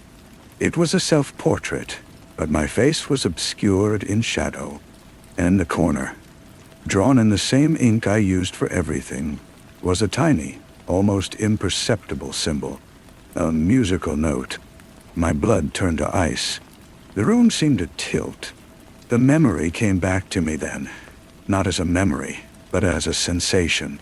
A late night, fueled by coffee and a frantic consuming energy, the lines flowing from my pen as if guided by a hand other than my own. The thrill of creation, absolute and amoral. The sound of the deadbolt that started it all. A sound from inside my own apartment. A sound I must have made myself. I stand here now, looking out at the city. The same city I have looked at for 20 years. It looks different now. The mystery has not been solved. It has simply shifted. The final note, the one I never heard, was the one playing in my own head. Ira's final story, the one I tell myself. And sometimes, in the deepest part of the night, when the silence is absolute, I can almost hear it. A whisper that is both a question and an answer. A confession and a lie. A truth so terrible it can never be spoken aloud. It can only be drawn. The lines of the city outside my window are no longer a puzzle to be solved, but a cage I have built for myself. The fear did not move in that night. It was always here, a tenant in a locked room of my own mind. And I was the one who finally turned the key. I do not know if I killed those people. The evidence, the sheer physical impossibility of it, suggests I did not. I have alibis, vague and sleep-deprived as they are, for some of those nights. But the mind is a vast and treacherous country. What is real and what is imagined have bled together like ink on wet paper. Did I, in some fugue state, become the instrument of a darkness I could only ever sketch? Or did the maestro, a real and separate monster, simply recognize a kindred spirit, a fellow architect of shadows, and choose me as his chronicler, his confidant, his final, perfect victim? There is no one left to ask. Jackson is gone. Ira is gone. The case is a fossil in the city's attic, remembered only as a bad dream from a different time. I am the sole curator of this private hell. I look down at the self-portrait in my hand, the shadowed face, the tiny, precise musical note. It is the mark of the maestro, the signature he left on the world. Or is it my signature? The proud, hidden brand of the artist on his most profound and terrible work? The need to know is a physical ache, a cold stone in my gut. But the fear of the answer is a greater weight. So I do the only thing I know how to do. I take a fresh sheet of paper. I pick up my pen. The nib hovers over the stark white surface, a moment of perfect potential. And I begin to draw.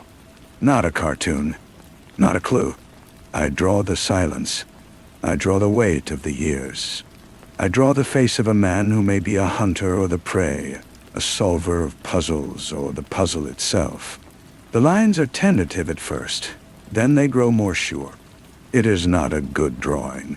It is raw and ugly and true. And when I am finished, I look at it, this new ghost I have created, and I see the same shadowed eyes, the same set of the jaw, the same terrible, unanswerable question. I will file it away with the others. I will add it to the boxes that contain my life. And tomorrow, I will wake up, and I will do it again. Because the story is not over. It never will be. It is a loop, a haunting melody with no final chord. The maestro's greatest trick was not the murders, or the notes, or the codes. It was this. He made me his unfinished symphony, a composition of one, playing the same terrible, beautiful, and devastating note forever into the silence.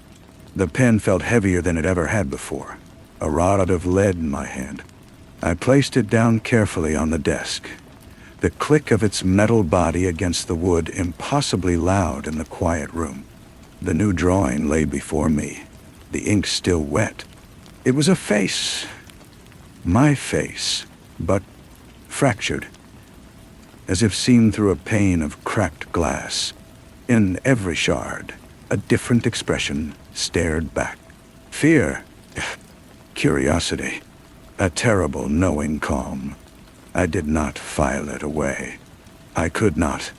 To add it to the boxes would be to accept it as just another piece of the archive, another data point in the long, slow investigation of myself. This was different. This was a conclusion I was drawing without any evidence, a verdict based on a feeling, a phantom memory of a deadbolt sliding home from the inside. The need for an answer became a compulsion, a physical thirst. I had to know if it was possible. Not in a philosophical sense, but in a practical one. Could I, Hal Hamilton, have done these things? I had always been a light sleeper, a man of routine. But during the worst of it, the years of the maestro, my sleep was a ragged, broken thing. I would wake at my desk, my head on a pillow of sketches, my hand still clutching a pen. There were lost hours, black voids in my memory that I had attributed to exhaustion, to the all-consuming nature of the obsession. I stood up and walked to the closet, pulling out the two heavy boxes. I did not open them to look at the contents. Instead, I looked at them as objects. The first box was an old cardboard file box, its corners soft with age. The second was a larger plastic tub, acquired later when the first overflowed. I lifted the plastic tub. It was lighter than I remembered. I set it down and opened the lid. The top layer was familiar. My sketches of Eliza Reed, the teacher. But beneath them, the order was wrong. I was a man of meticulous, almost pathological organization when it came to this archive. I knew the sequence of every clipping, every drawing. But here, the file on the violinist was tucked behind the file on the baker. A sheaf of my decoded messages was bound with a rubber band I didn't recognize, a brittle brown thing that snapped when I touched it. My heart began to hammer against my ribs, a frantic, trapped bird. This was not my order. Someone had been in here. Or I had been in here, in a state I could not recall, and rearranged my own haunted museum. I dug deeper, my hands trembling, pulling out folders and laying them on the floor around me in a chaotic circle. I was looking for something specific now, something I had seen 1,000 times, but never truly seen. The physical evidence, the photographs of the notes left at the scenes. I found the folder, thick with grainy, black and white glossies. I spread them out. The first note, on Arthur Finch.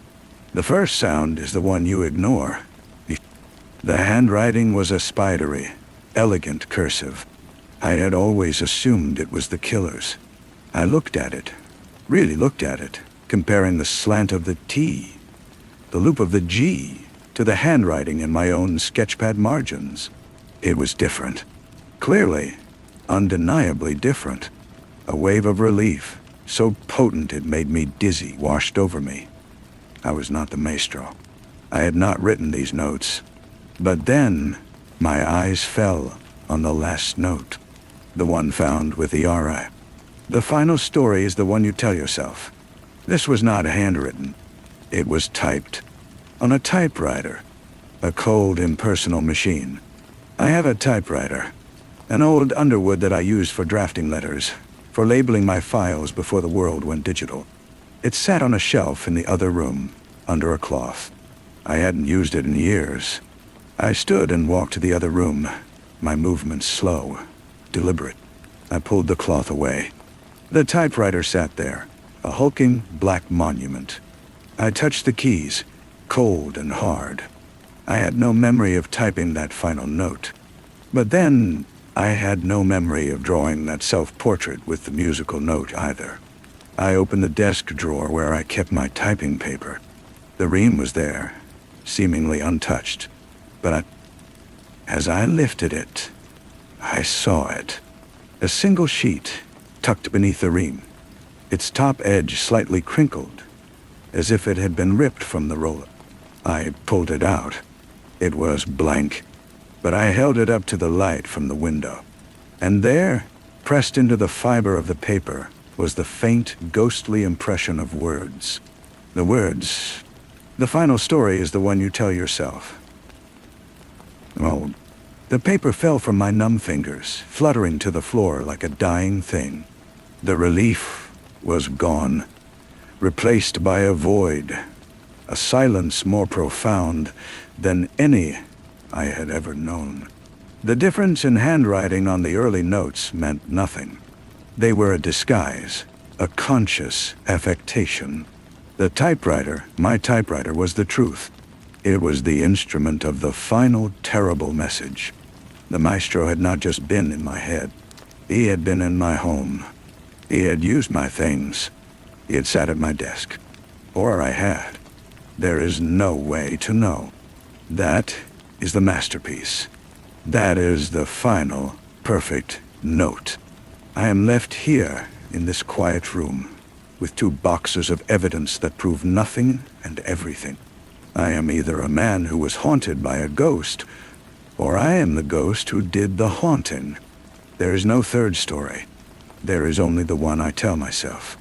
And tonight, I am telling myself that the man who drew those pictures, who solved those codes, who loved his friend, is the same man who sat at this very typewriter and wrote the sentence that ended it all. I pick up the pen again.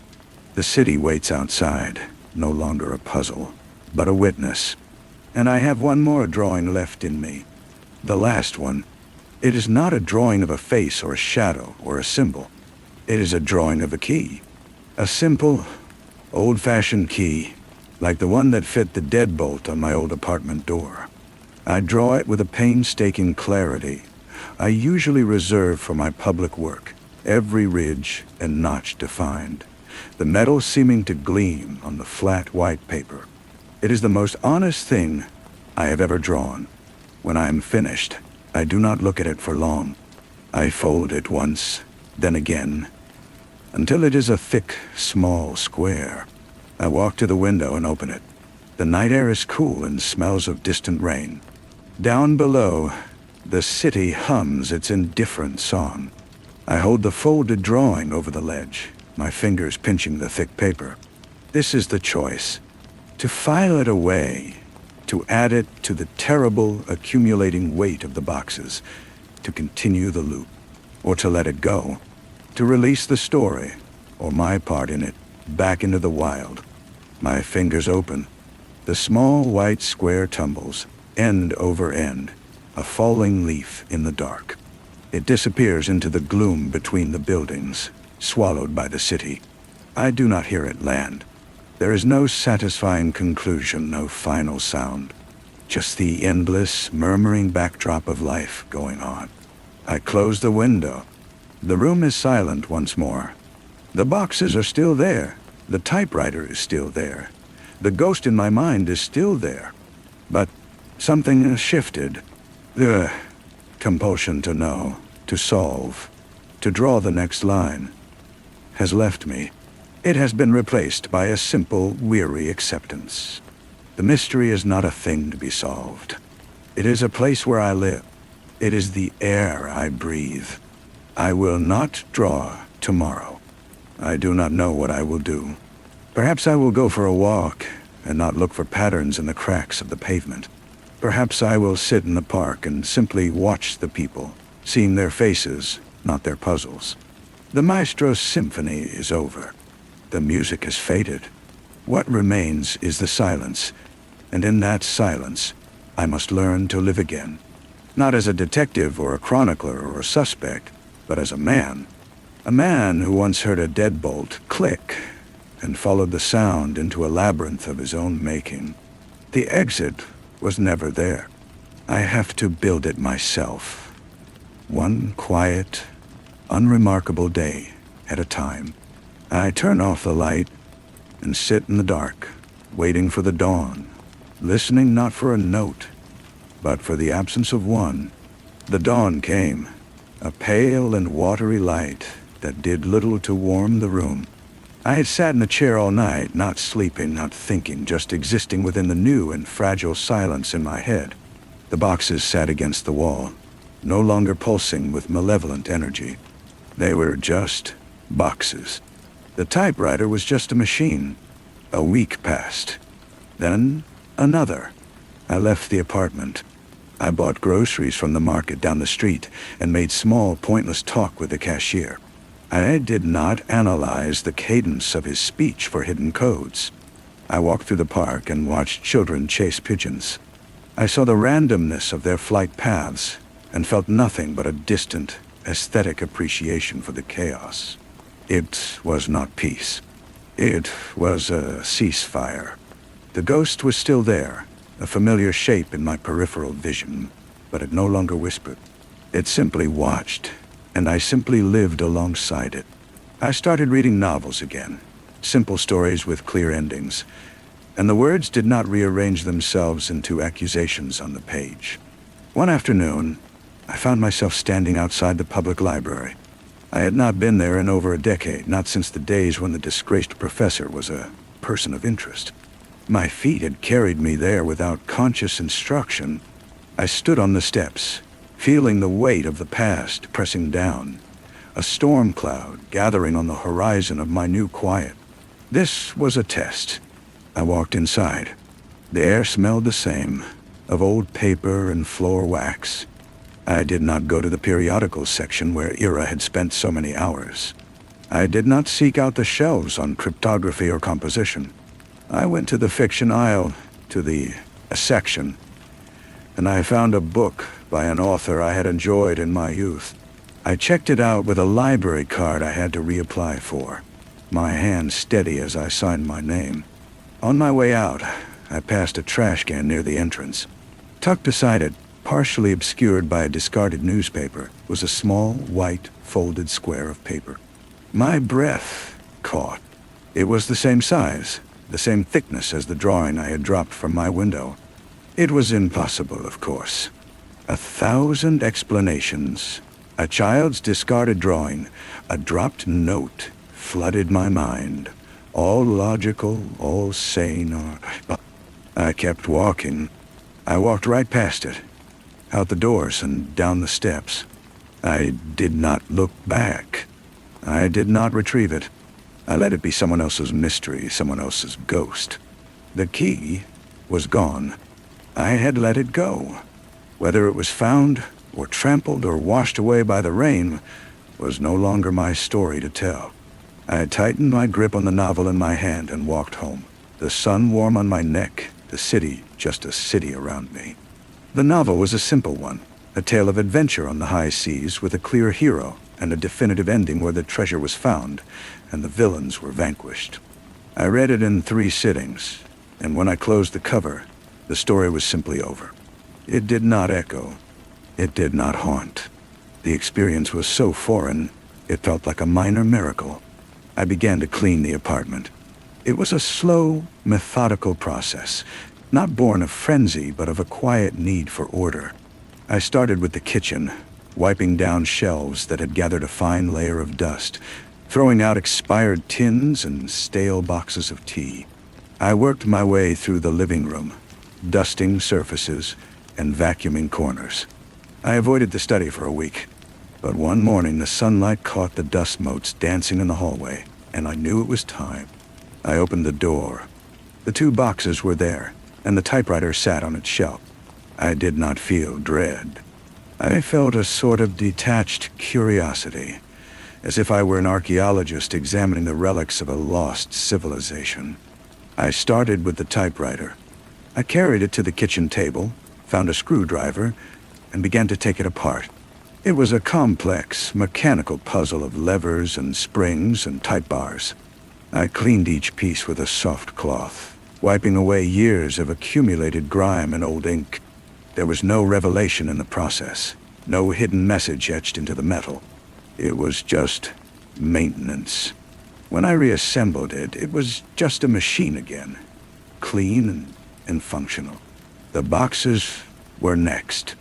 I did not look inside. I carried them one by one down to the building's recycling bin. I lifted the heavy plastic lid and placed them inside, on top of a stack of broken-down cardboard. They made a dull, final thud. I stood there for a moment, my hand on the lid, waiting for a feeling of panic, of loss, of regret. It did not come. There was only a slight lightness, a subtle shift in ballast. As I turned to go back inside, my neighbor, Mrs. Gable, was coming out. She was a kind woman in her 70s who had lived in the building even longer than I had. "Getting rid of some clutter, Hal?" she asked, her voice friendly. "Yes," I said, and the word felt true. "Just some old papers." She smiled. "It feels good, doesn't it? To make a little space." I nodded. "It does." Back upstairs, the apartment felt different. It was not just cleaner. It was larger. The silence was no longer a waiting silence, but a spacious one. I sat in my chair by the window. The city was still there, its skyline a familiar, jagged line. But the lines no longer felt like the bars of a cage. They were just lines. The patterns were still there in the way the clouds scudded across the sky, in the rhythm of the traffic below. But they were no longer a code to be broken. They were just the world being itself. I am an old man. The past is a country I can no longer visit, and I am no longer sure I would want to. The question of who I was, what I did, or what was done to me, has lost its sharp cutting edge. It is blurred, softened at the edges like a well-worn photograph. It is a story, one of many. It is not the only one I have. Sometimes, in the quiet of the evening, I hum a tune. It is not a melody I recognize from any symphony. It is something simple, something I might have heard on the radio, or perhaps something I am making up as I go along. It is not beautiful, but it is mine, and that I have come to understand is enough. The music is over. The silence is mine now, and I am learning to fill it with the ordinary, unremarkable sounds of a life. The humming is a new habit. It fills the empty spaces in the apartment, a soft vibration in my chest that reminds me I am here, in this body, in this room. I have started cooking for myself, simple meals that require my attention. The sizzle of onions in a pan, the steady chop of a carrot. These are the rhythms I follow now. They do not lead anywhere. They are an end in themselves. Yesterday, I received a letter. It was not a taunt or a cipher, just a folded piece of paper in a standard white envelope, my name and address typed neatly on the front. Inside was a brief note from the city archives. They were digitizing old case files, including the Maestro investigation. And as the lead consultant, they needed my formal permission to include my personal notes and correspondence. They had found my name in the official record. I read the letter 3 times. There's no hidden meaning in the bland, bureaucratic language. It was a request, a simple, administrative task. For a moment, the old instinct flared, to analyze the typeface, to question the timing, to see the ghost of the maestro in a city clerk's form letter. I felt the familiar pull, the seductive whisper of the puzzle. Then I set the letter down on the kitchen table. I filled the kettle and made a cup of tea. I sat and drank it, watching the steam rise and vanish. When I was finished, I went to my desk, took out a single sheet of paper and a pen, and wrote a reply. I gave them my permission. I did not mention the boxes I had thrown away. I signed my name, folded the letter, and sealed it in an envelope. I walked to the post office to mail it. The day was bright and clear. On the way, I passed a newsstand. The headlines shouted about politics and scandals, a new cycle of mysteries for a new generation to solve. I did not stop to read them. I kept walking, the envelope in my hand feeling not like a burden, but like a receipt, an acknowledgement that the past happened, and that it is now officially, permanently past. When I returned home, the silence welcomed me back. It is no longer a void to be feared, but a companion. I sometimes think of the folded drawing of the key, wondering if it was ever found, and if so, what the finder made of it. Perhaps it sparked a mystery for them, a small, personal enigma to ponder. Or perhaps it was just a piece of trash, swept into a gutter and forgotten. Both possibilities are equally comforting. The story is no longer mine to curate. It belongs to the wind and the rain, and the random footsteps of strangers. My own story is here, in this quiet room, with a taste of tea on my tongue and the simple, unbreakable code of the ticking clock. The ticking clock is a sound I have come to appreciate. Its rhythm is not a countdown, but a marker of presence. Each tick is a moment I am here, and not lost in the labyrinth. I have started a small garden on my fire escape, just a few pots with herbs and a stubborn geranium. The dirt under my fingernails is a grounding thing, a testament to a simple, nurturing act. I water them in the mornings, checking the leaves for signs of life or distress. It is a small responsibility, but it is mine.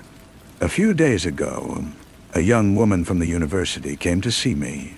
She was a graduate student writing her thesis on urban legends and their roots in real crime. She had heard my name in connection with the Maestro case. She stood in my hallway, earnest and bright-eyed, a notebook in her hand. She asked if I would be willing to be interviewed. I looked at her, at the eager hunger for a story in her face, and I saw a reflection of my younger self.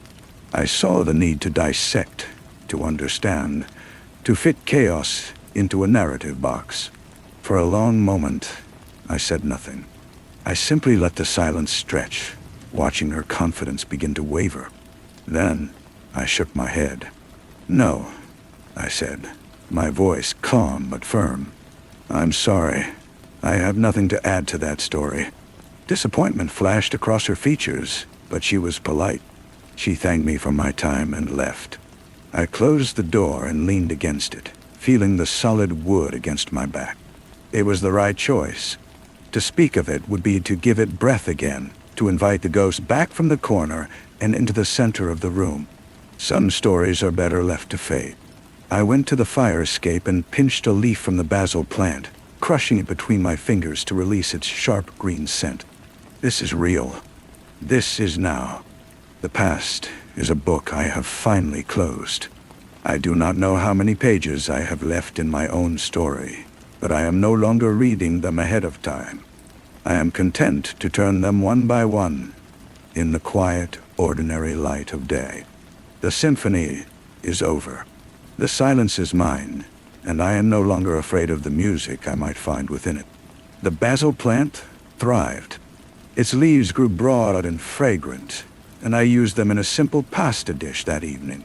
The act of eating something I had grown myself, however small the contribution, felt like a quiet victory. It was a tangible result in a world I had once seen as nothing but intangible signs. Weeks blended into months. The seasons turned. The geranium on the fire escape bloomed a shocking, defiant red against the gray building opposite. I found myself noticing the color more than I analyzed the geometry of the window frames behind it. This, I decided, was progress. I was in the park, feeding the last of my bread crusts to the same pigeons I had once studied for patterns, when I saw him. It was I.R. He was older, his hair completely white now, and he walked with a slight stoop, leaning on a polished cane. He was on the other side of the pond, watching the ducks. He had not seen me. My first instinct was a cold, sharp jolt of the past. The codes, the shared obsession, the bitter dissolution of our friendship. The memory was a physical weight in my chest. The old narrative, the one of betrayal and intellectual combat, rose up, fully formed and ready for a new chapter. I stood there, the pigeon at my feet cooing impatiently. I watched Ira. He wasn't reading a book or scribbling in a notebook. He was just watching the ducks. His face, from this distance, seemed calm, perhaps even peaceful. He was just an old man in a park. I could have crossed the bridge. I could have approached him. We could have exchanged pleasantries that were not pleasant, or plunged immediately into the old toxic waters. We could have dissected the Maestro case one last time, each offering our own version of the truth, trying to prove who was the real architect of our ruin. I did not cross the bridge. I turned and walked away, leaving the pigeons to their crumbs and Ira to his ducks. There was no drama in the decision, no satisfying sense of closure or righteous anger. It was simply a choice. Some bridges are not meant to be crossed again. Some stories are better left with their own endings. I walked home, the image of Ira's peaceful profile lingering in my mind. It no longer felt like a puzzle piece. It was just a memory, one of many. The ghost of our friendship could rest now, on its own side of the water, and I could rest on mine. The city held us both, separate and whole, and that was enough. The final story was not one we would tell each other. It was the one we would each live, quietly and alone. The walk home felt longer than usual, but lighter. The encounter with the RA had been a test I did not know I was going to face. And I had passed. I had chosen my present over our past. The apartment was cool and quiet when I returned. I watered the plants on the fire escape, my movements slow and deliberate. The red of the geranium was even more vivid in the late afternoon light. That night I dreamed, not of mazes or music or falling keys, but of a vast, quiet library. The shelves stretched into infinity, and every book was blank. I walked through the silent aisles, not with panic, but with a sense of calm possibility. I stopped at a desk, took a pen from my pocket, and opened a book to the first page. I began to write. I did not write about codes or conspiracies. I wrote about the taste of basil and the sound of a clock and the color of a flower against a gray wall. The words were simple, and they were mine. I filled the page, and then I closed the book and placed it back on the shelf. It was one story among countless others. It was enough. I woke with a sense of clarity I had not felt in decades. The room was filled with the soft gray light of pre-dawn. I did not get up immediately. I lay there and listened to the city begin to stir, a distant siren, the rumble of an early truck. These were not signals. They were just sounds. They required no interpretation from me. I rose and made my breakfast. I cleaned the single plate and cup and put them away. I stood by the window, looking out at the waking city. For the first time in a very long time, I had no agenda, no mystery to solve, no ghost to placate. The day ahead was a clean white page. I did not know what I would write on it, and for once, the not knowing felt not like a void, but like a promise. The maestro was silent. Ira was across the water. The key was lost, and I was here. The story was over. My life, however, was not. It was just beginning again, quietly, in the space after the final note had faded. The space after the final note was not empty. It was filled with the small, practical details of living. I started taking a different route on my walks, exploring streets I had never bothered with before. I noticed the names of the small businesses, a tailor, a bakery, a shoe repair shop, and they were just names, not anagrams or clues. I even went into the bakery one day and bought a loaf of bread. It was still warm, The woman behind the counter smiled and told me to have a nice day. I realized she was not a player in a game. She was just a woman selling bread. My old coat grew threadbare at the elbows. I took it to the tailor I had passed. He was a quiet man with kind eyes and thick glasses. He measured the sleeves and noted the frayed cuffs, his movements efficient and sure. We did not speak of anything beyond the work. There was no subtext. When I returned a week later to pick it up, the coat was mended, the patches seamless and strong. I put it on, and it felt like a new garment. Yet it was the same old coat. The metaphor was not lost on me, but I let it pass without dissection. It was simply a fact. Some things can be repaired. The seasons turned again. The geranium finally wilted with the first frost. I brought the pot inside, scraped the dead plant into the trash, and washed the pot thoroughly. I placed it back on the fire escape, empty. It was not a loss. It was a cycle. I would plant something new in the spring. I found myself one evening standing before the empty bookcase in my study. The typewriter was gone. The boxes were gone. The shelves were bare. I felt no urge to fill them with new puzzles. The next day, I went back to the library. This time, I did not hesitate on the steps. I went straight to the travel section and chose a book filled with large, colorful photographs of deserts and mountains and seas. There were no words to decipher, only landscapes to observe. I checked it out and took it home. I look at those pictures sometimes. The sheer scale of the deserts, the immense weight of the mountains, the endless stretch of the sea. They used to make me feel small and insignificant. Now they make me feel free. My story is a small one. It is a story of a quiet room, a mended coat, an empty pot waiting for spring. It is not a story that will ever be told in an archive or a thesis. It is written in the quiet rhythm of my days, a rhythm that requires no key to understand. It is enough. It is more than enough. The silence is not just mine to keep. It is mine to inhabit, fully and without fear, for all the days I have left. The book of landscapes remained on the shelf, its pages a quiet promise of worlds I would never see. And that was all right. My world had shrunk to a manageable size, and in that smallness, I found a depth I had never known. I began to notice the way the light moved across the floorboards throughout the day, painting a slow golden rectangle that shifted and stretched and finally vanished. This was a pattern I could appreciate without needing to solve it. One afternoon, there was a soft knock at my door. It was Mrs. Gable, holding a small ceramic dish covered with a cloth. "I made too much stew," she said. "I thought you might like some."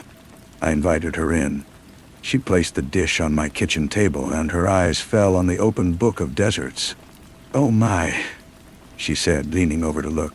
"It makes you feel small, doesn't it?" "It does," I agreed. And then I added, "in a good way." She smiled, a genuine warm smile that reached her eyes. "I know exactly what you mean."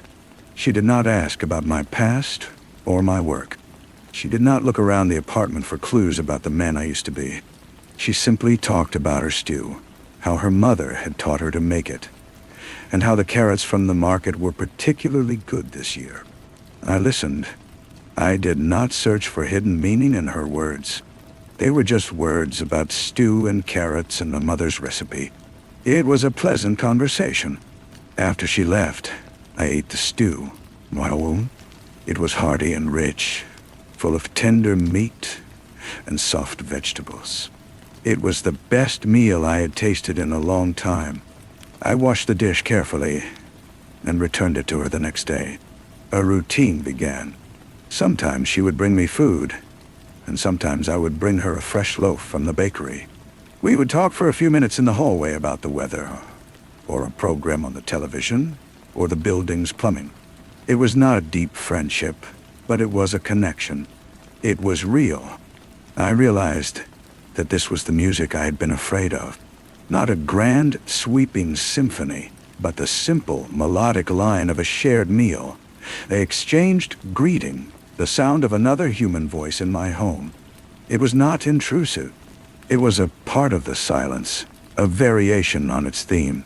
Today I woke up and the sky was a flat, pale gray. It might rain later. I will take my walk, and I will probably see the pigeons. I will come home and maybe read a little, or just sit and watch the light change. Mrs. Gable might knock. She might not. Either outcome is acceptable. The day is a blank page, and I am no longer afraid of what I will write upon it, or if I will write anything at all. The story continues, not with a climax, but with a quiet, sustained note of contentment. It is a note I can hold forever. The rain began as a soft patter, just as I returned to my apartment. I left the window open a crack to let in the smell of it, that clean, wet concrete scent that I had always associated with new beginnings. I sat in my chair and listened to the rhythm, so much more complex and random than the ticking of my clock. It was a rhythm that could not be predicted or controlled, only experienced. Later, I found myself standing at my desk, a blank sheet of paper before me. The impulse was not born of obsession, but of a simple, quiet curiosity. I picked up my pen. I did not write a code or a theory. I did not write about the maestro or IRA or lost keys. I wrote a single sentence. The rain today smelled like forgiveness. I looked at the words, written in my own clumsy hand. They were not profound, but they were true. I left the paper there on the desk, a small white testament to a thought that had come and would eventually go. The next time I saw Mrs. Gable, she mentioned her son was coming to visit. She seemed anxious, fussing with her apron. "He's a good boy," she said, "but he worries about me living alone." I simply nodded and said, "It is good that he cares." I did not offer an analysis of her relationship or the dynamics of a mother and son. I offered no solutions. I just listened. And in listening, I saw her shoulders relax slightly. My quiet presence was enough.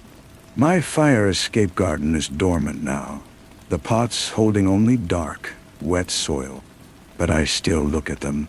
I know that beneath the surface, things are waiting. There is no hurry for them to emerge. The waiting is part of the process, a silent, necessary part of the growth to come. My life feels like that now, a period of quiet gestation. I am not waiting for anything in particular. I am simply living within the wait itself, and finding it to be a peaceful place. The story is not in the grand events, but in the patient space between them. It is a story I am learning to read without turning the page. The pen I had used to write that sentence about the rain remained on the desk. I did not put it away. It became a fixture, lying next to a small, smooth stone I had picked up on one of my walks. The stone was gray and unremarkable, but its weight in my hand was a comfort. It asked nothing of me. It simply was. Months folded into one another with a gentle predictability. My hair grew whiter, my steps a little slower. But the quiet in my apartment seemed to grow deeper and more resonant. I found I could sit for an hour, doing nothing but watching the dust motes dance in a sunbeam, and feel no sense of wasted time.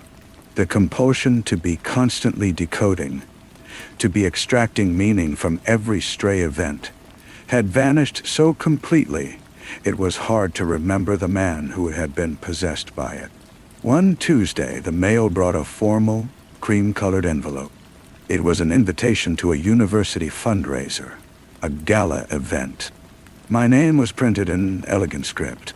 A part of my old mind, the part that had been trained to see patterns and connections, noted that the graduate student who had visited me must have put my name on a list. It was not a malicious act, just an administrative one. I held the invitation for a long moment. I pictured the ballroom, the chatter, The clinking glasses, the unspoken hierarchies and intellectual posturing. It was a world I had once navigated with sharp, anxious skill. I walked to the small metal bin under my kitchen sink.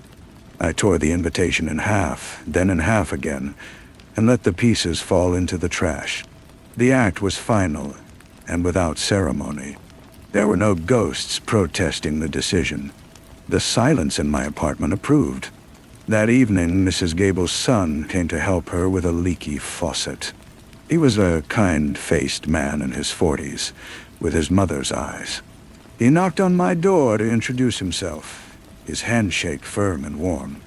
We spoke for a few minutes about the weather, about the building. He did not know who I was, and the relief of that anonymity was a gift. I was just a neighbor, an old man in a quiet apartment. The story he might have heard, if he had heard any at all, was so buried under years of quiet living as to be irrelevant. After he left, I made a cup of tea and took it to the window. The city lights were coming on, each one a tiny, bright point in the vast, darkening grid. I did not try to connect them. I did not search for a constellation or a message. I simply watched them appear, one by one, each light a life, a story, a quiet center of its own universe. My own light was among them, a small, steady glow in the gathering night.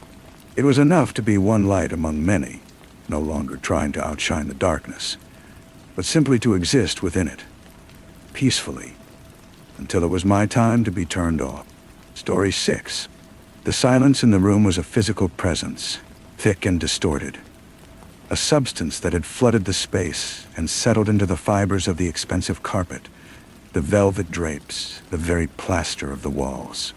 It was not a peaceful quiet. It was the silence that comes after the storm has passed, after the scream has been torn from a throat and has faded into nothing. A vacuum that ached to be filled with the echoes of what had happened. Garrett Ray, the prosecutor, felt it press against his eardrums as he stood on the threshold. A low humming pressure that was more deafening than any noise. He could smell the lingering ghost of expensive perfume, undercut by something else, something coppery and organic that he knew, with a cold certainty, was the scent of blood long since cleaned away.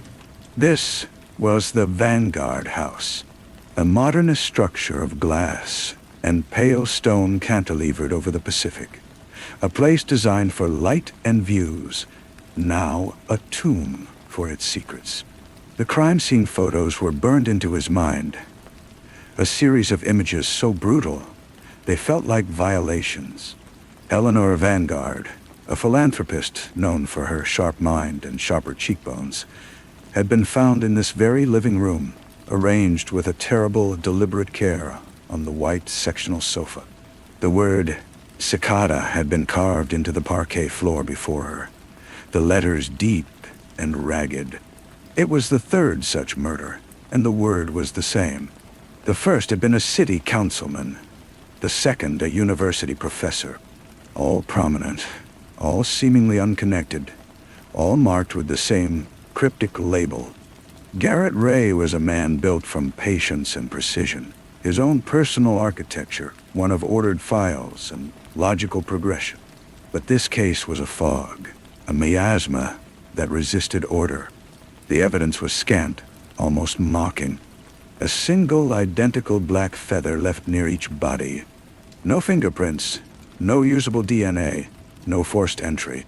It was as if the killers were ghosts.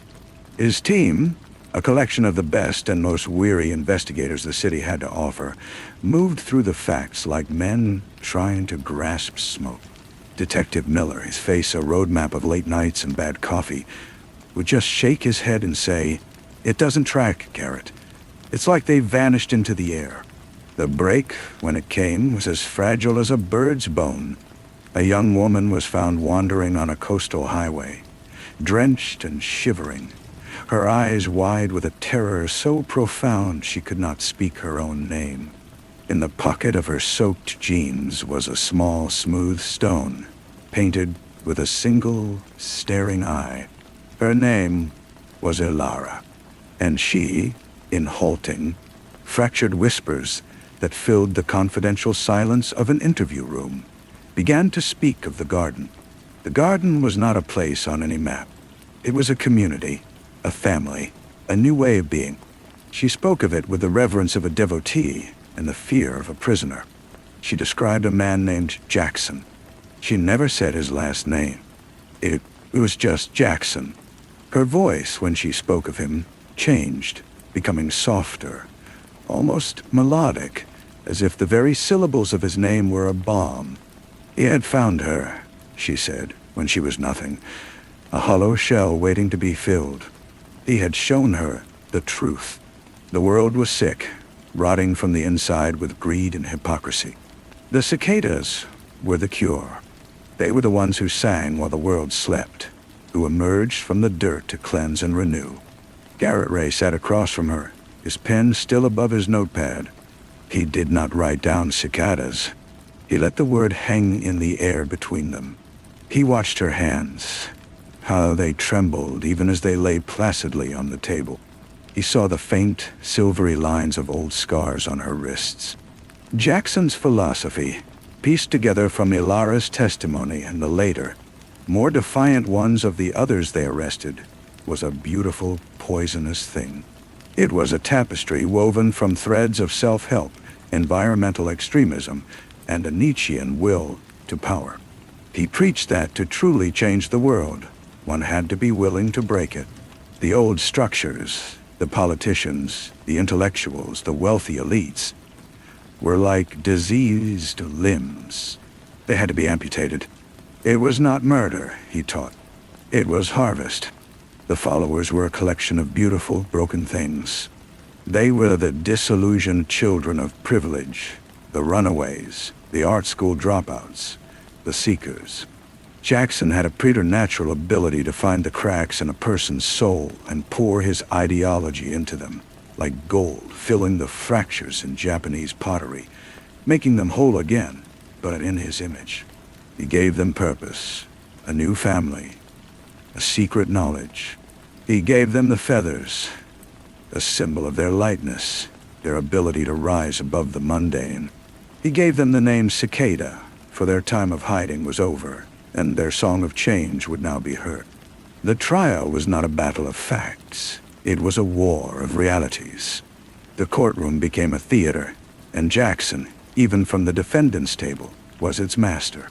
He was not a wild-eyed fanatic. He was calm, articulate, his hands resting gently on the polished wood.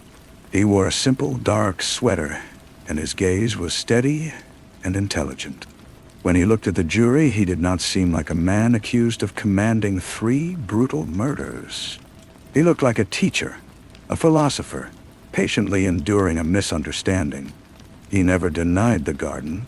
He spoke of it with a quiet pride. A place of sustainability, of meditation, of seeking a higher truth. The murders, a tragedy. A terrible misinterpretation of his teachings by a few lost souls. He was a shepherd grieving for his strayed lambs. His followers, now the co-defendants, echoed this. On the stand they were serene, their eyes reflecting a flat, untroubled light. They spoke of Eleanor Vanguard, and the others not with remorse, but with a chilling, clinical detachment. They were necessary sacrifices. They were the loud, false voices that had to be silenced for the true song to begin. Garrett Ray would press them, his voice a low, relentless drumbeat against their placid certainty. You held a knife. You carved a word into the floor as a woman bled to death beside you. Do you feel nothing? The young man on the stand, a boy really with soft features and clear blue eyes, would smile a faint, sorrowful smile. Feeling is the trap of the old world, Mr. Ray. We were beyond feeling. We were acting for the whole. Garrett Ray felt the foundation of his own reality tremble. He dealt in motives, greed, jealousy, rage. These were human. They were understandable. This was different. This was a collective abdication of the soul. He would go home to his own silent apartment, the files spread across his kitchen table, and the face of Jackson would swim before him in the lamplight. It was the face of absolute conviction, and that, he was beginning to understand, was the most terrifying thing of all. It was a virus, and the trial was merely showing how contagious it was. Public opinion was split not on his guilt, but on his charisma. There were think pieces, documentaries, supporters holding vigils outside the courthouse with signs that read, "Hear the song." The climax came not with a bang, but with a whisper. Elara, the state's star witness, was back on the stand for redirect. Jackson was allowed to question her directly, a rare and dangerous gambit. He stood not approaching her, but simply turning his calm gaze upon her. "Elara," he said, and his voice was like warm honey, a voice meant for intimate conversations in firelit rooms. "Do you remember the first night you came to the garden? You were so cold. I gave you a blanket. I made you tea with honey from our own hives." Garrett Ray objected. "Relevance, Your Honor." The judge overruled him, captivated despite himself. Jackson continued, his eyes never leaving hers. "You told me your name meant light. You said you had been living in darkness. Do you remember what you said to me?" Elara was trembling, her earlier composure shattered. She looked like the lost girl they had found on the highway.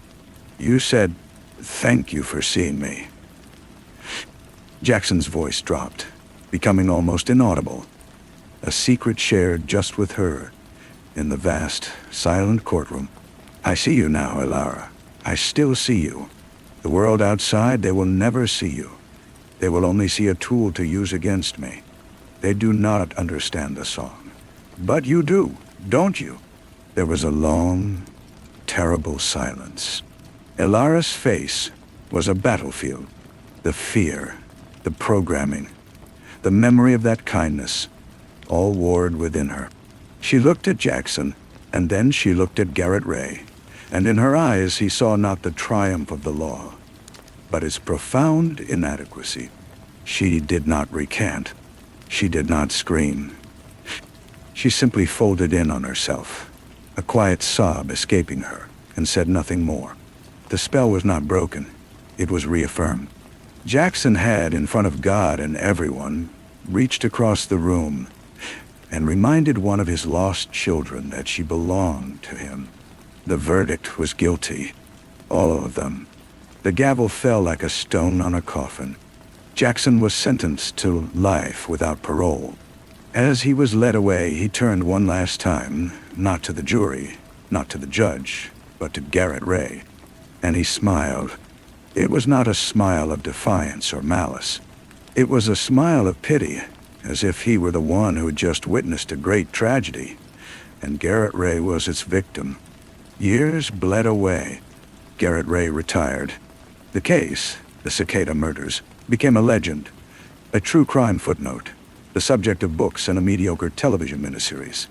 He tried to forget the sound of Jackson's voice, the flatness in the followers' eyes, the terrible, beautiful logic of their madness. He moved to a small, quiet cabin in the woods, a place where the only sounds were the wind in the pines and the occasional cry of a hawk. He told himself he had found peace. One afternoon, a thick manila envelope arrived with no return address. Inside, there was no letter, just a single black feather, identical to the ones left at the murder scenes all those years ago. And a photograph. It was a picture of a group of young people standing in a sun-dappled clearing somewhere in a forest.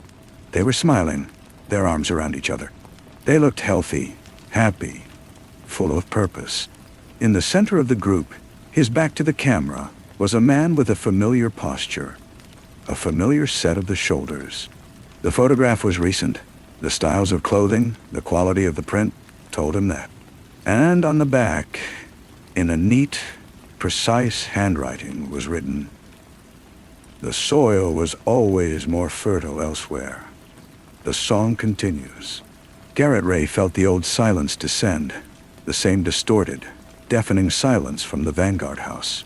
It had followed him here. It had been waiting.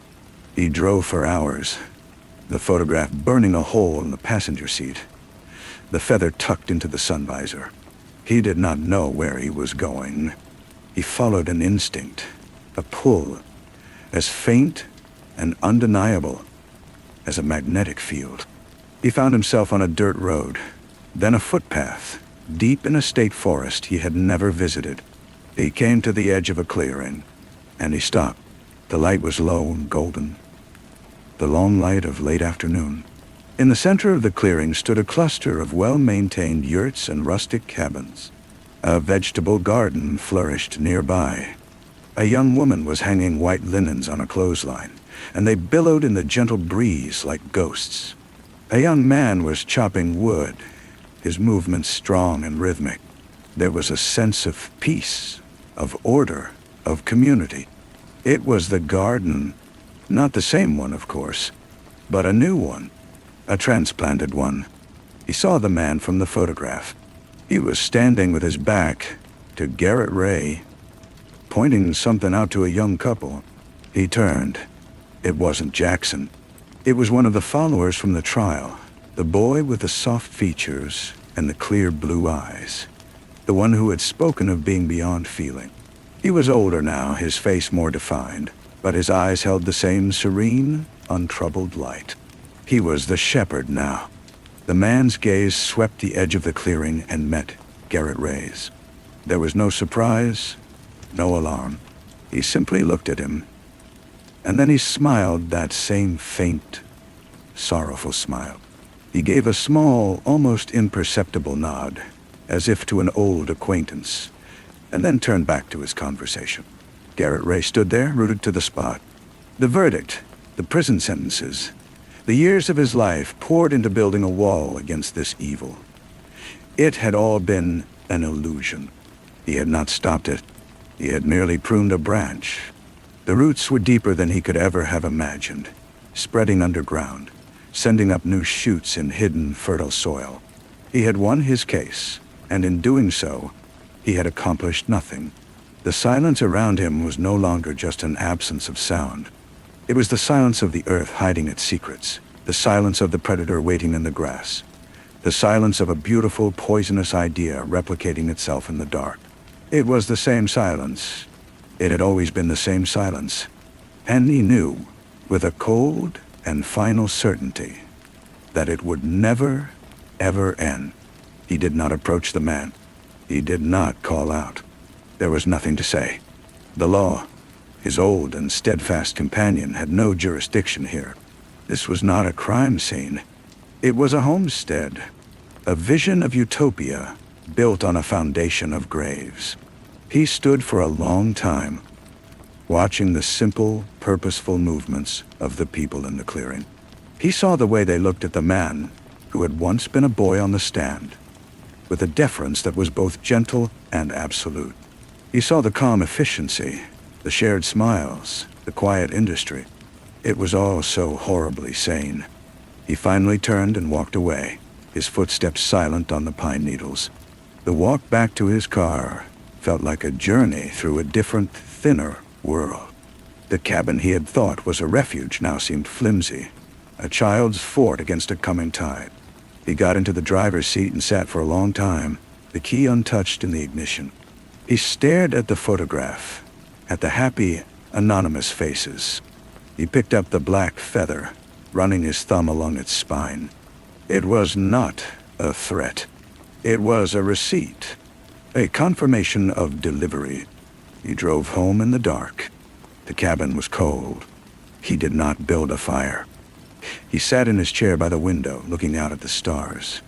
He thought of Jackson, sitting in a concrete cell, and he understood that the man was not a prisoner. He was a seed pod that had already burst, scattering its contents to the wind. The prison was just another part of the soil. The real work, the real growth, was happening out here, in places like this clearing, tended by his disciples. The next morning he did not call the police. He did not call his old colleagues. What would he tell them? That he had found a peaceful commune in the woods, that a man who had served his time and was now a free citizen was living there. The law had done all it could do. It had processed the crimes it could see and touch. It was blind to the thing that truly mattered, the thing that had now taken root again. He spent the day in a kind of trance, performing the small, habitual tasks of his life. Making coffee, sweeping the floor. But his mind was elsewhere, trapped in that clearing. He saw the young woman hanging the white linens. He wondered what her story was, what crack in her soul had made her a receptive vessel. He wondered if she knew about Eleanor Vanguard, if the story of the cicadas was a foundational myth told here, a dark secret passed down as a testament to their commitment. Days turned into weeks. He tried to read, but the words were meaningless shapes. He tried to listen to music, but every melody felt like a mockery of the terrible silent song he now knew was being sung just miles from his door. He was a retired prosecutor, a man who had built his life on the principle that justice, while imperfect, was a tangible force in the world. Now he knew that the most dangerous ideas were like spores. They could lie dormant for years. They could survive fire and ice and the full weight of the law.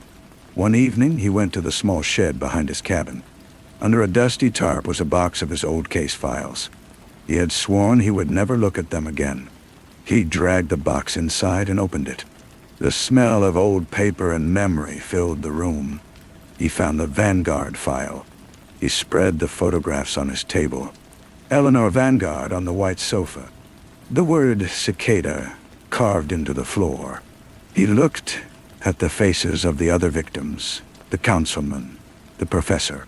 They had been sacrifices to a belief system that was, he now saw, more resilient than any of them. He understood then that his retirement was over. He could not arrest them. He could not prosecute them. But he could not simply sit and wait either. He had to understand. He had to bear witness. This was not a new case. It was the same case. It had never been closed. The following morning, he packed a bag with water, a notebook, and binoculars. He drove back to the state forest. He did not go to the clearing. Instead, he found a high, rocky outcrop a half-mile away, shielded by a thicket of young hemlocks. From here, through the binoculars, he had a clear, elevated view of the garden. He settled in, the damp earth seeping through his trousers. He was no longer Garrett Ray, the prosecutor. He was just an old man on a rock watching. He opened the notebook to a fresh page. He did not write a date or a title. He simply put his pen to the paper and waited, the silence of the woods pressing in on him. A different silence now, charged with a terrible, patient purpose. The first thing he noted was the schedule. By 7, the community was awake and moving, gathering in the center of the clearing for a silent meditation that lasted precisely 20 minutes. After that, the work began. It was divided with a quiet, unquestioning efficiency. Some tended the extensive vegetable patches. Others repaired structures or carried water from a nearby stream. There were no raised voices, no arguments over division of labor. It was a hive, and each person moved with the instinctual purpose of a bee serving its queen. He saw the man, whose name he remembered was Cale, moving among them. He was not idle. He worked alongside the others, his hands in the soil, his shoulder to a log being carried. But Garrett Ray noticed the subtle differences. When Cale spoke, people stopped to listen. When he approached a task, others would naturally gravitate to assist him. He was the undisputed center of their gravity. He was their Jackson. On the third day of his vigil, he saw something that chilled him more than any overt act of violence could have.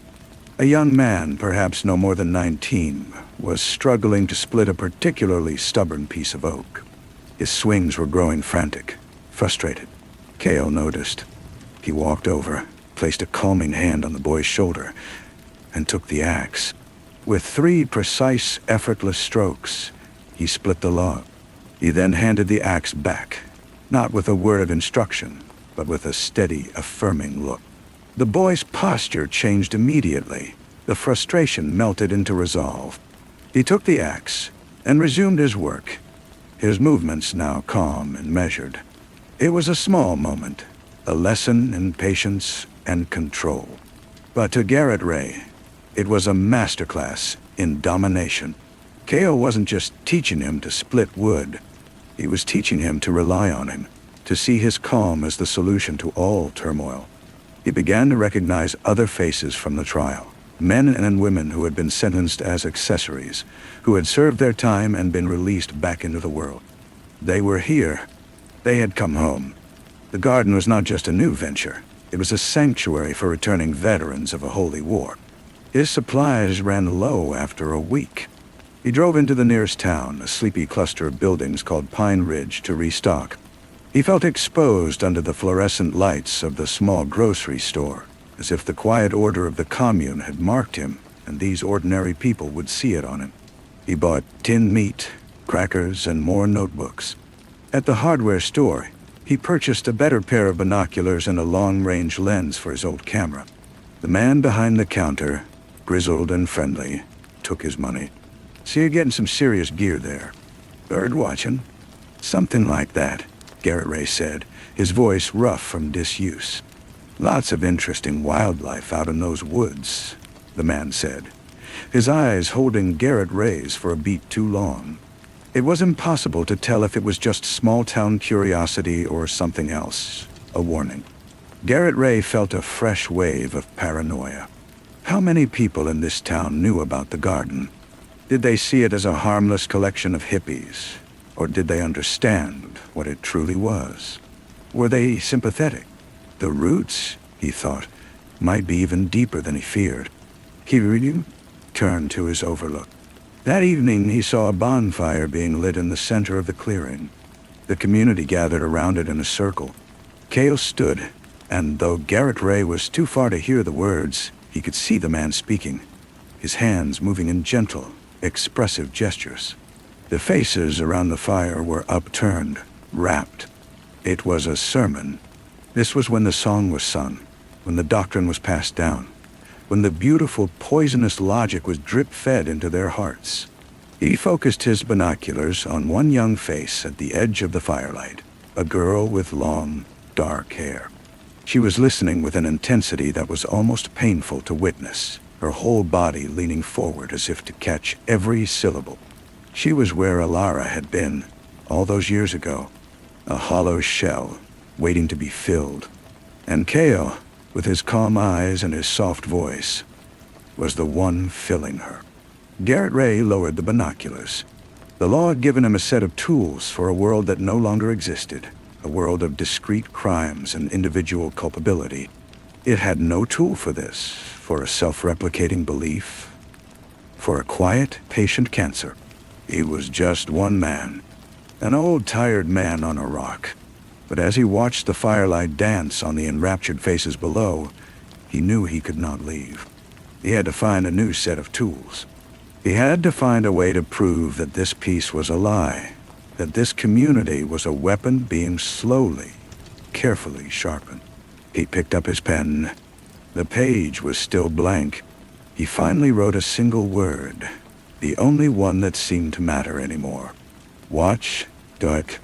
He wrote it again, larger this time, the letters digging into the paper. Watch, Eowyn. It was not a passive instruction. It was an imperative, the only one left to him. He would be the record. He would be the one who saw. The seasons began to turn. The lush green of the clearing faded to the brilliant gold and red of autumn. The community's activities shifted accordingly. They harvested their garden, preserving the food with a practiced, communal effort. They gathered firewood, stacking it in neat, towering cords against the coming winter. The bonfire sermons continued, the circle drawing tighter against the chill. Garrett Ray's perch grew colder, the wind biting through his layers. He did not relent. He bought a small propane heater and a heavier sleeping bag. His cabin gathered dust. His real home was now this rocky overlook. He filled notebook after notebook. He documented their routines, their numbers, the comings and goings of a beat-up old pickup truck, that made a supply run to Pine Ridge every Tuesday. He noted the license plate. He took photographs, long, grainy shots of daily life, of Cale speaking, of the followers working. He created a chart, mapping their social structure, trying to identify the inner circle. It was all useless for any court of law, but it was his scripture, his testament against the silence. One afternoon in late October, the truck returned from its run earlier than usual. It did not carry the usual boxes of dry goods and tools. A single person got out, a woman, even from a distance, and through the autumn haze, Garrett Ray knew her. The way she held herself, a fragile dignity that seemed on the verge of shattering. It was Elara. His breath caught in his throat. She was older, her face more lined, but the lost girl from the highway was still there, visible in the cautious slope of her shoulders. Cale came out to meet her. He did not embrace her.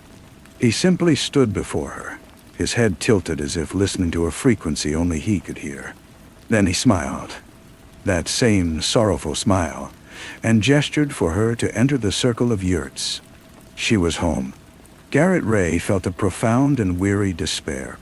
She had been the state's star witness, the one who was supposed to have been deprogrammed, saved. The law had taken its pound of flesh from her testimony, and then cast her back into the world, believing the job was done. But Jackson's words in the courtroom had been the real programming, a dormant command that had finally activated. "Thank you for seeing me." He had called her back, and she had come. Days later, a new ritual began. As the first snow dusted the highest peaks, the community started gathering stones from the creek bed. They carried them to a level spot at the edge of the clearing, near the tree line. Under Cale's direction, they began to lay a foundation. It was not for a dwelling. The shape was wrong. It was too long, too narrow. As the low stone walls began to rise, Garrett Ray's blood ran cold. He knew this shape. He had seen it in the evidence photos from the Vanguard estate.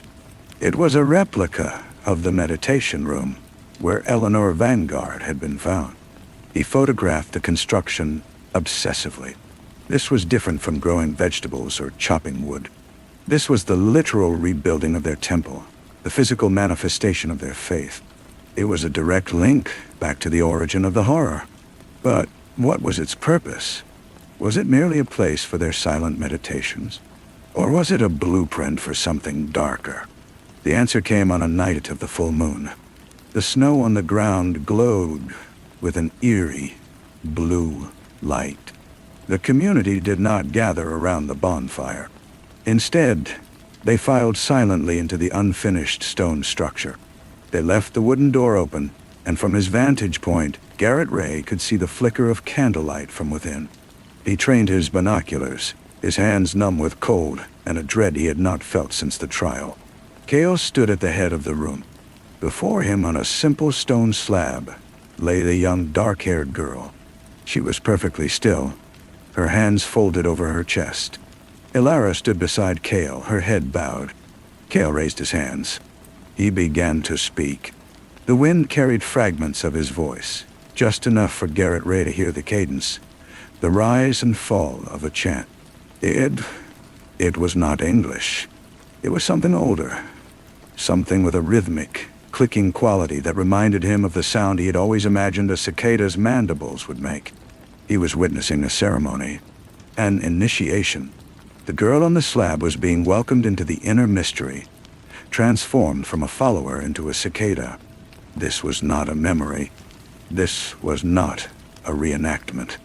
This was the next chapter.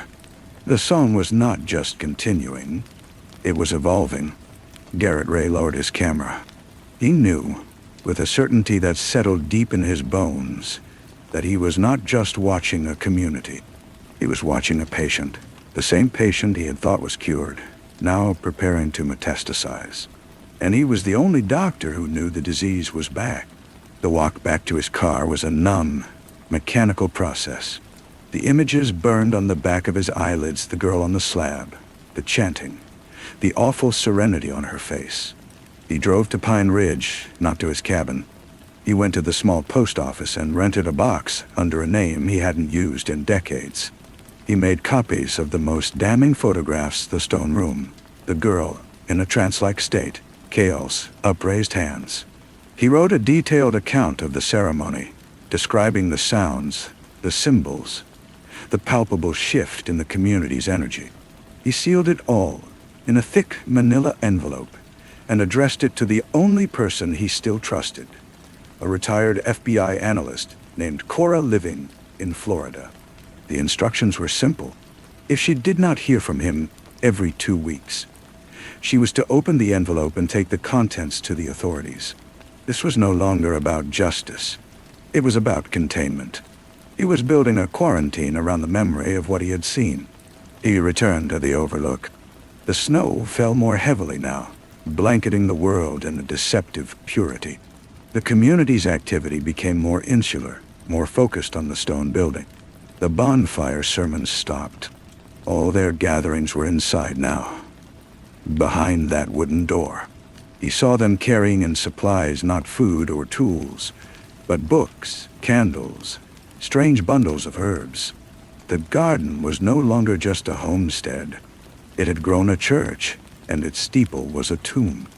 One Tuesday, he watched the beat-up truck leave for its supply run. On a whim, a desperate, reckless impulse, he broke his own protocol.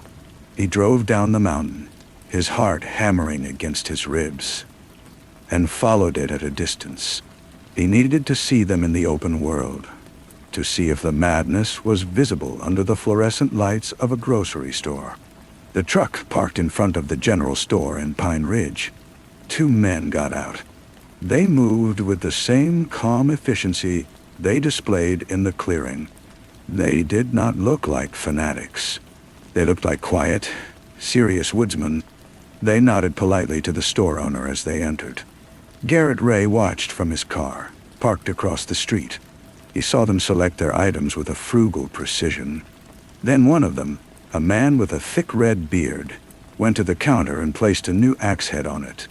The grizzled owner from the hardware store rang it up. "Tough winter on the tools, eh?" The red-bearded man smiled, a bland, peaceful expression. "The work continues," he said.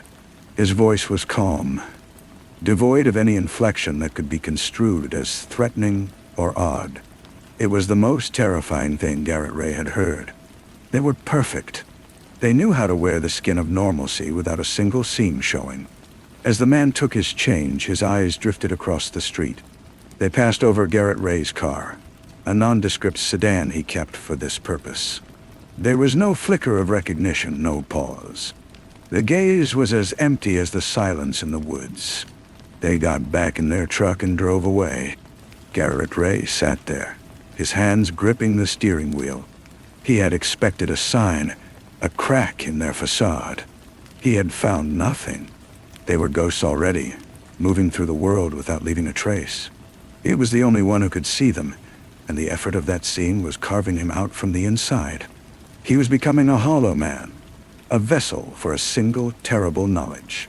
He started the car and drove back up the mountain, back to his rock, back to his watch. It was all he had left. It was all he was. The next morning, a different truck arrived at the garden. It was new, a gleaming black SUV that looked alien on the dirt track. A man in a dark suit got out and was greeted by Cale.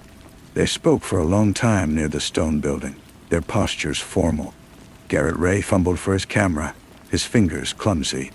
He zoomed in on the license plate. It was from the state capitol. His mind raced, assembling and discarding theories. A lawyer? A politician? A new, wealthy convert? The man did not have the look of a follower. He had the look of a businessman. After an hour, the man got back into his SUV and left. Cale watched him go, then turned and looked directly toward Garrett Ray's overlook. It was impossible. The thicket of hemlocks was perfect cover. The angle was wrong. It had to be a coincidence, a man looking at the mountain. But the gaze held for a long, unsettling moment. That night, a storm rolled in. The wind howled around his perch, shaking the hemlocks and whipping snow into his face. He huddled in his sleeping bag, the propane heater fighting a losing battle against the cold. He could not see the garden through the blizzard. The world had gone white and loud, erasing his purpose. For the first time, he felt a true, gnawing fear. Not of them, but of his own irrelevance. What if he froze to death out here? What if the storm was the thing that finally stopped him? His testimony would be a sealed envelope in a Florida mailbox, a curiosity for a retired analyst. It would change nothing. He must have slept, because he was jolted awake by a sound that was not the wind. It was a soft crunch of snow close by. He lay perfectly still, his heart a frantic drum in his chest. The flap of his tent was zipped shut. He could see nothing. The footsteps circled once, then stopped. There was a long silence. Then, something slid under the tent flap. A single flat stone, clean of snow. As quickly as they had come, the footsteps retreated, swallowed by the storm. When dawn broke, the storm had passed. The world was pristine and silent. Garrett Ray unzipped the tent and picked up the stone. It was smooth, river-worn. There was no message carved into it. It was not a threat. It was a statement. We know you are here. We have always known. He packed his gear with a methodical calm. He took down the tent, loaded the car, and wiped the overlook clean of his presence. He drove not to his cabin, but to a different town, 20 miles away. He found a library with public computers. He searched the license plate number from the black SUV. It was registered to a shell corporation, but a cross-reference with business filings led him to a name: Alistair Finch, a lobbyist. A man who specialized in navigating regulatory law for land development and religious organizations. The pieces clicked into place with a sickening finality. This was not just a spiritual rebirth. It was a corporate one. They were not just building a church. They were building an institution, a legally protected entity. They were putting down roots that the law was designed to nurture, not tear out. Cale was not just a spiritual leader. He was a CEO. The garden was being incorporated. Garrett Ray sat back in the hard plastic chair. The hum of the computer was deafening. They had seen his watching, and they had responded not with violence, but with a move so calculated, so utterly modern, that it made his vigil seem like a primitive ritual. They had handed him a stone to show him his own irrelevance, and then they had filed paperwork to make their world permanent. He had no new tools. He had only the old heavy weight of the stone in his pocket. He put his face in his hands, not in defeat, but in a grim, newfound clarity. The game had changed. The patient was not just metastasizing. It was seeking a legal charter. He drove back to Pine Ridge, the stone a cold, heavy weight in his coat pocket. He stopped at the post office and checked his box. Empty. He sent Cora a pre-arranged all-clear email from a disposable account at the library, his fingers stiff on the keys. The routine felt hollow now, a ritual from a simpler time. He knew he could not return to the Overlook. That chapter was closed. They had allowed him his watch, tolerated his presence like a minor nuisance, until he had witnessed the arrival of Alistair Finch. That was the lie. The stone was not a threat of violence. It was an eviction notice. His cabin felt like a stranger's house. The air was stale, the few pieces of furniture impersonal and grim. He built a fire in the small hearth and sat before it, the stone in his hand. He turned it over and over, feeling its smooth, implacable surface. We know you are here. The message was not just about the mountain. It was about the world. They knew he was watching, and they knew the law was not his friend. It was about to become theirs. Days passed. He forced himself into a new routine. He frequented the diner, the hardware store, the small library.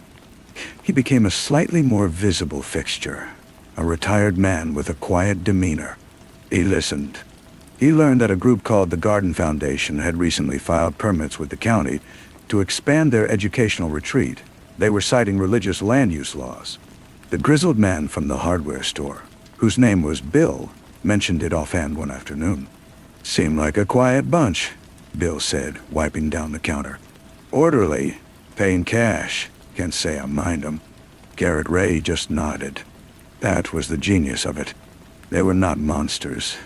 They were model citizens. They were building their tomb with the county's blessing. One evening, as he walked back to his cabin in the fading light, a figure detached itself from the shadows of his porch. It was Elara. She wore a simple, heavy wool coat, her hands buried in its pockets. Her face was pale, her eyes holding a terrible, exhausted calm. "Hello, Garrett Ray," she said. Her voice was flat. He stopped, his keys in his hand. He said nothing. "They call you the Watcher," she continued. "Kale says you are a man who cannot let go of a story. That you need it to be true." "He killed your sister," Garrett Ray said, the words raw. Elara's expression did not change. Eleanor transcended. "She was the first of us to complete the cycle. You turned her sacrifice into a crime. You turned my grief into a weapon for the state." She took a step closer. "He sent me to give you a choice. You can keep watching your story. You can cling to your proof and your paranoia. It will not change what is growing here. Or you can let it go. You can be free of it." She pulled a small white stone from her pocket, identical to the one he carried, and placed it on the porch railing. "He said to tell you that some stones are just stones, and some silences are a gift." She looked at him for a long moment, and in her eyes, he saw not the lost girl from the highway, nor the rapt follower by the fire, but something else entirely. A resolved, formidable woman, a high priestess of the quiet. Then she turned and walked away, disappearing into the twilight. Garrett Ray stood on the path, his breath misting in the cold air. The offer was real. It was a path to peace, a way to lay down the burden. He could go back to his life, whatever was left of it. He could let the garden become just another harmless commune, a footnote in the history of strange beliefs. He looked at the two stones, one in his hand, one on the railing. They were just stones, but they were also seeds.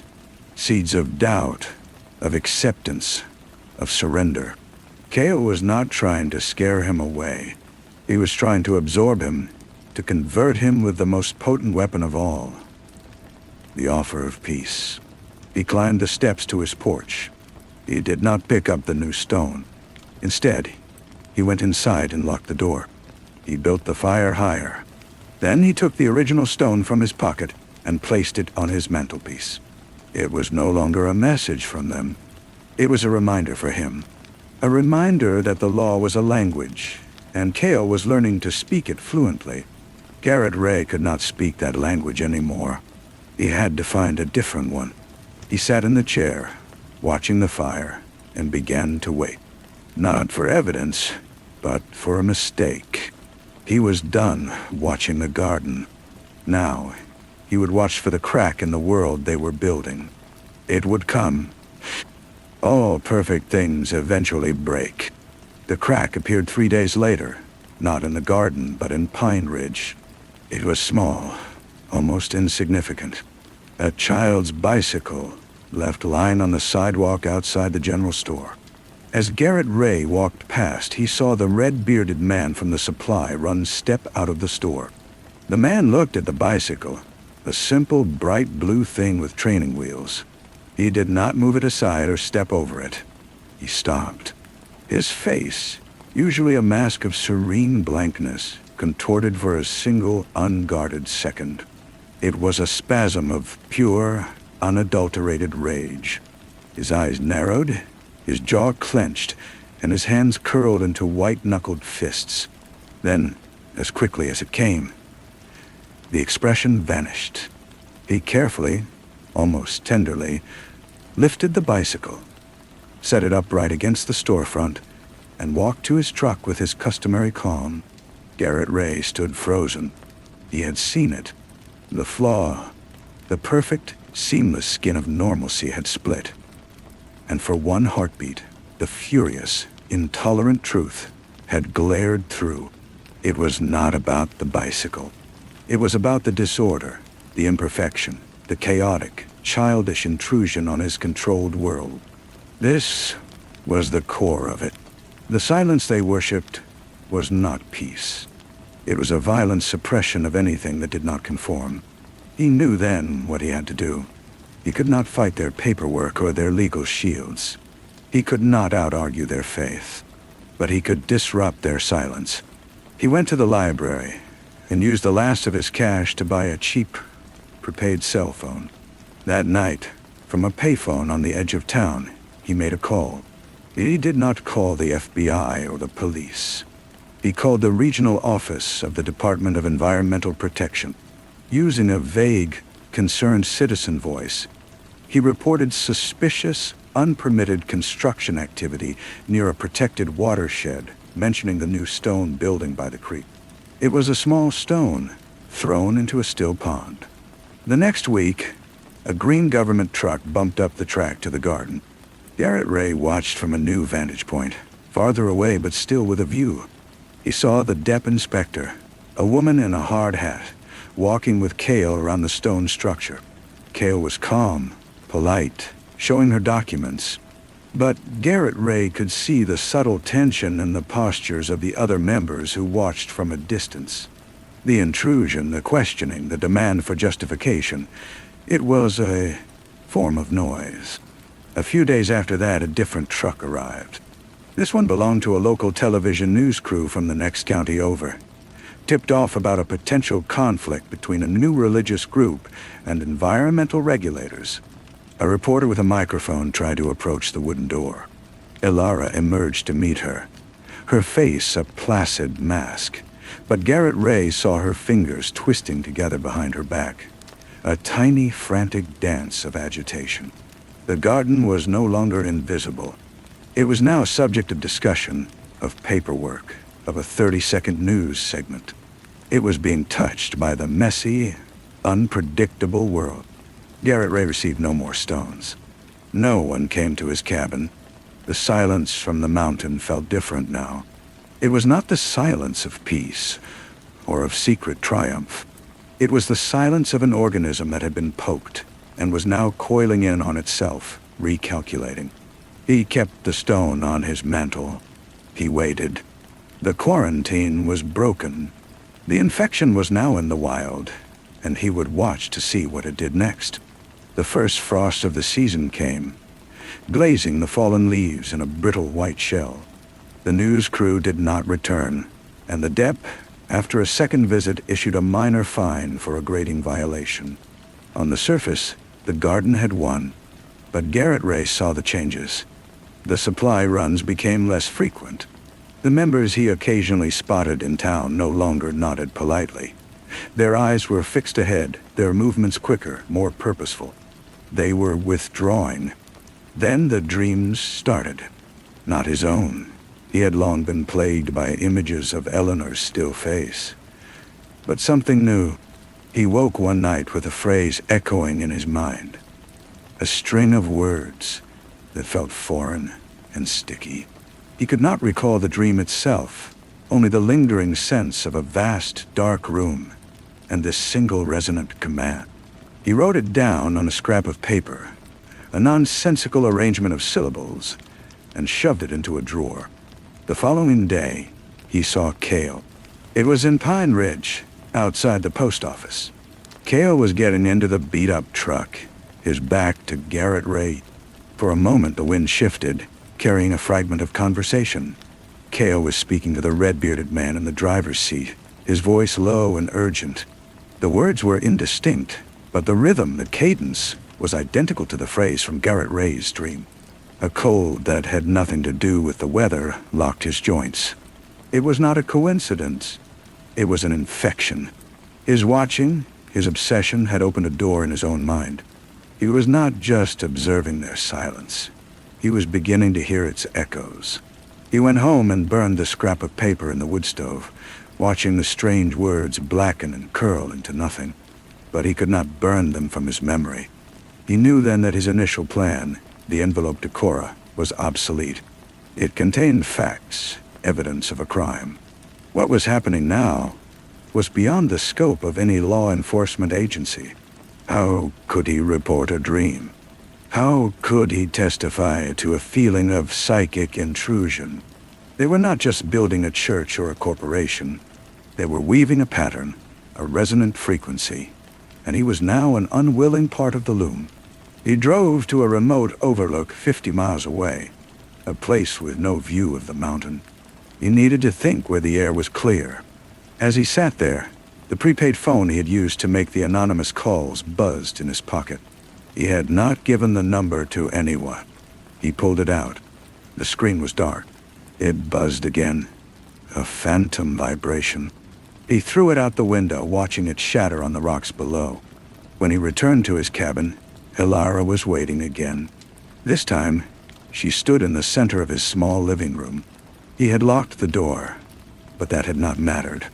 She held the white stone from his porch railing, which she had left untouched.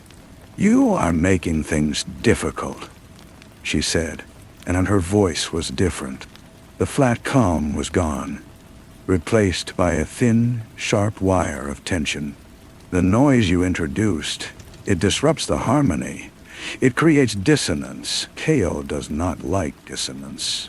"Get out of my house," Garrett Ray said, his own voice steady despite the fear coiling in his gut. She ignored him, her eyes scanning the room, coming to rest on the original stone on the mantel. "You keep it. You still think it means something. It doesn't.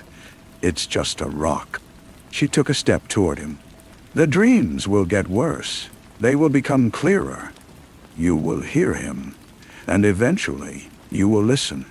It is easier to listen." "Is that what happened to you?" he asked. "Did you just decide to listen?" For the first time, her composure broke. A raw, wounded look flashed in her eyes. Eleanor was the strong one. She saw the truth immediately. "I fought it. I fought him. The noise in my head was unbearable. It was like screaming forever into a void. Then I let go. The silence. It was a blessing." She placed the new white stone on his kitchen table. "This is the last one. The next time we meet, you will not be given a choice. You will be reconciled." After she left, Garrett Ray did not move for a long time. He looked from the stone on the mantel to the stone on the table. He was not a watcher anymore. He was the watched. He was not the quarantiner. He was the infected. The battle was no longer out there on the mountain. It was here, in this room, in the architecture of his own mind. He picked up the stone from the table. It was cold and smooth. He closed his fingers around it. He did not know if he was holding a weapon or a surrender. He only knew the waiting was over. The end, whatever it was, had already begun. Story 7. The wind came down from the mountains, a dry, scraping breath that carried the scent of dust and distant rain. It whispered through the dry grass on the hillside and rattled the loose weather vane on the ranch house below. It was a sound that had been there for a century, but tonight it found a new register, a higher pitch, as it whistled through the open passenger door of the black sedan parked askance in the gravel drive. The door swung on its hinges with a soft metallic groan, a sound that was not part of the wind's usual repertoire. Inside the car, the dome light was dark, the battery dead or the bulb removed. The wind explored the interior, fluttering a single sheet of paper on the dashboard, a rental agreement made out to a name that nothing. Howard stood 10 yards away, his feet planted in the gravel, and let the scene settle into him. He did not move toward the car immediately. He absorbed the angle of the vehicle, the way the driver's side was tucked too close to the clapboard wall of the house, the spray of pebbles fanning out behind the tires, suggesting a sudden, hard stop. He noted the absolute blackness of the house windows, a blackness that felt dense and occupied. The wind lifted the lapel of his coat, and he felt the chill not on his skin, but deep in the marrow of his bones. A cold that had been living there for months. This was his return. This silent, wind-scoured yard in a forgotten corner of Nevada was the anvil upon which his future would be hammered out. His name was Howard, and he had been for 15 years, a precision instrument in a world of blunt forces. Now he was an instrument recently dropped, its calibration suspect. He had spent the last 90 days in a white room in Virginia, not as a prisoner, but as a patient, answering questions about his judgment, his stability, his commitment. The official term was administrative leave for psychological reassessment. In the halls of the agency, they called it the quiet cure. Felix, his superior, had been clear. This is a test, Howard. A simple one. A verification. The target is a ghost. Your only job is to confirm he is where we think he is, and then you stand down. A cleanup team will handle the rest. It's a walk in the park. A chance to get your feet wet again. Howard finally moved, his shoes crunching on the gravel, each step loud in the vast, wind-filled silence. He approached the open door of the sedan. The interior smelled of stale cigar smoke and a faint, coppery undertone he recognized as old blood. The rental agreement was for a Paul Draper. The car was clean, otherwise. No gum wrappers, no forgotten sunglasses. He ran a gloved finger along the steering wheel. Dust. He looked toward the house. The front door was ajar, a sliver of deeper darkness visible. He did not draw his weapon. That was a kind of language, and he was not yet ready to speak. He pushed the door open with his foot. The hinge protested. The air that rolled out was warm and carried a new smell, thick and organic. The smell of a butcher's shop at the end of a long day. He found the light switch. A single bulb in a fixture on the ceiling illuminated a scene of meticulous carnage. A man, the one who must have been Paul Draper, was seated in a straight-backed chair in the center of the living room. He was dressed in a cheap suit. His hands were folded neatly in his lap. His throat had been cut with a precision that was almost surgical, a single, deep line that gaped like a second mouth. There was blood on the floor, a dark, congealed pool, but none on the man's clothes, none on his hands. He had been killed elsewhere, cleaned, dressed, and arranged here. It was a message. It was a signature. On the small table beside the chair rested a single object, a vintage Zippo lighter, polished to a high silver shine. Howard did not need to pick it up to know what was engraved on its side. He had seen photographs in his briefing. A stylized scorpion. The calling card of Devon. The ghost was not just present. The ghost had been expecting company. Felix's voice, filtered through a secure satellite link later that night, was tight with a forced calm. This changes nothing, Howard. The mission parameters remain. Locate and verify. Do not engage. It was waiting for me, Felix, Howard said, staring out the window of his sterile motel room at the neon sign buzzing in the parking lot. He knew the identity I was using. He knew I was coming. He left a greeting card. He's a showman. It's psychological warfare. He wants you spooked. He wants you to break protocol. Do not give him what he wants. There was a pause, the faint hiss of the encrypted line. Your status is already fragile. One misstep, and you're back in the White Room, permanently.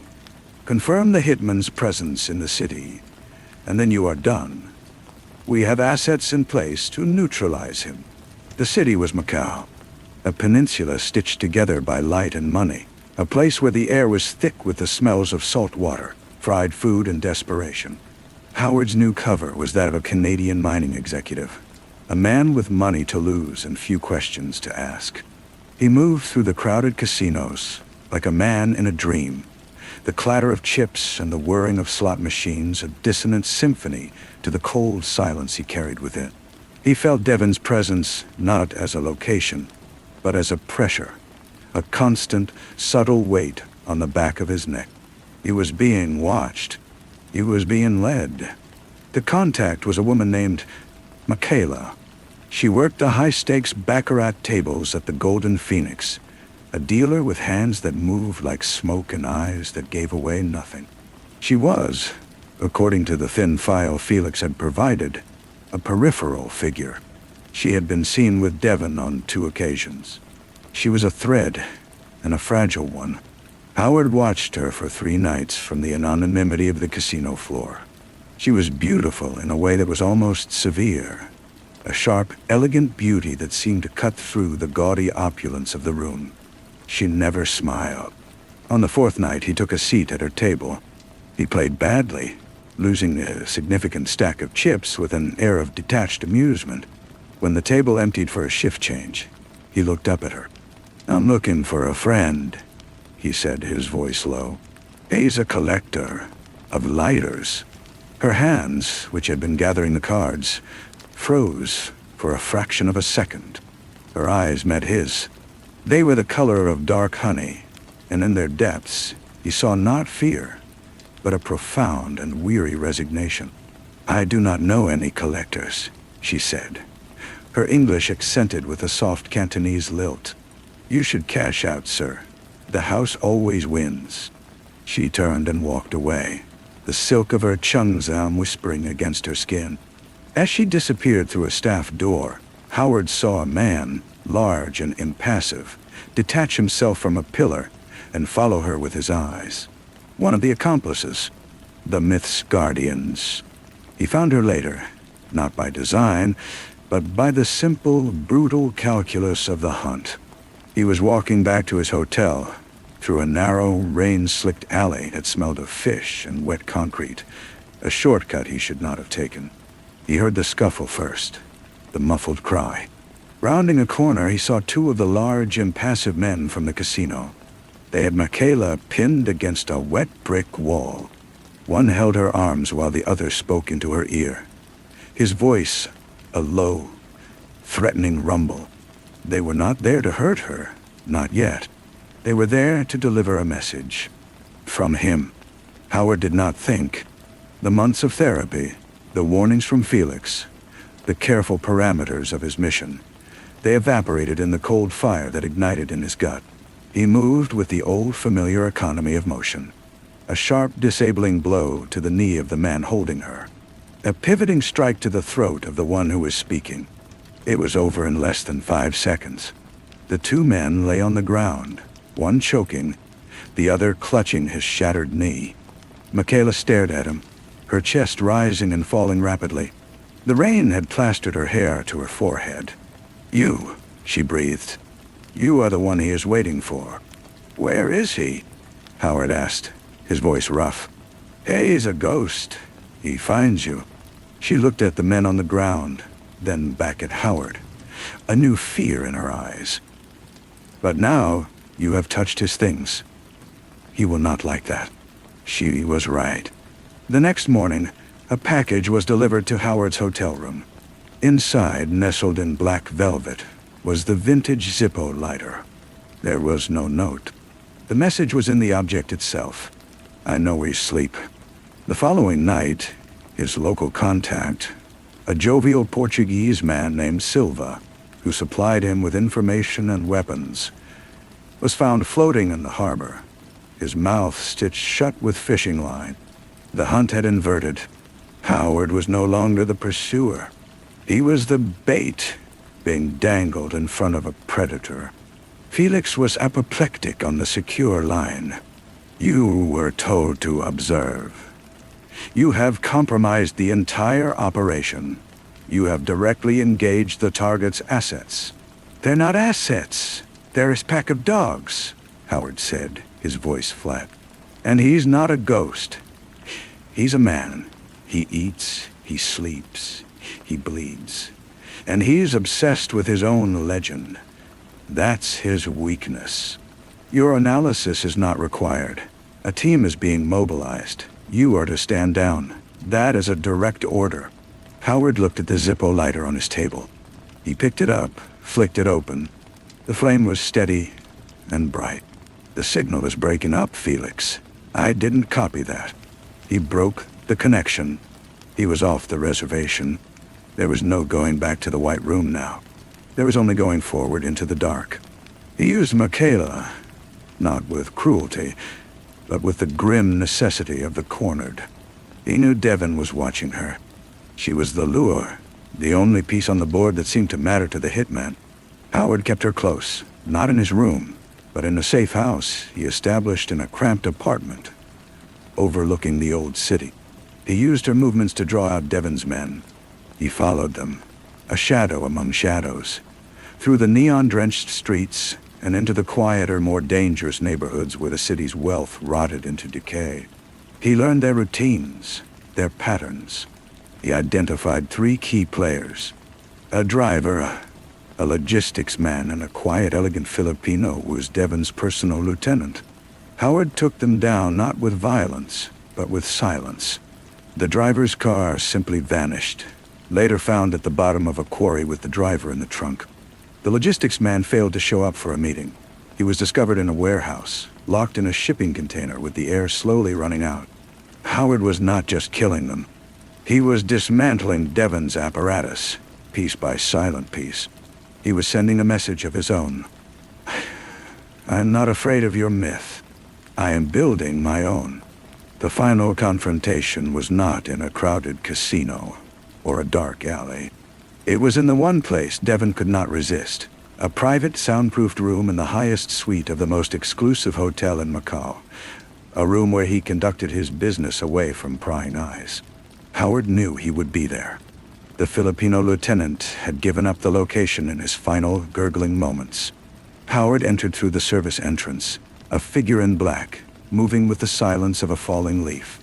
The suite was vast, decorated in shades of cream and gold. The only sound was the gentle hum of the air conditioning. Devon was alone, standing by the floor-to-ceiling window, looking out at the glittering tapestry of the city and the dark, restless sea beyond. He held a crystal tumbler of amber liquid in one hand. He did not turn around. "I wondered when you would finally come calling," Devon said. His voice was calm, cultured, without a trace of accent. It was the voice of a university lecturer, a man of reason. "You have been very busy. You have cost me a great deal of time and money." Howard stood in the center of the room, his own weapon held loose at his side. "It's over, Devon." Devon turned slowly. He was a handsome man with sharp features and cool gray eyes. He was dressed in the impeccably tailored dark suit. He looked like a banker or a politician. There was no malice in his face, only a kind of detached curiosity. "Is it? I think not. This was never about me, was it? This was about you. The broken agent trying to prove he can still hold a gun without his hand shaking." He took a sip of his drink. "Felix sent you because he thought you were expendable. A damaged tool to be used one last time. He never expected you to succeed.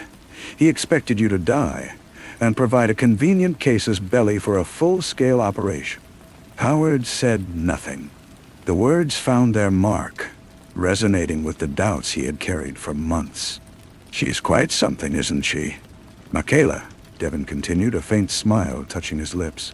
"Such resilience. I have enjoyed her company, but she is just a detail, as you are. As Felix is, the game is so much larger than any of you." "There is no game," Howard said. "There's just you and me in this room." A reductionist view. Devon placed his tumbler carefully on a side table, but a practical one for tonight. His hand moved, a blur of motion, and a small, sleek pistol was in it, seeming to have materialized from the air. The 2 shots were almost one sound, a single concussive blast that was swallowed by the soundproofed walls. Howard felt the impact in his side, a hot, tearing punch that spun him halfway around. His own shot, fired a microsecond earlier, had taken Devon in the center of his chest. The hitman staggered back a step, a look of mild surprise on his face. He looked down at the dark flower blooming on his pristine white shirt. He coughed. A wet, ragged sound, and a trickle of blood appeared at the corner of his mouth. He did not fall. Not immediately. He leaned against the vast window, the city lights twinkling behind him like a field of fallen stars. "Congratulations," Devon whispered, his voice a dry rustle. Then his legs gave way, and he slid down the glass, leaving a smeared trail of red, coming to rest on the floor, his head tilted back, his gray eyes staring at the ceiling, seeing nothing.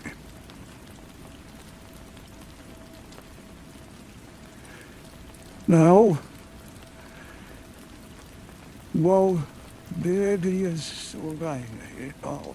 Howard clutched his side, his breath coming in short, painful gasps. The warmth of his own blood seeped through his fingers. He limped toward the window, looking down at the dead man. There was no triumph, no relief, only a vast, hollow emptiness. He had proven he could still do the job. He had slain the dragon, and he felt nothing. He became aware of a presence behind him. He turned, his weapon rising, but it was too late. The quiet, elegant Filipino lieutenant stood in the doorway, a suppressed pistol in his hand. Howard had been sure he was dead. He had checked his pulse. "You must have been wrong." The lieutenant did not shoot. He looked from Howard to the body of his master. His face was a mask of grief and fury. Then he looked back at Howard, and his expression changed to one of cold, final understanding. He lowered his weapon. He turned and walked away, his footsteps silent on the thick carpet. Howard stood alone in the silent, opulent room, the coppery smell of blood filling his nostrils, the lights of the city stretching out to the horizon. He had won. He had completed his mission. He had redeemed himself in the most final way possible. Weeks later, in a debriefing room that was not white but a dull bureaucratic gray, Felix sat across from it. Howard's wound was healing. The official report was a masterpiece of obfuscation. Agent Howard, acting on confirmed intelligence, engaged and neutralized the high-value target known as Devon after the target initiated hostilities. A clean kill. A successful mission. "You did good work out there," Felix said, his tone carefully neutral. "Unofficial, messy, but effective. It seems the quiet cure was just what you needed." Howard said nothing. He looked at Felix, at the calm, assessing eyes, and he remembered Devon's words. "He expected you to die. We're putting you back in the field," Felix continued. "A well-deserved promotion, a more autonomous role. Your first assignment is in Marrakesh. A simple extraction. The files are on the tablet." He slid a sleek device across the table. Howard picked it up. He scanned the documents. A diplomat's daughter. A suspected kidnapping. Standard procedure. He swiped to the photograph of the primary local asset, the person he was to make contact with.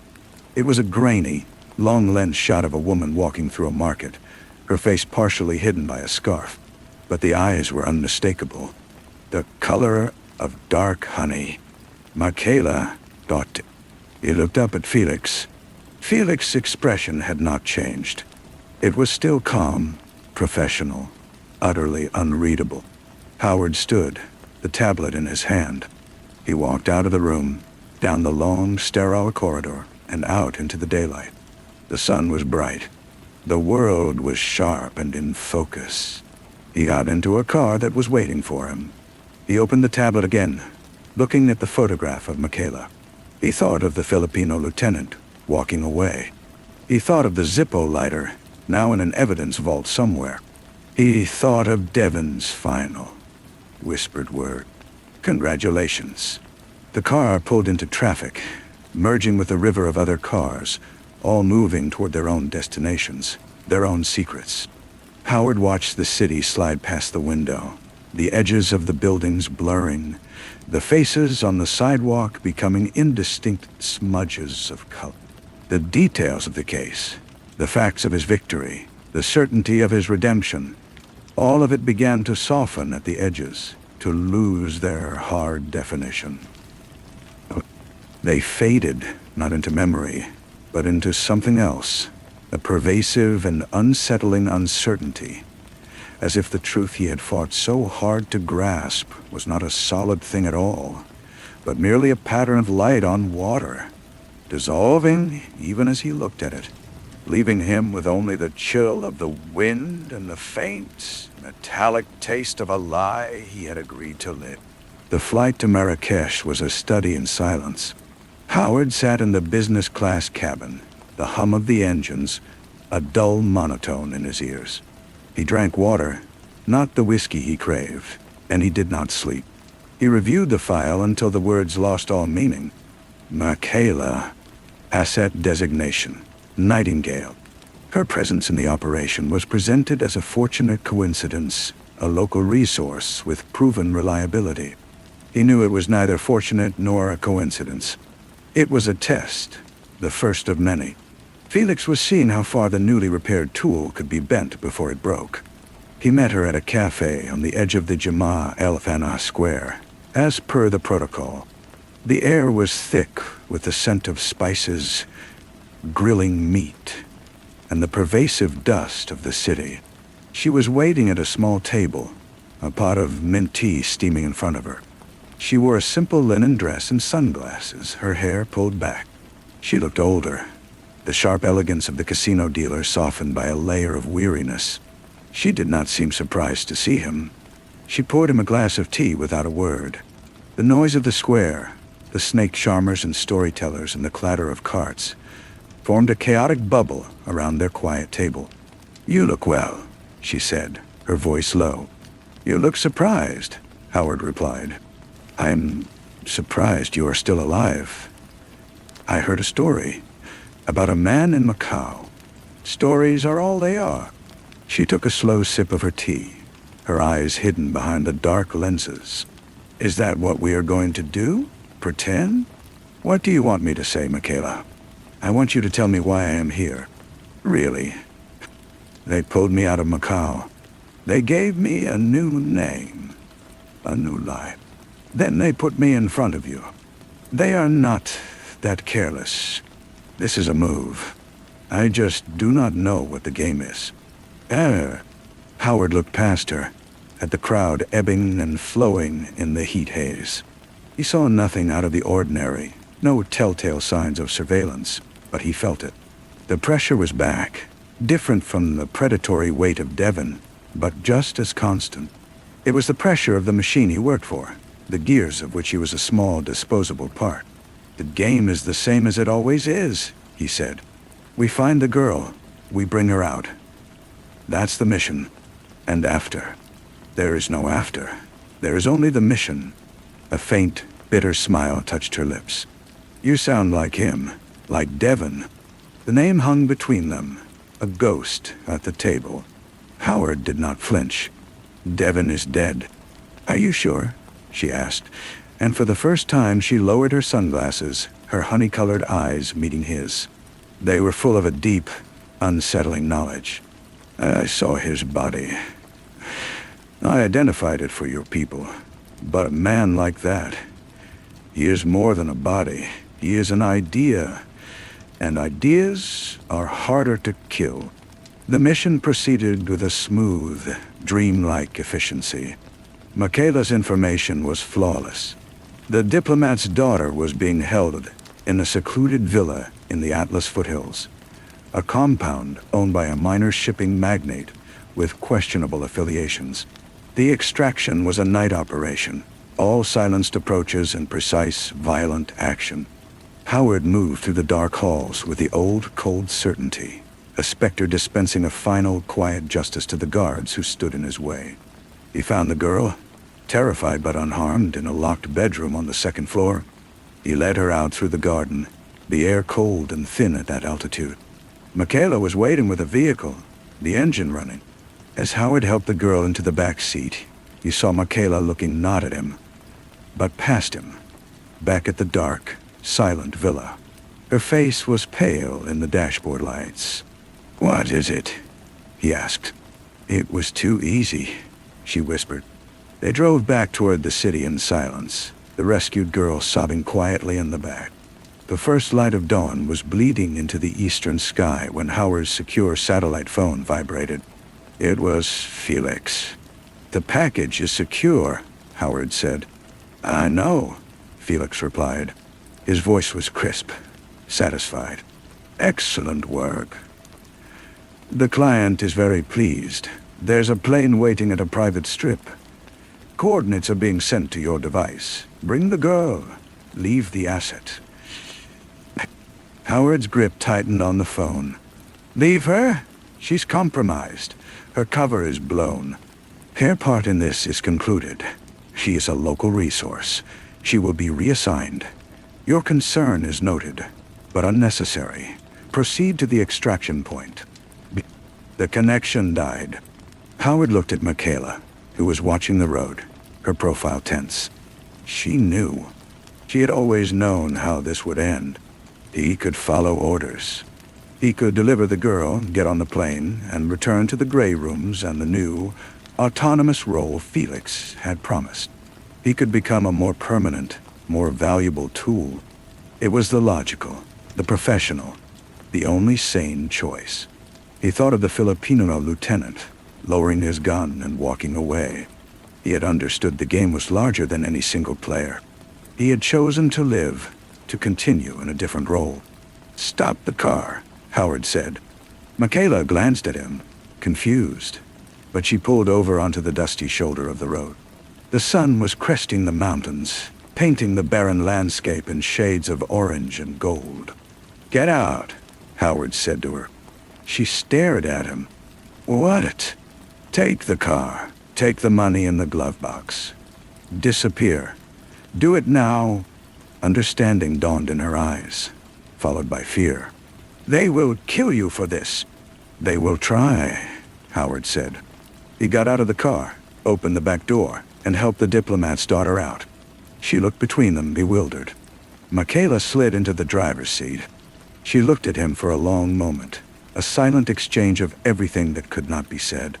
Then she put the car in gear and pulled away, the tires kicking up a cloud of red dust that glowed in the rising sun. Howard stood on the side of the empty road, the girl clinging to his arm. He watched the car until it was a speck in the distance. He had not slain the dragon in Macau. He had merely stepped into its lair, and now he had stolen from it. He was no longer a tool, or a bait, or a broken agent seeking redemption. He was a rogue variable. He was a new kind of ghost. He turned and began to walk toward the city with the girl, the morning sun warm on his back, the road ahead long and uncertain. The walk into the city took hours. The girl, whose name was Alara, did not speak. She simply walked beside him, her small hand clutching the fabric of his jacket, her sobs having subsided into a numb silence. Howard's mind was a blank slate, wiped clean of everything but the immediate necessities: water, shelter, and a way to contact the diplomat without Felix's network intercepting the communication. They found a small, low-rent hotel on the outskirts of the Medina, the kind of place that asked no questions and accepted cash. Howard paid for 2 nights and locked the door behind them. The room was sparse, with whitewashed walls and a single window overlooking a narrow alley. He gave Alara water and a piece of flatbread he had bought from a street vendor. She ate mechanically, then curled up on one of the twin beds and fell into an exhausted sleep. Howard sat by the window, watching the play of light and shadow in the alley below. He had his personal cell phone, a cheap, unregistered burner he had carried as a failsafe. It was time to use it.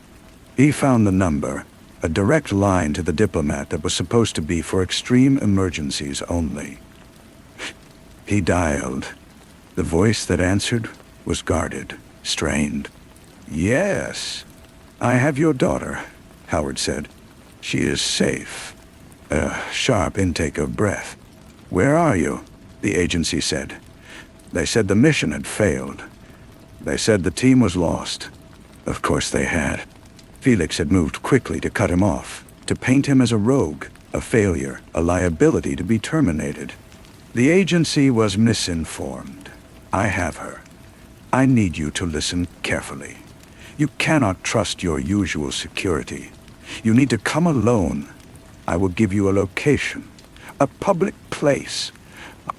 He arranged the meeting for the next morning, in the heart of the soak, where the crowds were thick enough to get lost in. He spent the night awake, listening to the sounds of the city and the soft, even breathing of the sleeping girl. He checked his weapon. He had little ammunition left. The meeting was a tense, fleeting affair. Howard saw the diplomat first, a man aged a decade in a week, his eyes scanning the crowd with frantic hope. Howard, wearing a borrowed jellaba and headscarf, guided Alara through the press of bodies and placed her hand in her father's. Their eyes met for a fraction of a second. There was no gratitude in the father's gaze, only a terrified understanding of the abyss he had just skirted. Then, Howard melted back into the crowd, becoming just another anonymous figure in the flowing robes. He was alone, truly alone for the first time since the White Room. He had no agency, no safe house, no mission. He had the clothes on his back, his weapon, and the contents of his wallet. He also had a new, chilling clarity. Felix had not just been testing him with Michaela. The entire operation had been a snare. The ease of the extraction, the convenient isolation of the villa, it had all been designed to put him in a position where his only choices were total obedience or total defiance. He had chosen defiance, and in doing so, he had confirmed Felix's deepest suspicion, that Howard was no longer a reliable component. He was a flaw in the system. He needed to move. They would be hunting him now, not with the focused intensity they had hunted Devon, but with the cold, bureaucratic efficiency of an organization cleaning up a mess. He made his way to the bus station, intending to buy a ticket for the coast, to find a freighter, to disappear into the world's underbelly. As he stood in line, he felt a presence beside him. He did not turn, his hand moving instinctively toward the weapon concealed beneath his jellaba. "Do not draw it," a quiet voice said. It was a voice he had heard only once before, in a soundproof room in Macau. The Filipino lieutenant. Howard slowly turned his head. The man was dressed as a tourist, in khaki trousers and a polo shirt. He looked calm, almost serene. "You are a difficult man to find," the lieutenant said, "and an even more difficult man to predict." "What do you want?" Howard asked, his voice low. "To talk. My employer wishes to speak with you. Devon is dead." The lieutenant gave a small, polite smile. "As you say. But the enterprise continues. It is like a hydra. You cut off one head and another grows. My new employer was impressed by your work in Macau. They see potential. A potential that your former masters were too foolish to recognize." Howard stared at him, the noise of the bus station fading into a dull roar. This was the other path, the one the lieutenant had chosen when he walked away. Not death, but defection. Not redemption, but repurposing. "They will never stop hunting you," the lieutenant said, as if reading his thoughts. "You are a ghost to them now. But with us, you can be something more. You can be a legend." Howard looked at the faces around him, the tired families, the hustlers, the students, all moving through their ordinary lives. He was no longer part of that world. He had not been for a long time. The White Room, the quiet cure, the promotion, it had all been an illusion. This was his reality. The road, the hunt, the endless, shadowy war. He gave a single, slow nod. The lieutenant's smile widened, just slightly. He turned and began to walk away, not looking back, confident that Howard would follow. And after a moment's hesitation, his own future a void of nothing but running, Howard did. He fell into step behind the man, leaving the bus station and the last vestiges of his old life behind, walking deeper into the waiting dark. The car was a nondescript sedan, its interior smelling of stale cigarettes and lemon-scented cleaner. The lieutenant drove, his movements economical and precise. They did not speak. They left the city, the ancient red walls, giving way to sprawling suburbs, and then to the open, ochre-colored landscape. Howard watched the world go by, but he no longer saw the beauty in it. He saw only terrain, cover, and potential threats. They drove for 2 hours, eventually turning onto a dirt track that led to a secluded farmhouse surrounded by olive trees. The place had a deserted, lonely feel. The lieutenant parked beside the house and killed the engine. "We will wait here," he said. They went inside. The house was sparsely furnished, but stocked with food, water, and communications equipment. It was a safe house, one of many, Howard assumed, that belonged to this new, nameless enterprise. The lieutenant prepared coffee on a small gas stove, the ritual seemingly as important as the caffeine. "Who is your employer?" Howard asked, breaking the long silence. "You will meet him in time," the lieutenant replied, handing him a chipped ceramic mug. "For now, it is enough to know that we are not the other side. There are no sides. There are only interests. And your interests have just aligned very closely with ours. You want me to work against the agency. We want you to work for yourself, to use the skills they taught you, but for your own preservation and profit. The agency is a broken instrument. It serves only the whims of men like Felix. We are a collective, a network of individuals who have chosen freedom over servitude." Howard sipped the bitter coffee. It was a sales pitch, polished and delivered with conviction. He did not believe the part about freedom, but he believed the part about profit. And he believed that these people were his only viable option for survival. 2 days passed in the quiet of the farmhouse. Howard slept. He ate. He cleaned his weapon. On the 3rd morning, a different car arrived. A woman got out, tall and severe, her hair pulled into a tight bun. She carried a hardened briefcase. "My name is Elena," she said, her accent unplaceable. "I am your new handler." She opened the briefcase on the rough wooden table. Inside was a new identity: passport, driver license, credit cards, and a stack of euros. There was also a file. "Your first assignment," she said, sliding the file toward him. "A demonstration of good faith. A man in Lisbon has something that belongs to us. Retrieve it." Howard opened the file. It contained a photograph of a balding man in his 50s, leaving a restaurant. The document he was supposed to retrieve was not specified. The method was left to his discretion. "This is a test," Howard stated. "Everything is a test," Elena replied coolly. "This one is simpler than the one Felix gave you. There is no Michaela here, no moral quandary. Just a job. Succeed, and you will be brought into the fold. Fail." She let the word hang in the air, then closed the briefcase. "The resources at your disposal are in the file. You leave tonight." She left as abruptly as she had arrived. The lieutenant remained, a silent sentinel. Howard studied the file. The man was a mid-level logistics coordinator for a shipping company, a former agency asset who had tried to sell information to the highest bidder. He was a traitor to both sides now. Howard felt nothing looking at his picture. No anger, no righteousness. The man was a target, an objective. That night, as he packed the few things he had, the lieutenant approached him. "A word of advice," he said, his voice low. "Do not look for meaning in this work. Do not look for redemption. There is only the job and the next job. The moment you start believing their pitch about a collective or freedom, you are lost. We are not a family. We are sharks, swimming together for a time. We are sharks, swimming together for a time.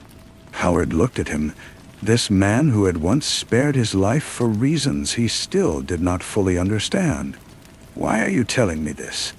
Because you are not like the others they recruit. You were not bought. You were cornered. A cornered animal is the most dangerous kind, but it is also the most predictable. It will either fight its way out, or it will die. I am curious to see which you will do. Howard said nothing. He picked up his bag, which contained his new life, his new name, and his first assignment. He walked out of the farmhouse and got into the waiting car that would take him to the airport. He was not fighting his way out, not yet. And he was not ready to die. He was simply moving forward, one step at a time, into a future that was darker and more uncertain than any he had ever faced. The car pulled away, its headlights cutting two frail paths through the immense and ancient dark. The flight to Lisbon was a study in anonymity. He traveled under the name on the passport, a Canadian businessman named Robert Hill. The face in the photograph was his, but the eyes were different, softer. He practiced in the mirror of the airplane bathroom, trying to drain the intensity from his own gaze, to adopt the weary slump of a man concerned only with profit margin. It was harder than he expected. The cold certainty he had worn like armor for so long was now a liability. He checked into a small hotel in the Baisha district, the room overlooking a narrow cobbled street. The file had given him the target's habits. His name was Silvio. He frequented a particular cafe every morning after his swim at the local municipal pool. Howard was there the next day, sitting at an outside table with a newspaper, the crisp morning air carrying the smell of coffee and salt from the nearby Tagus River. Silvio arrived at 9:15, precisely on time. He looked older than his photograph, his shoulders more rounded, his movements carrying the weight of a man who knew he was being hunted. Howard watched him order his espresso and a pastel de nata, his eyes nervously scanning the street. He was a rabbit, waiting for the hawk. The plan was simple. Follow him, isolate him, and take the data chip he was suspected of carrying. The method was unspecified, but Howard knew what was expected. A quiet disappearance. No witnesses. No mess. It was the kind of work the agency had trained him for, the kind he had once performed without a second thought. He followed Silvio from the cafe to a small, cluttered office above a fabric shop. He waited. In the late afternoon, Silvio emerged and began walking toward his apartment, a route that took him through a series of increasingly quiet alleyways. This was the moment. Howard moved, closing the distance between them, his hand resting on the grip of the silenced pistol beneath his jacket. Silvio must have heard a footstep, or perhaps he simply felt the shift in the air. He turned, his eyes widening in terror. He did not run. He simply stood there, resigned. "Please," he whispered, his voice cracking. "I have a family. I was going to give it back. I was scared." Howard looked at him. He saw the sweat on his brow, the tremor in his hands. This was not a predator. This was a desperate, foolish man who had tried to play a game far beyond his capabilities. He was a symptom of the machine, not a part of its engine. The lieutenant's words echoed in his mind. Do not look for meaning. This was just a job. The next job. But as his finger tightened on the trigger, another memory surfaced, vivid and unbidden. The Filipino lieutenant, lowering his gun in the Macau alley. The choice to let a potential enemy walk away. It had been an illogical act, one that defied his training, and it had led him here. He did not fire. He took 2 quick steps forward, his movement a blur, and struck Silvio hard on the temple with the butt of his pistol. The man crumpled without a sound. Howard caught him. lowering him to the ground.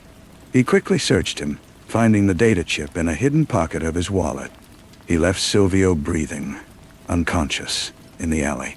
It was a compromise. It was a mistake. It was a message. He returned to his hotel, the chip a cold, hard square in his pocket. He had the objective, but he had not followed the method. He knew Elena would know. They would have had someone watching. He sat on the edge of his bed in the dark room, waiting. The call came an hour later. "The job is complete," he said into the phone. "Is it?" Elena's voice was like ice. "Our observer reports a deviation from acceptable parameters. The asset was left alive. He was no threat. He was a clerk. He's a loose end. And loose ends unravel everything. This was your test, Howard, and you have failed." There was a finality in her tone. The connection went dead. Howard remained seated, listening. He heard the soft click from the hallway, the almost imperceptible sound of a keycard being slid into the lock of the door next to his. They were not going to recall him. They were not going to debrief him. They were here to clean up the mess he had just become. He stood up, moving away from the door and toward the window. He had his pistol, one spare magazine, and the data chip. He was on the 3rd floor. The window looked out onto a sloped tiled roof that ran the length of the building. The door to his room exploded inward, splintering the frame. 2 men dressed in black tactical gear swept in, their weapons raised. The room was empty. Their eyes scanned, then darted to the open window, the curtain fluttering in the night breeze. Outside, pressed against the wall beside the window, Howard heard their muffled communication. He had seconds. He swung back through the window, firing twice. The shots were quiet, precise. The first man fell. The second spun, but Howard was already on him, a brutal close-quarters strike to the throat. The man gagged, his eyes bulging, and collapsed. Howard did not pause. He stripped the second man of his spare ammunition and a combat knife. He then moved to the door, checking the hallway. It was clear. They had come in a small, discreet team. That was their error. He took the stairs, not the elevator, moving down to the lobby and out into the cool Lisbon night. He walked without running, blending into the flow of evening strollers. He was alone again, but the landscape had shifted once more. He was no longer just a rogue agent hunted by his former masters. He was now a target for his would-be saviors. He had no allies, no safe harbor. He had the clothes on his back, his weapons, and a data chip that 2 powerful shadowy organizations wanted. He reached the riverfront, the lights of the city reflecting on the dark water. He took the data chip from his pocket. He knew what was on it. It was leverage. It was a key. It was the only thing he had left. He looked at it for a long moment, then closed his fist around it. He had chosen a path of defiance, and that path had forked again. He had chosen mercy over efficiency. It was a choice that had cost him his last chance at a new master. Now there was only the road, and the long, cold war that lay ahead. A war he would have to fight entirely on his own terms. He walked for an hour, his mind a blank map, his body operating on pure instinct. The riverfront gave way to the labyrinthine streets of Alfama, where the air smelled of grilling fish and the mournful sound of fado music spilled from open tavern doors.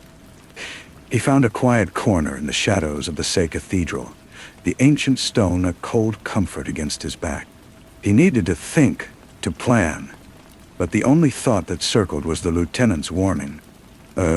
Cornered animal. He had been cornered again, and he had fought his way out, but the walls were just going to keep closing in. The data chip felt like a hot coal in his pocket. He needed to know what was on it. It was the only currency he had left. He found an internet cafe a few streets away, a dimly lit room with rows of dusty monitors and a bored-looking teenager at the counter. He paid for an hour, took a terminal in the back, and inserted the chip into the reader. It was not financial data or shipping manifests. It was a personnel file. His file. The one Felix had compiled detailing the instability observed after the White Room, the psychological profiles, the recommendation for final sanction should he prove non-compliant.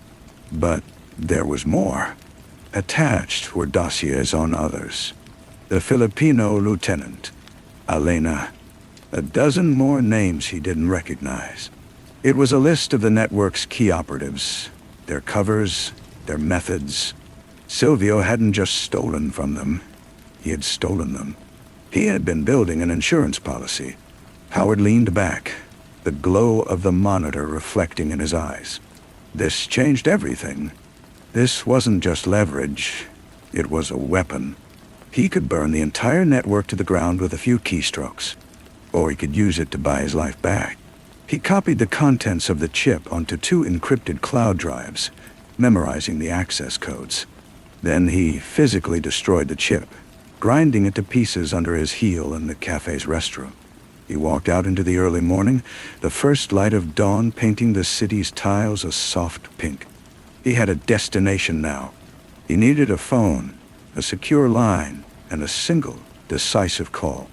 He found a public phone near the Santa Apollonia station. He dialed a number from memory, a number he had never expected to use again. It was a direct line to a secure switchboard in Langley. He used an old, buried code, one that would flag his call as high priority, a code from a life he had thought was over. A voice answered, neutral and automated. "State your business." Howard took a breath. "This is Orion. I have a package for the watchmaker. The contents include a full roster of Hydra.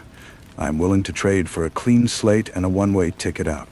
There was a long silence, followed by a series of clicks. Then a new voice came on the line. A voice he knew well, calm, and utterly controlled. It was Felix. "Orion, you have been busy." There was no surprise in his tone, only a cold appraisal. "A clean slate is a significant request. The package would need to be significant in return." "It is?" Howard said. "It's the head of the Hydra, all of them." "Prove it. Transmit a sample, the Macau file." Howard had anticipated this. He recited the access code for one of the cloud drives. "You'll find the lieutenant's real name and his current location in Kuala Lumpur. Consider it a down payment." He could hear the faint sound of typing on the other end. A pause. Then Felix's voice returned, a fraction warmer. The sound of a man who has just been handed a victory he thought was lost. "Very well. There is a safe house. Rua dos Douradores, number 42. 3rd floor. Go there. Wait. You will be contacted." The line went dead. Howard replaced the receiver. He had just thrown the only weapon he had back into the hands of the man who had tried to have him killed. It was the most dangerous gamble of his life. But he was no longer a cornered animal. He was a player again, moving his last piece across a board that stretched across the globe. He turned and walked towards the safe house, the rising sun at his back, his shadow long and sharp on the cobblestones. The game was far from over. The safe house was a small, Spartan apartment smelling of dust and old wood. Howard checked the rooms, standard procedure, finding them empty. He pulled a wooden chair into a position that gave him a clear line of sight to both the door and the single window, and he waited. The sun climbed higher, casting a hard, bright light into the room. He did not move. The silence was a physical presence, broken only by the distant hum of the city.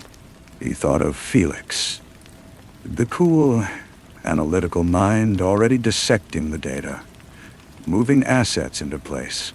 The network, Elena's collective, would be unraveling within hours. They had overplayed their hand, trying to turn him into just another weapon. Now they would burn. He felt no triumph, only a cold, grim satisfaction. He had traded one master for another, but this time he held a receipt. The door opened without a knock, just after midday. It was not an extraction team. It was a single man, tall and gaunt, with a severe face and a briefcase handcuffed to his wrist. Howard recognized him as Miller, one of Felix's most trusted fixers. "The watchmaker is satisfied with the sample," Miller said, his voice devoid of inflection. He placed the briefcase on the table, unlocked the cuff, and opened it. Inside was a passport, a flight ticket to Rio de Janeiro, and a stack of untraceable bearer bonds. "Your new life, the rest of the data, after I'm in the air," Howard said. "The access code will be delivered to Felix upon confirmation of my landing." Miller's lips tightened almost imperceptibly. "That was not the agreement." "The agreement has been amended," Howard said, his voice flat. He stood up, his posture making it clear the discussion was over. "Tell Felix he'll have his victory. I just want my exit." Miller studied him for a long moment, then gave a curt nod. He closed the briefcase and slid it across the table. "A car is waiting downstairs. It will take you to the airport. Your flight departs in 3 hours." The drive was silent. Howard watched Lisbon slide by, a postcard he was leaving behind. At the airport, the car dropped him at a private terminal. The process was smooth, anonymous. He was waved through security, his new passport barely glanced at. He sat in a secluded lounge, the briefcase on his lap, and waited for the call to board. It was then that he saw her, Elena Dado. She was standing near a service entrance across the tarmac, her figure stark and unmoving despite the ground crew bustling around her. She wasn't looking at the planes. She was looking directly at him through the panoramic window. Her face was a mask of cold fury. She raised a hand, not a wave, but a single deliberate finger pointed at him, an accusation and a promise. Then she turned and disappeared into the shadows of the hangar. They knew he had betrayed them, and they knew he was getting away. Felix's operation was in motion, but it hadn't been fast enough to catch them all. Elena was loose. He boarded the plane, a small jet with a dozen seats, all empty. As the engines whined to life, he opened the briefcase. He looked at the passport. The name, another, strangers. He looked at the bonds, enough to disappear forever. He had what he wanted. But as the plane lifted off, climbing over the blue expanse of the Atlantic, he felt no sense of escape. He had swapped one set of ghosts for another. Felix had his list, but Elena had his face. And he knew with a certainty that settled deep in his bones that she was not a woman who would ever stop looking. The war was not over. It had just become personal.